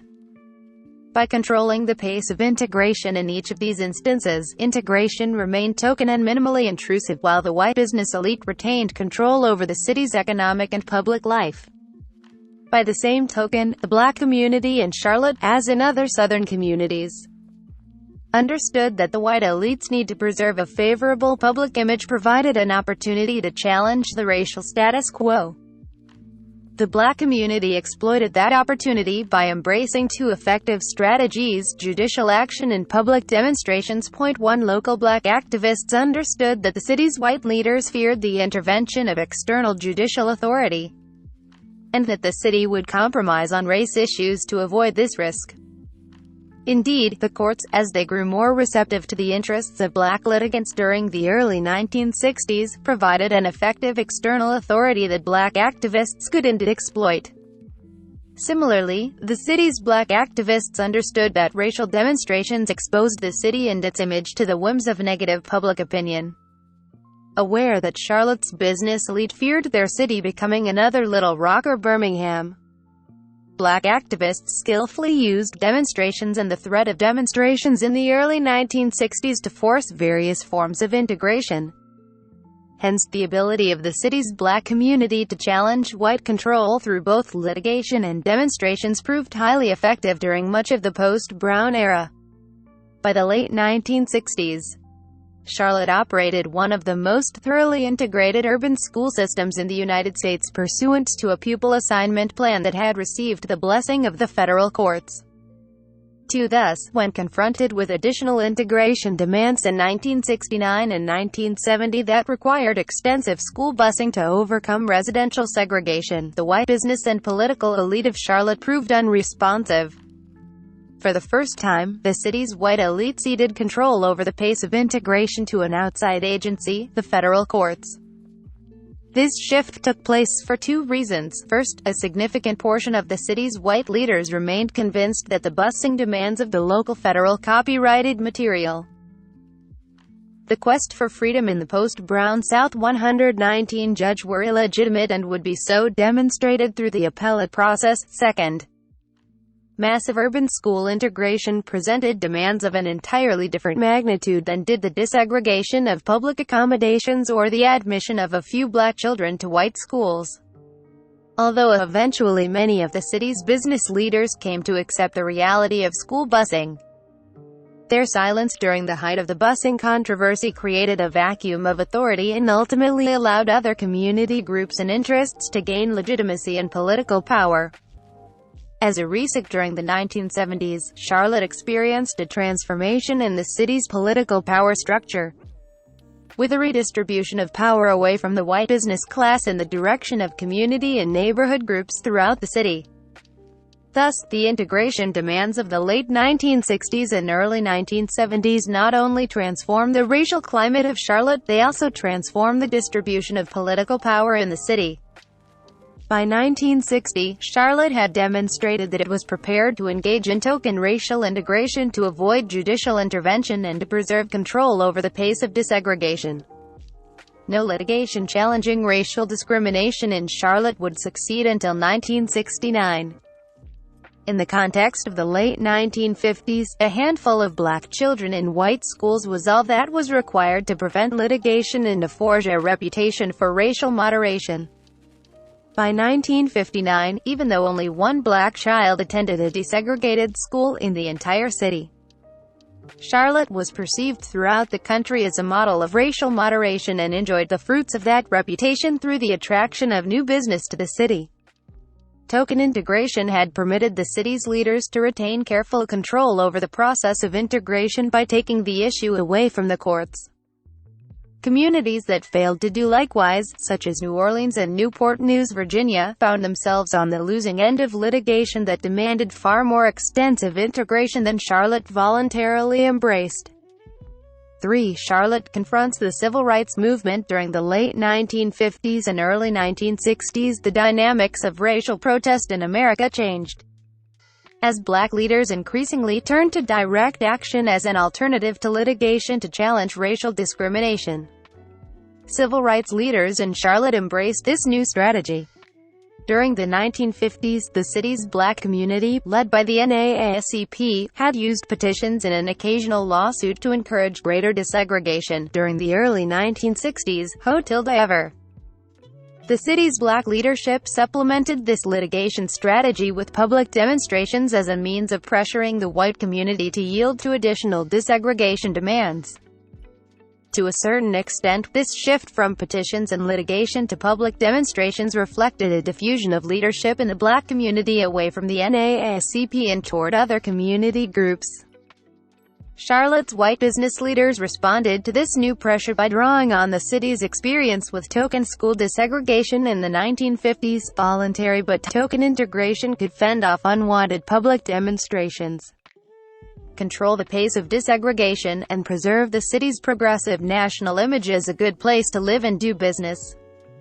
By 1963, Charlotte had once again received national acclaim for its integration efforts, this time for its restaurants and hotels. Since the 1940s, African Americans had conducted a handful of racial demonstrations in Charlotte. In the 1940s, a group of black protesters, led by a reporter from the Pittsburgh Courier, picketed the Charlotte Post Office to challenge the Postal Service's discriminatory copyrighted material. 120 Davison M. Douglas Employment Practices. Similarly, in 1953, several black men sat down at the Dogwood Room at the Charlotte Airport and demanded service. As a result, the restaurant began operating on a non-discriminatory basis. Neither of these incidents, however, led to a sustained use of public demonstrations to challenge patterns of racial segregation in Charlotte. The first sustained demonstration challenging racial segregation in Charlotte began on February 9, 1960, when Charles Jones, a theological student at Johnson C. Smith University, led a group of over 100 students in a sit-in protest at several downtown Charlotte lunch counters that refused service to black customers. The Charlotte sit-ins came on the heels of similar protests that had begun in Greensboro a few days earlier and which spread throughout the state and the South during February 1960. These protests helped change the dynamics of racial change in the American South.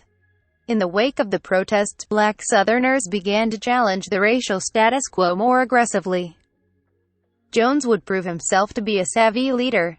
Though only 22 years old, Jones, the son of a Presbyterian minister father and an English professor mother, had considerable worldly experience. As a regional officer of the National Student Association, Jones traveled to the Vienna Youth Festival during the summer of 1959, where he extolled the benefits of American democracy to students from around the world. In early February 1960, Jones testified before the House Committee on Un-American Activities to counter an appearance by Paul Robeson, Jr. while driving home from Washington following his congressional appearance. Jones heard a radio report describing the Greensboro sit-ins, which had begun just a few days earlier. Moved by the courage of the Greensboro students, Jones decided to initiate similar action in Charlotte. Jones, who was vice president of the Smith Student Council, announced at a council meeting his plan to conduct a sit-in the following day. The next morning, over 200 Smith students joined him, sitting down and demanding service at the lunch counters in 8 Charlotte stores. Each of these stores permitted black customers to take food away from the lunch counters to eat elsewhere but denied them the opportunity to sit down and eat in the store. In the following days and weeks, the number of protesting students steadily increased. The students enjoyed considerable support in the African American community. Black professionals and business leaders organized a caravan of Cadillacs to transport the students from the Smith campus to the downtown stores. Black women who worked as domestics in the homes of prominent white families overheard conversations at work concerning the sit-ins and reported them to Jones. Many African Americans wore old clothes at Easter church services in April 1960 as a show of support. The students also enjoyed some support from the white community. The Charlotte Observer backed the students in its editorial pages and helped apply pressure on the recalcitrant store owners by publicizing the results of a survey that indicated that most Charlotteans would patronize a store that operated an integrated lunch counter. Many white shoppers canceled their credit cards at stores targeted by the protesters. In March, the Mecklenburg Christian Ministers Association unanimously resolved for an end to racial discrimination in the city and county. Jones carefully distanced his group of demonstrators from national civil rights organizations such as the Congress of Racial Equality, which had identified with the sit-in movement in other cities. Anxious to diffuse the typical white view that racial unrest was the result of outside agitators, Jones emphasized that all his group wanted was to sit down and eat when they were tired. For Mayor James Smith and Chamber of Commerce President Stanford Brookshire met in February 1960 to discuss the potential impact of the protests on Charlotte's image and business. Copyrighted material. The Quest for Freedom in the Post-Brown South. 121 Mate. Smith was entering his last year as mayor. Brookshire would take his place in the mayor's office in 1961, a position he would hold until 1969. During those 8 years, Brookshire would emerge as one of the central figures in Charlotte's desegregation efforts. Prior to entering public life, Brookshire said very little about issues of racial discrimination and did not enjoy significant black support in his first election bid. During the course of his tenure as mayor, however, Brookshire would become increasingly outspoken about the evils of racial discrimination, characterizing it as both immoral and bad for business. On several occasions, Brookshire would request the city and his fellow business owners to hire more black workers.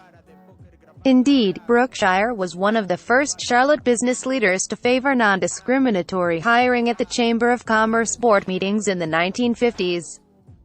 To Brookshire, expanding job opportunities made good economic sense, in his view.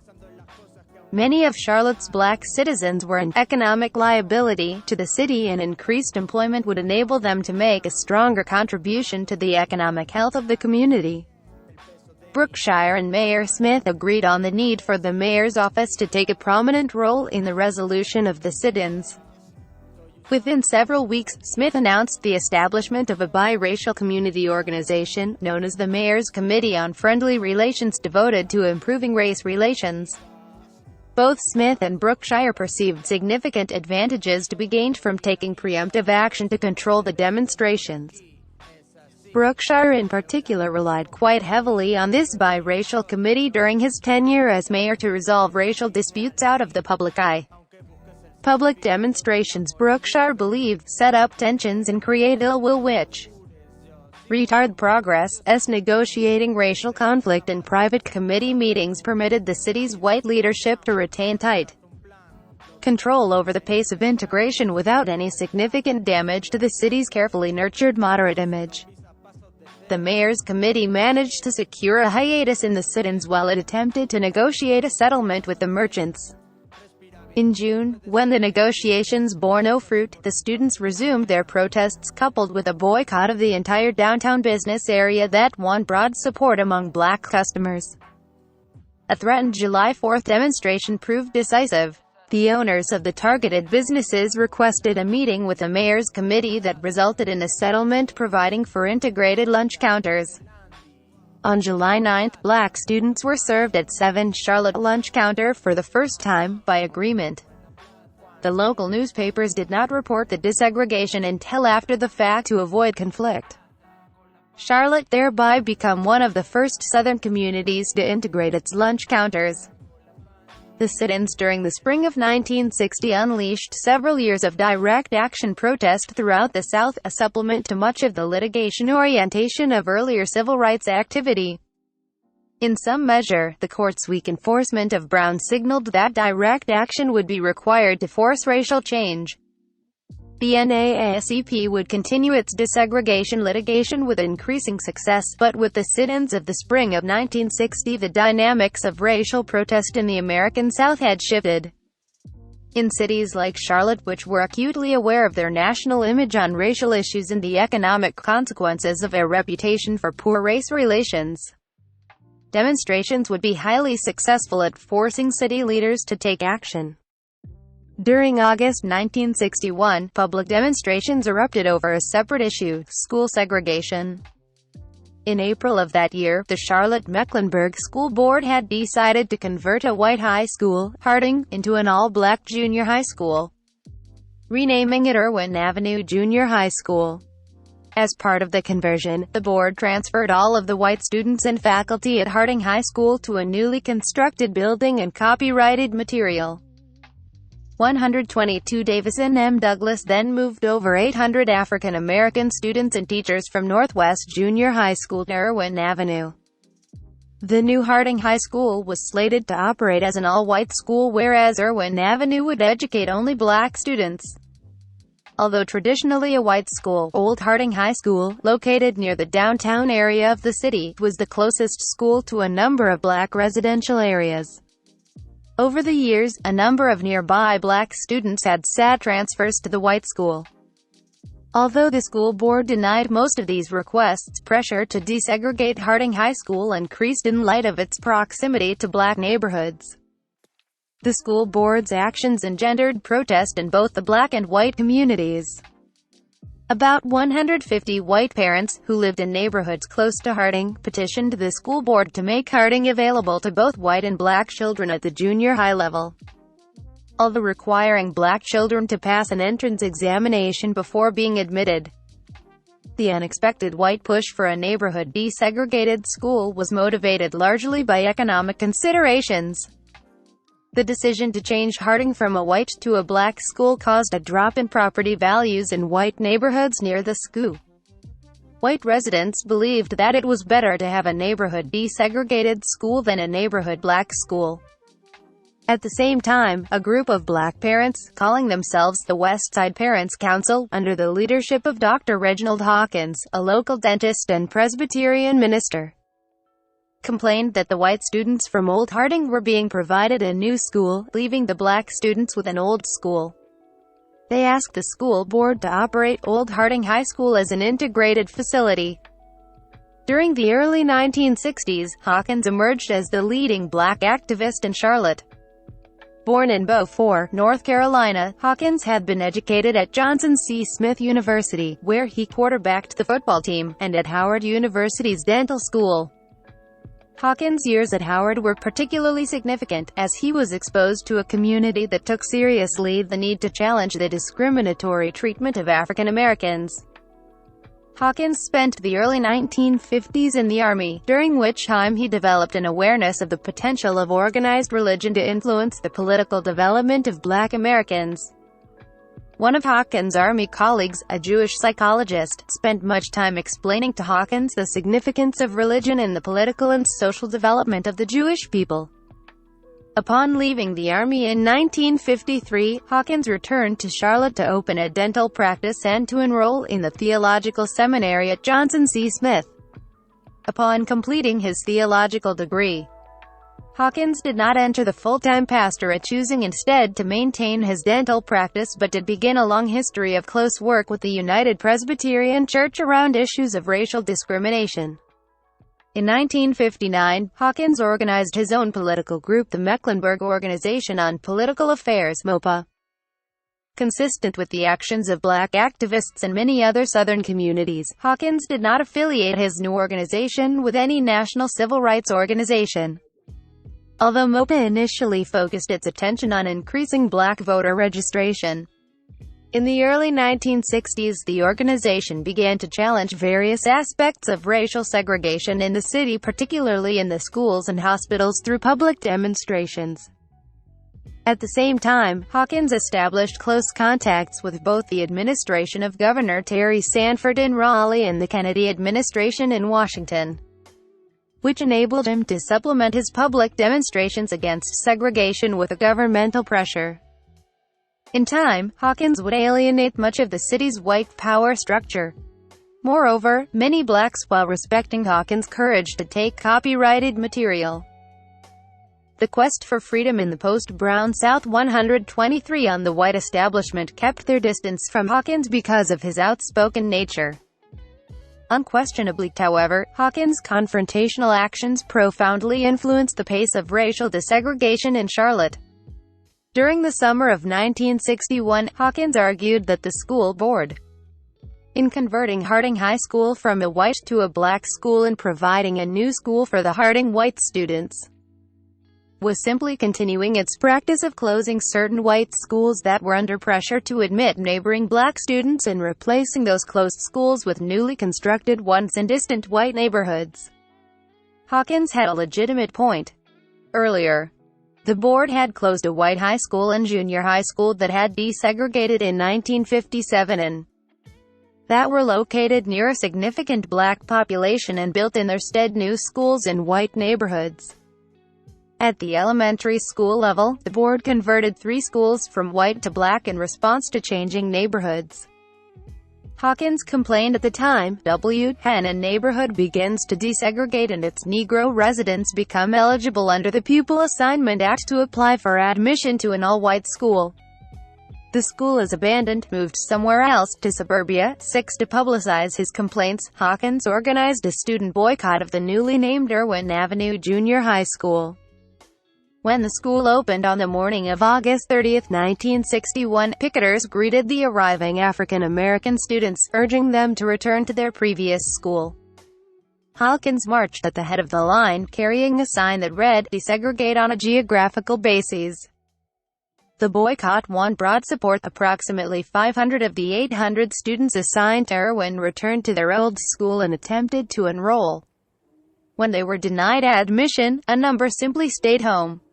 Hawkins understood that to be successful he needed to gain the attention of the city's white business leaders. Charlotte was scheduled to host the North Carolina World Trade Fair in October 1961, and Hawkins announced plans to use the fair to publicize the city's discriminatory practices. Hawkins told a newspaper reporter that he planned to write letters to President John Kennedy and the presidents of Mexico and Finland, each of whom might attend the trade fair, explaining his protest and telling them that all was not fair in Charlotte. Hawkins conceded that the city's white business leadership had warned him against causing the city embarrassment during the trade fair, but he made it clear that he would ignore those warnings. How do they know of embarrassment?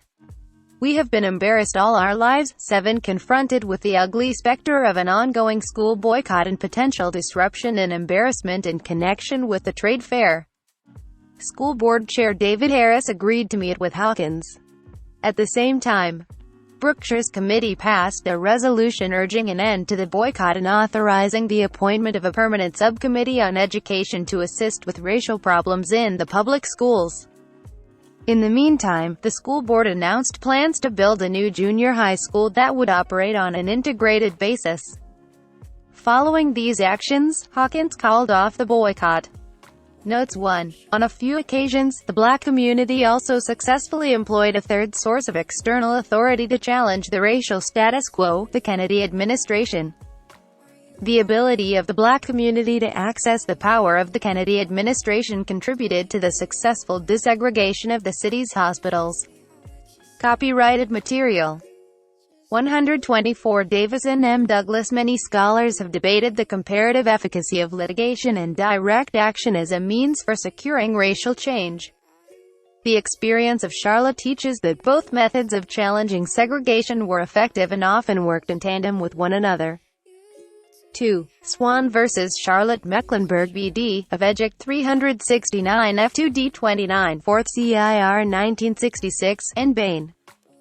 3. Adkins vs. School BD, of Newport News, 148 F Sup. 430, 446, EOVA, AFFD 246 F2D 325, 4th CIR, Cert. Denied 355 Use 855 1957, Bush vs. Orleans Parish SCH. BD, 138 F Sup. 337, 341, EOLA, 1956. 4. Telephone interview with Charles Jones. Jones would later identify with national civil rights efforts, however, becoming a leader in the Student Nonviolent Coordinating Committee. 5. Stanford Brookshire, unpublished address, 1961, transcript available with the Stanford Brookshire Papers, Box 26-4, Special Collections, Atkins Library, University of North Carolina at Charlotte. 6. School unit told it is evading desegregation opportunities, Charlotte Observer, April 19, 1961, ELA. 7. Hawkins heaps abuse on school officials, Charlotte Observer, September 4, 1961. 21 inches Soulmaning, using race for political and economic gain. Luther Wright, Jr. Philip and Paul Malone, twin brothers from Boston, applied to be firefighters in 1975 but were not hired because of low civil service test scores. The brothers reapplied in 1977, changing their racial classifications from white to black due to a court mandate requiring Boston to hire more minority firefighters and police. The Malones were hired in 1978, even though their test scores remained the same. Had the Malones listed their race as white in 1977, they most likely would have been denied employment a second time. In 1988, 10 years after being hired, the Malone brothers' racial classifications were questioned by a Boston fire commissioner when the twins applied for promotions.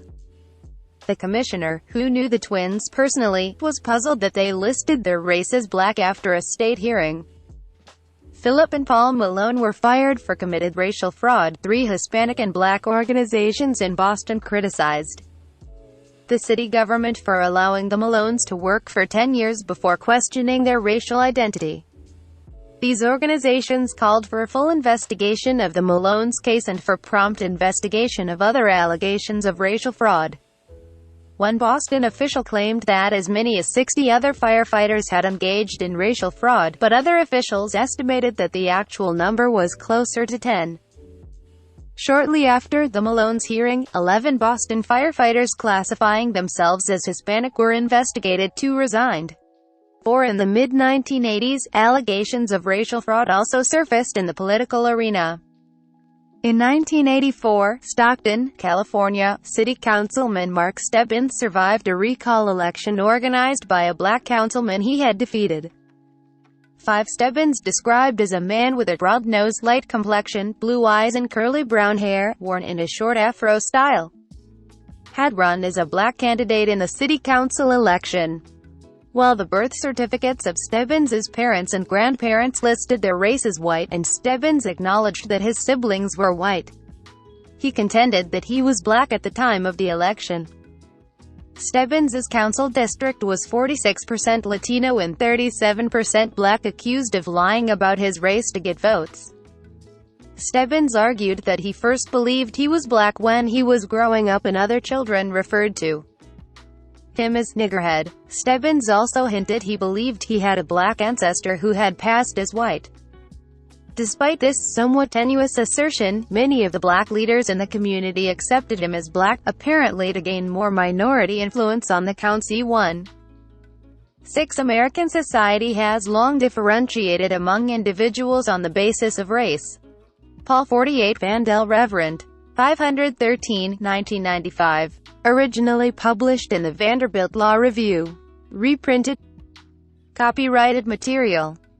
126 Luther Wright, Jr. Finkelman recently noted, the word race defies precise definition in American law. No physical attribute or collection of physical attributes adequately defines race. This lack of a precise definition led to accusations of racial fraud in the Malones and Stebbins cases. The makeshift definition of race used during the Malones' hearing encompassed appearance, self-identification of the family and the community, and ancestry. In the Stebbins election, California voters and leaders created a definition of race premised on physical features and personal self-identification, but paid absolutely no attention to Stebbins' obviously white ancestry. Finkelman argues, and the Malones and Stebbins cases support the assertion, that the American definition of race is much like Justice Potter Stewart's definition of obscenity. I know it when I see it. Be the problem with race, as with pornography, is that people see it differently. From slavery to the present, some blacks have passed for white. In recent years, incidents of whites claiming to be black have become more and more frequent. I use the term soulmaning to describe whites passing for black to gain employment, education, and political opportunities. The Malones and Stebbins incidents illustrate soulmaning. See Chapter 43, below. Ed. While the case of Mark Stebbins may seem unbelievable, his case is probably more common. Black Pride movement of the 1960s encouraged people to take pride in and embrace their fractional black heritage. Mark Stebbins may have been one of these individuals, but that seems highly unlikely. The political benefit that he received by identifying himself as black in a district composed of 37% blacks and 83% minorities is a classic example of soulmaning. Running as a white candidate against a black incumbent would have resulted in defeat if the voters voted along racial lines. It is not unreasonable to argue that Stebbins declared himself black in order to win. Regardless of his motivations, blacks in the district were willing to embrace Stebbins because of the much-needed black political power he could generate as a black council member. In a society so heavily reliant on race, it is advantageous for all minority groups to accept those who self-identify with the group. Consequently, minority groups may welcome those who are soul-manning when it is beneficial to the group. However, when the benefit is only incurred by the individual, the attitude is usually more hostile. The case of the Malone twins demonstrates soul-manning in employment. The Malones were found guilty of committing racial fraud to obtain work. The Malones apparently believed that there was some benefit to be gained by classifying themselves as blacks. Soul-manning and obtaining work did not elicit the open-armed response that Stebbins received in the political arena. As Massachusetts Department of Personnel Administrator David Haley pointed out at the time of the Malone incident, the reaction of minorities in that instance was much different. Haley argued that because the Malones denied two minorities the opportunity to serve as Boston firefighters, no one would ever know what those two minority firefighters might have accomplished. The Malones took advantage of a hiring policy designed to remedy past and present discrimination. In this remedial context, a standardless definition of race allows racial fraud to continue with no remedy for past discrimination. The reality of affirmative action, calls for diversity, and even political campaigns may make soul-manning a recurring phenomenon. Failure to develop intelligent rules in this arena could lead to strained racial tensions and the blatant abuse of policies designed to bring about social justice. Copyrighted material. Soul-manning, Notes 127-1. Peggy Hernandez, fireman who claimed to be black lose appeal, Boston Globe 13, July 26, 1989. 2. For a history of the court mandate to hire minorities in the Boston firefighting and police departments, see Boston Chapter NAASCP vs. Beechert 679 F2D 965 5th CIR. 1980. 3. Peggy Hernandez and John Elamon, to fight firing over disputed claim that they are black. Boston Globe 29, September 29, 1988.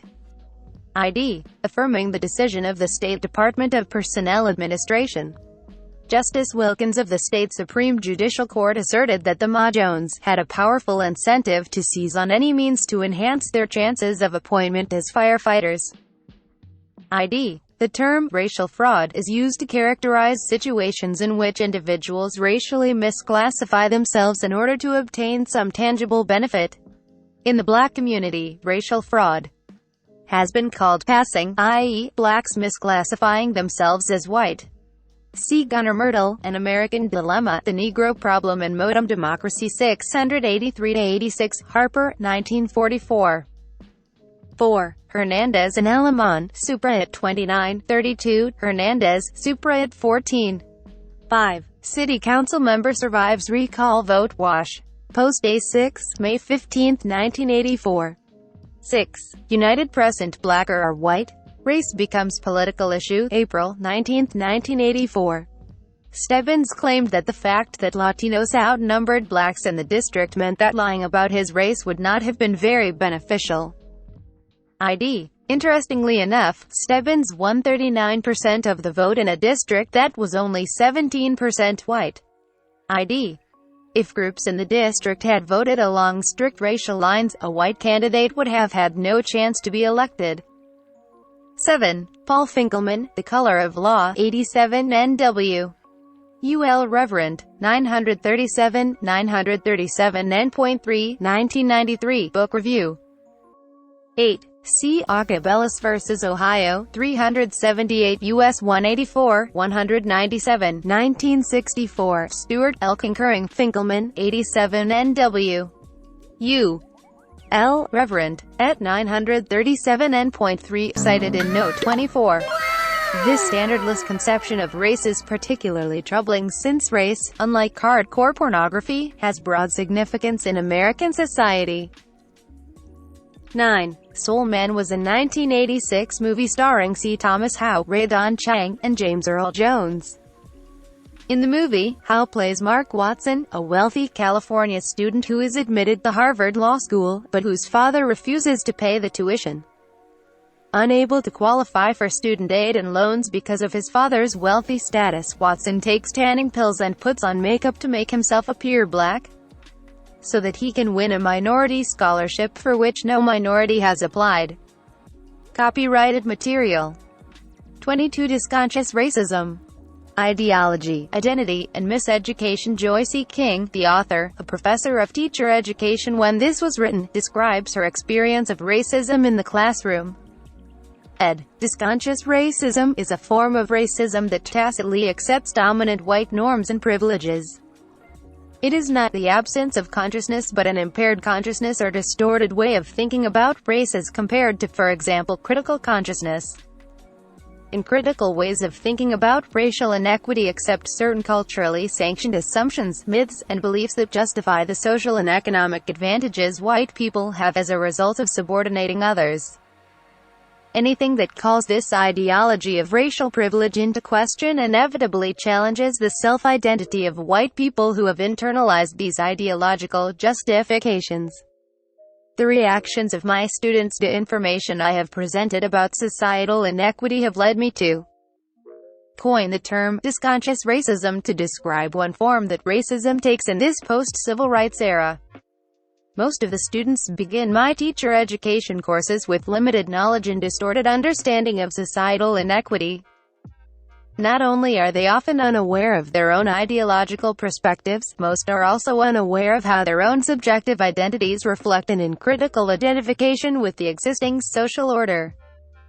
Moreover, they have difficulty explaining liberal and conservative standpoints on contemporary social and educational issues, and are even less familiar with radical perspectives.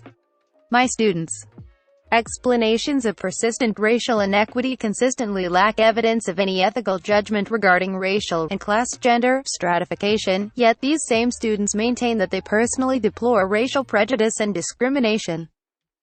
This suggests that the ability to imagine a society reorganized without racial privilege requires a fundamental shift in the way white people think about their status, their self-identities, and their conceptions of black people.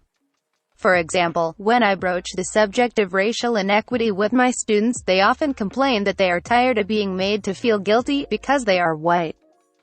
The following entries from the classroom journals of 2 undergraduate students in an education course typify this reaction. With some class discussions, readings, and other media. There have been times that I feel guilty for being white, which really infuriates me because no one should feel guilty for the color of copyright 1991 by the Journal of Negro Education. Volume 60, Number 2, 1991. Reprinted by permission. Copyrighted material. Dysconscious racism 129. Their skin or ethnic background. Perhaps my feelings are actually a discomfort for the fact that others have been discriminated against all of their life because of their color and I have not. How can I be thankful that I am not a victim of discrimination? I should be ashamed. Then I become confused. Why shouldn't I be thankful that I have escaped such pain? That students often express such feelings of guilt and hostility suggests they accept certain unexamined assumptions, unasked questions, and unquestioned cultural myths regarding both the social order and their place in it. The discussion that follows will show how dysconscious racism manifested in student explanations of societal inequity and linked to their conceptions of black people. Devalues the cultural diversity of the black experience and limits what teachers can do to promote equity. The findings since the fall academic quarter 1986. I have given the student teachers in my course statistical comparisons such as those compiled in 1987 by Marian Wright Edelman's Children's Defense Fund regarding black and white children's life chances, e.g. compared to white children, black children are twice as likely to die in the first year of life. I then ask each student to write a brief explanation of how these racial inequities came about by answering the question, how did our society get to be this way? An earlier study comparing student responses to this Question: in the fall 1986 and spring 1987 quarters identifies 3 ways students explain this inequity. As the result of slavery, Category I, the denial or lack of equal opportunity for African Americans, Category II, or part of the framework of a society in which racism and discrimination are normative, Category III. I use these same categories to compare student responses collected in this present study. The responses presented below are representative of 22 essay responses collected from students in 1986 and 35 responses collected in 1988. Category I explanations begin and end with slavery. Their focus is either on describing African Americans as victims of their original slave status, or they assert that black-white inequality is the continuing result of inequity which began during slavery. In either case, historical determinism is a key feature. African Americans are perceived as ex-slaves, and the disabilities of slavery are believed to have been passed down intergenerationally. As 2 students wrote, I feel it dates back to the time of slavery, when the blacks were not permitted to work or really have a life of their own. They were not given the luxury or opportunity to be educated, and each generation passed this disability on. Italics added, I think that this harkens back to the origin of the American black population as slaves. Whereas other immigrant groups started on a low rung of our economic and social class ladder and had space and opportunity to move up, blacks did not. They were perceived as somehow less than people. This view may have been passed down and even on to black youth. It is worth noting that the fixed and universal beliefs Europeans and white Americans held about black inferiority, white superiority during the epoch of the Atlantic slave trade, beliefs that made the enslavement of Africans seem justified and lawful, are not the focus of this kind of explanation. The historical continuum of cause and effect, evident in Category I explanations, excludes any consideration of the cultural rationality behind such attitudes, that is, they do not explain why white people held these beliefs. Copyrighted M-J. Delgado. 130 JOYCE King. Category The second explanations emphasize the denial of equal opportunity to black people, e.g., less education, lack of jobs, low wages, poor health care.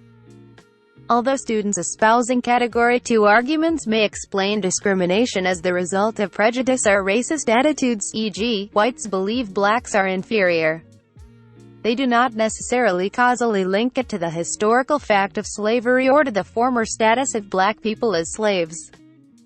Rather, the persistently unequal status of African Americans is seen as an effect of poverty and systemic discrimination.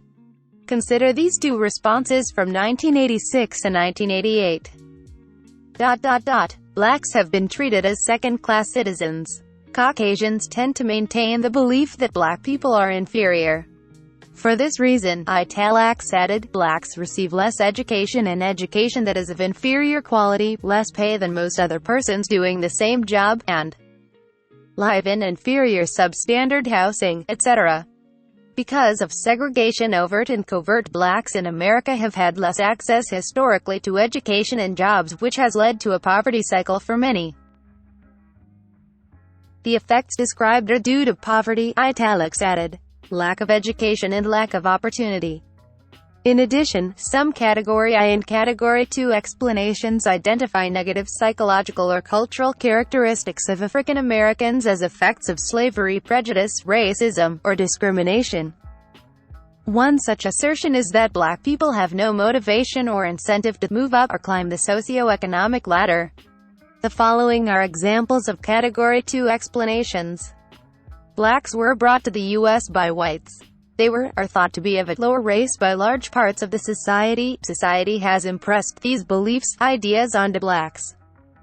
Therefore, blacks probably have lower self-esteem, and when you have lower self-esteem, it is harder to move up in the world.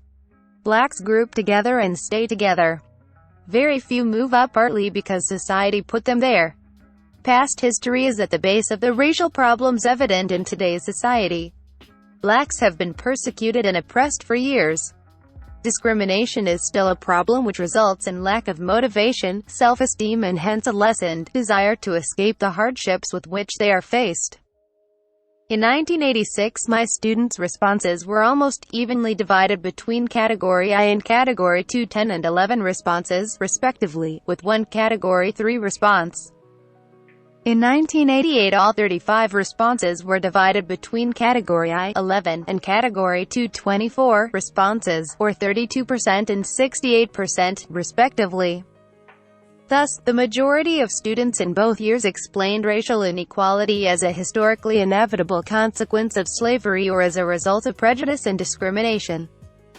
Their explanations failed to recognize structural inequity built into the social order or to link racial inequity to other forms of exploitation. In addition, these explanations, which give considerable attention to black people's negative characteristics, fail to account for white people's beliefs and attitudes that have long justified societal oppression and inequity in the form of racial slavery or discrimination. Discussion. An obvious feature of Category I explanations is the devaluation of the African American cultural heritage, a heritage which certainly encompasses more than the debilitating experience of slavery. Moreover, the integrity and adaptive resilience of the culture of enslaved African Americans is ignored and implicitly devalued. Indeed, Category copyrighted material. Dysconscious racism. 131I explanations reflect a conservative assimilationist ideology that blames contemporary racial inequity on the presumed cultural deficits of African Americans. Less obvious is the way the historical continuum of these explanations, beginning, as they do, with the effects of slavery on African Americans, fails to consider the specific cultural motive rationality that justified slavery as acceptable and lawful. Also excluded from these explanations as possible contributing factors are the particular advantages white people gained from the institution of racial slavery. Category II explanations devalued diversity by not recognizing how opportunity is tied to an individual's willingness to assimilate mainstream norms and values. These explanations also fail to call into question the basic structural inequity of the social order. Instead, the cultural mythology of the American dream, most specifically the myth of equal opportunity, is tacitly accepted, i.e., with the right opportunity, African Americans can climb out of poverty and make it like everyone else. This approach ignores the widening gap between the haves and the have-nots, the downward mobility of growing numbers of whites, particularly women with children, and other social realities of contemporary capitalism. While not altogether inaccurate, these explanations are nevertheless partial precisely because they fail to make appropriate connections between race, gender, and class inequity. How do Category I and Category II explanations exemplify dysconscious racism? Both types defend white privilege. For example, Category I explanations rationalize racial inequity by attributing it to the effects of slavery on African Americans while ignoring the economic advantages it gave whites. A second rationalization, embraced by many of my students, conceives of equal opportunity, not as equal access to jobs, healthcare, education, etc., but rather as a sort of legal liberty, which leaves the structural basis of the racial status quo intact. In effect, by failing to connect a more just opportunity system for blacks with fewer white skin advantages for whites, these explanations, in actuality, affirm the racial status quo. The existing social order cannot easily provide for unlimited, or equal, opportunity for black people while maintaining racial privileges for whites. Thus, elimination of the societal hierarchy is inevitable if the social order is to be reorganized, but before this can occur, structural inequity must be recognized as such and actively struggled against. This, however, is not what most of my students have in mind when they refer to equal opportunity. Category I and Category II explanations rationalize the existing social order in yet a third way by omitting any ethical judgment against the privileges white people have gained as a result of subordinating black people on others. These explanations thus reveal a dysconscious racism which, although it bears little resemblance to the violent bigotry and overt white supremacist ideologies of previous eras, still takes for granted a system of racial privilege and societal stratification that favors whites. Few of my students even think of disputing this system or see it as disputable. Category 3 explanations, on the other hand, do not defend this system. They are more comprehensive, and thus more accurate, because they make the appropriate connections between racism and other forms of inequity. They locate the origins of racial inequity in a society in which racial victimization is normative. Identifying and criticizing racist ideology and societal structures without placing the responsibility for changing the situation solely on African Americans or exaggerating the role of white prejudice. I have received only one Category 3 response from a student at the beginning of my courses, the following. Copyrighted material. 132 JOYCE King, racial inequity is primarily the result of the economic system. Racism served the purposes of ruling groups, e.g., in the Reconstruction era. Poor whites were pitted against blacks. A pool of cheap exploitable labor is desired by capitalists, and this ties in with the identifiable differences of races. Why is it that more students do not think this way? I suggest that their thinking is impaired by dysconscious racism. My point is not that my students are racist, rather, their uncritical and limited ways of thinking must be identified, understood, and brought to awareness. Dysconscious racism must be brought to the forefront if we want students to consider seriously the need for fundamental change in society and in education. See Chapter 108 for further analysis of JOYCE's subject by Dr. Joyce King. Ed. Copyrighted material. Synopses of other important works: The Racial Mind, Raphael S. Ezekiel and Martin Luther King, 2. In addition to the authors represented in this part, two other distinguished commentators, Raphael S. Ezekiel and Martin Luther King Jr., have addressed the white mindset. In his book The Racist Mind, 1995, Ezekiel, a professor at the University of Michigan, reports on his studies of and interviews with American neo-Nazis and Klansmen. He begins with a query: who am I? How do I fit in the world? This is a question that we ask of ourselves, each of us, including the Klansman and the Nazi. For these people, the answer is race. I am a member of the white race. My people built this civilization. Ezekiel goes on to address that prideful mindset. After examining white supremacist literature, attending meetings, and talking with members of Klan and Nazi groups, Ezekiel offers some tentative explanations for the far-right worldview. A common feature is essentialism, the idea that race identifies a single, defining quality and that the white race is superior to others. Most Americans subscribe to this belief to one degree or another. White supremacists hold it to an extreme extent. Neo-Nazis and Klan members also consider race as a biologically meaningful description of reality. For that reason, it is a sensible and fundamental way to categorize our fellow human beings. This idea, too, is held by most Americans, if only to a slightly lesser extent. Supremacists also see the world in terms of power and legitimate authority. In our society, one sees that white people hold most positions of power. Klansmen infer that this is because whites and men are superior in nature and that this superiority grants them the power of command. As our economy worsens and immigration increases, Ezekiel predicts these beliefs will only gain greater currency, both among more moderate Americans and among the extreme right. The author cites statistics from groups like the Center for Democratic Renewal and the Southern Poverty Law Center, holding that the militant white racist movement counts between 23,000 and 25,000 members, had 150,000 sympathizers who buy movement literature, send money, or attend rallies, and includes another 450,000 people who do not buy the literature but read it. He describes the militant movement as a loose confederation of small groups, whose ordination comes from the constant circuit riding of the leaders.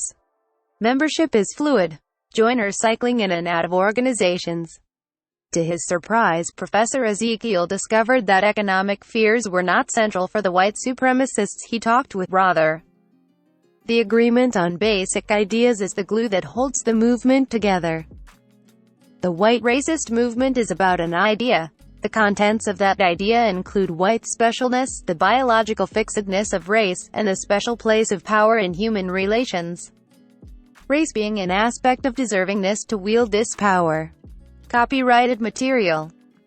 134 issues and comments. Martin Luther King Jr., in a collection entitled Where Do We Go From Here? Chaos or Community, 1967, highlights a different dimension of white supremacist thought and ideology. While Professor Ezekiel concentrates on their most recent manifestations, the Nobel laureate and civil rights leader draws attention to their origin in early elite colonial circles. King remarks, "Generally, we think of white supremacist views as having their origins with the unlettered, underprivileged poor-class whites. But the social obstetricians who presided at the birth of racist views in our country were from the aristocracy, rich merchants, influential clergymen, men of medical science, historians and political scientists from some of the leading universities of the nation. With such a distinguished company, what was there to inspire poor, illiterate, unskilled WHIT farmers to think otherwise? Early in our history, then, the doctrine of white supremacy was incorporated into textbooks, sermons, and other cultural expressions, becoming over time part of the country's cultural structure. The Supreme Court ratified it in the Dred Scott decision, which held that black people had no rights that whites were bound to respect." King points out that practically all of the Founding Fathers, even those who rose to the heights of the presidency, those whom we cherish as our authentic heroes, were so enmeshed in the ethos of slavery and white supremacy that not one emerged with a clear, unambiguous stand on Negro rights.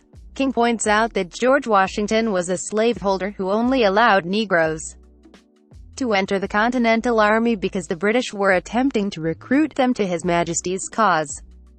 That Jefferson, in Notes on the State of Virginia, portrayed the Negro as greatly inferior to the white in intellect and morals, although better at picking out tunes on the bahar. And that even Lincoln was perplexed over what to do about blacks and wrote that the only answer might be to send them back to Africa or to the West Indies or some other isolated location. From the editors, issues and comments. Is the white race endangered, beleaguered, in disfavor, imposed upon? As Delgado and Stefancic put it, is this sense of imposition or beleaguerment real or imagined? Do whites sometimes feign sympathy for the struggles of non-white groups in order to get government off their backs, as Davison Douglas reports in his study of Southern desegregation? Some whites subscribe to color blindness, the notion that the best way to think about other races is not at all. But does not one need to notice another person's race before deciding not to notice it, that is, as the foundation for resolving to treat that other exactly as you would if he or she were like you? Are all, some, or many whites racist, in the sense of Ezekiel's racist mind? How many embrace the dismal metaphor of which Marvin Jones writes? Is it burdensome for whites to have to take account of each new ethnic group that comes forward demanding recognition, or to learn the new politically correct term of the month? And what do you make of Dinesh D'Souza's call for an end of racism? Is it possible? Feasible? Would it entail first getting rid of race? Or be copyrighted material? Suggested readings. 135 Coming even more conscious of it in our own participation. Complicity 1. In the various myths that sustain it. 1. Is whiteness transparent to most whites, as Barbara Flagg says, so that they do not even notice their own preconceptions and practices? 1. Suggested readings. Anatomy of Racism. David T. Goldberg, ed. 1990. Ball, Milner S. Stories of Origin and Constitutional Possibilities. 87. Mish. L. Reverend. 1855–1989.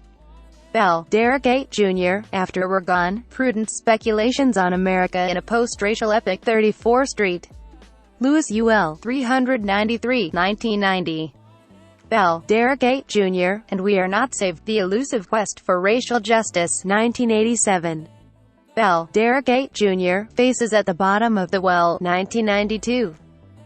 Carter, Stephen L., When Victims Happen to be Black. 97. Yale LJ 420, 1988. Delgado, Richard, Rodrigo's Eighth Chronicle, Black Crime, White Fears, on the Social Construction of Threat. 80 VA. L. Reverend, 503, 1994. Forbes, Jack, The Manipulation of Race, Caste, and Identity Classifying Afro-American, Native American, and Red Black People. 17 J. Ethnic Stud. 1, 1990. From Different Shores: Perspectives on Race and Ethnicity in America, Ron Takaki, ed. 1987. Hacker, Andrew. Two Nations: Black and White, Separate, Hostile, Unequal, 1992. Hunsberger, Bruce. Racial Awareness and Preference of White and Indian Canadian Children, 10 CANAD, JBEHAV. Sci. 176, 1978. Johnson, Sherry Lynn, Racial Imagery in Criminal Cases, 67 TUL. L. Reverend. 1739, 1993. Jordan, Winthrop, White Over Black, American Attitudes Toward the Negro, 1550-18. Koval, Joel, White Racism, A Psychohistory, 1970. Lawrence, Charles K. 3rd, The ID, The Ego, and Equal Protection, Reckoning with Unconscious Racism, 39. Stan. L. Reverend. 317. Lott, Eric, Love and Theft, Blackface Minstrelsy and the American Working Class, 1993. Mailer, Norman, The White Negro, 1957. Matsuda, Mari J. Voices of America, Accent, Anti-Discrimination Law, and a Jurisprudence for the Last Reconstruction, 100 Yale LJ. 1329, 1991. Williams, Patricia J. The Alchemy of Race and Williams, Robert A. Jr., The Algebra of Federal Indian Law, 1986. Swiss. L. Reverend. 219. Copyrighted material.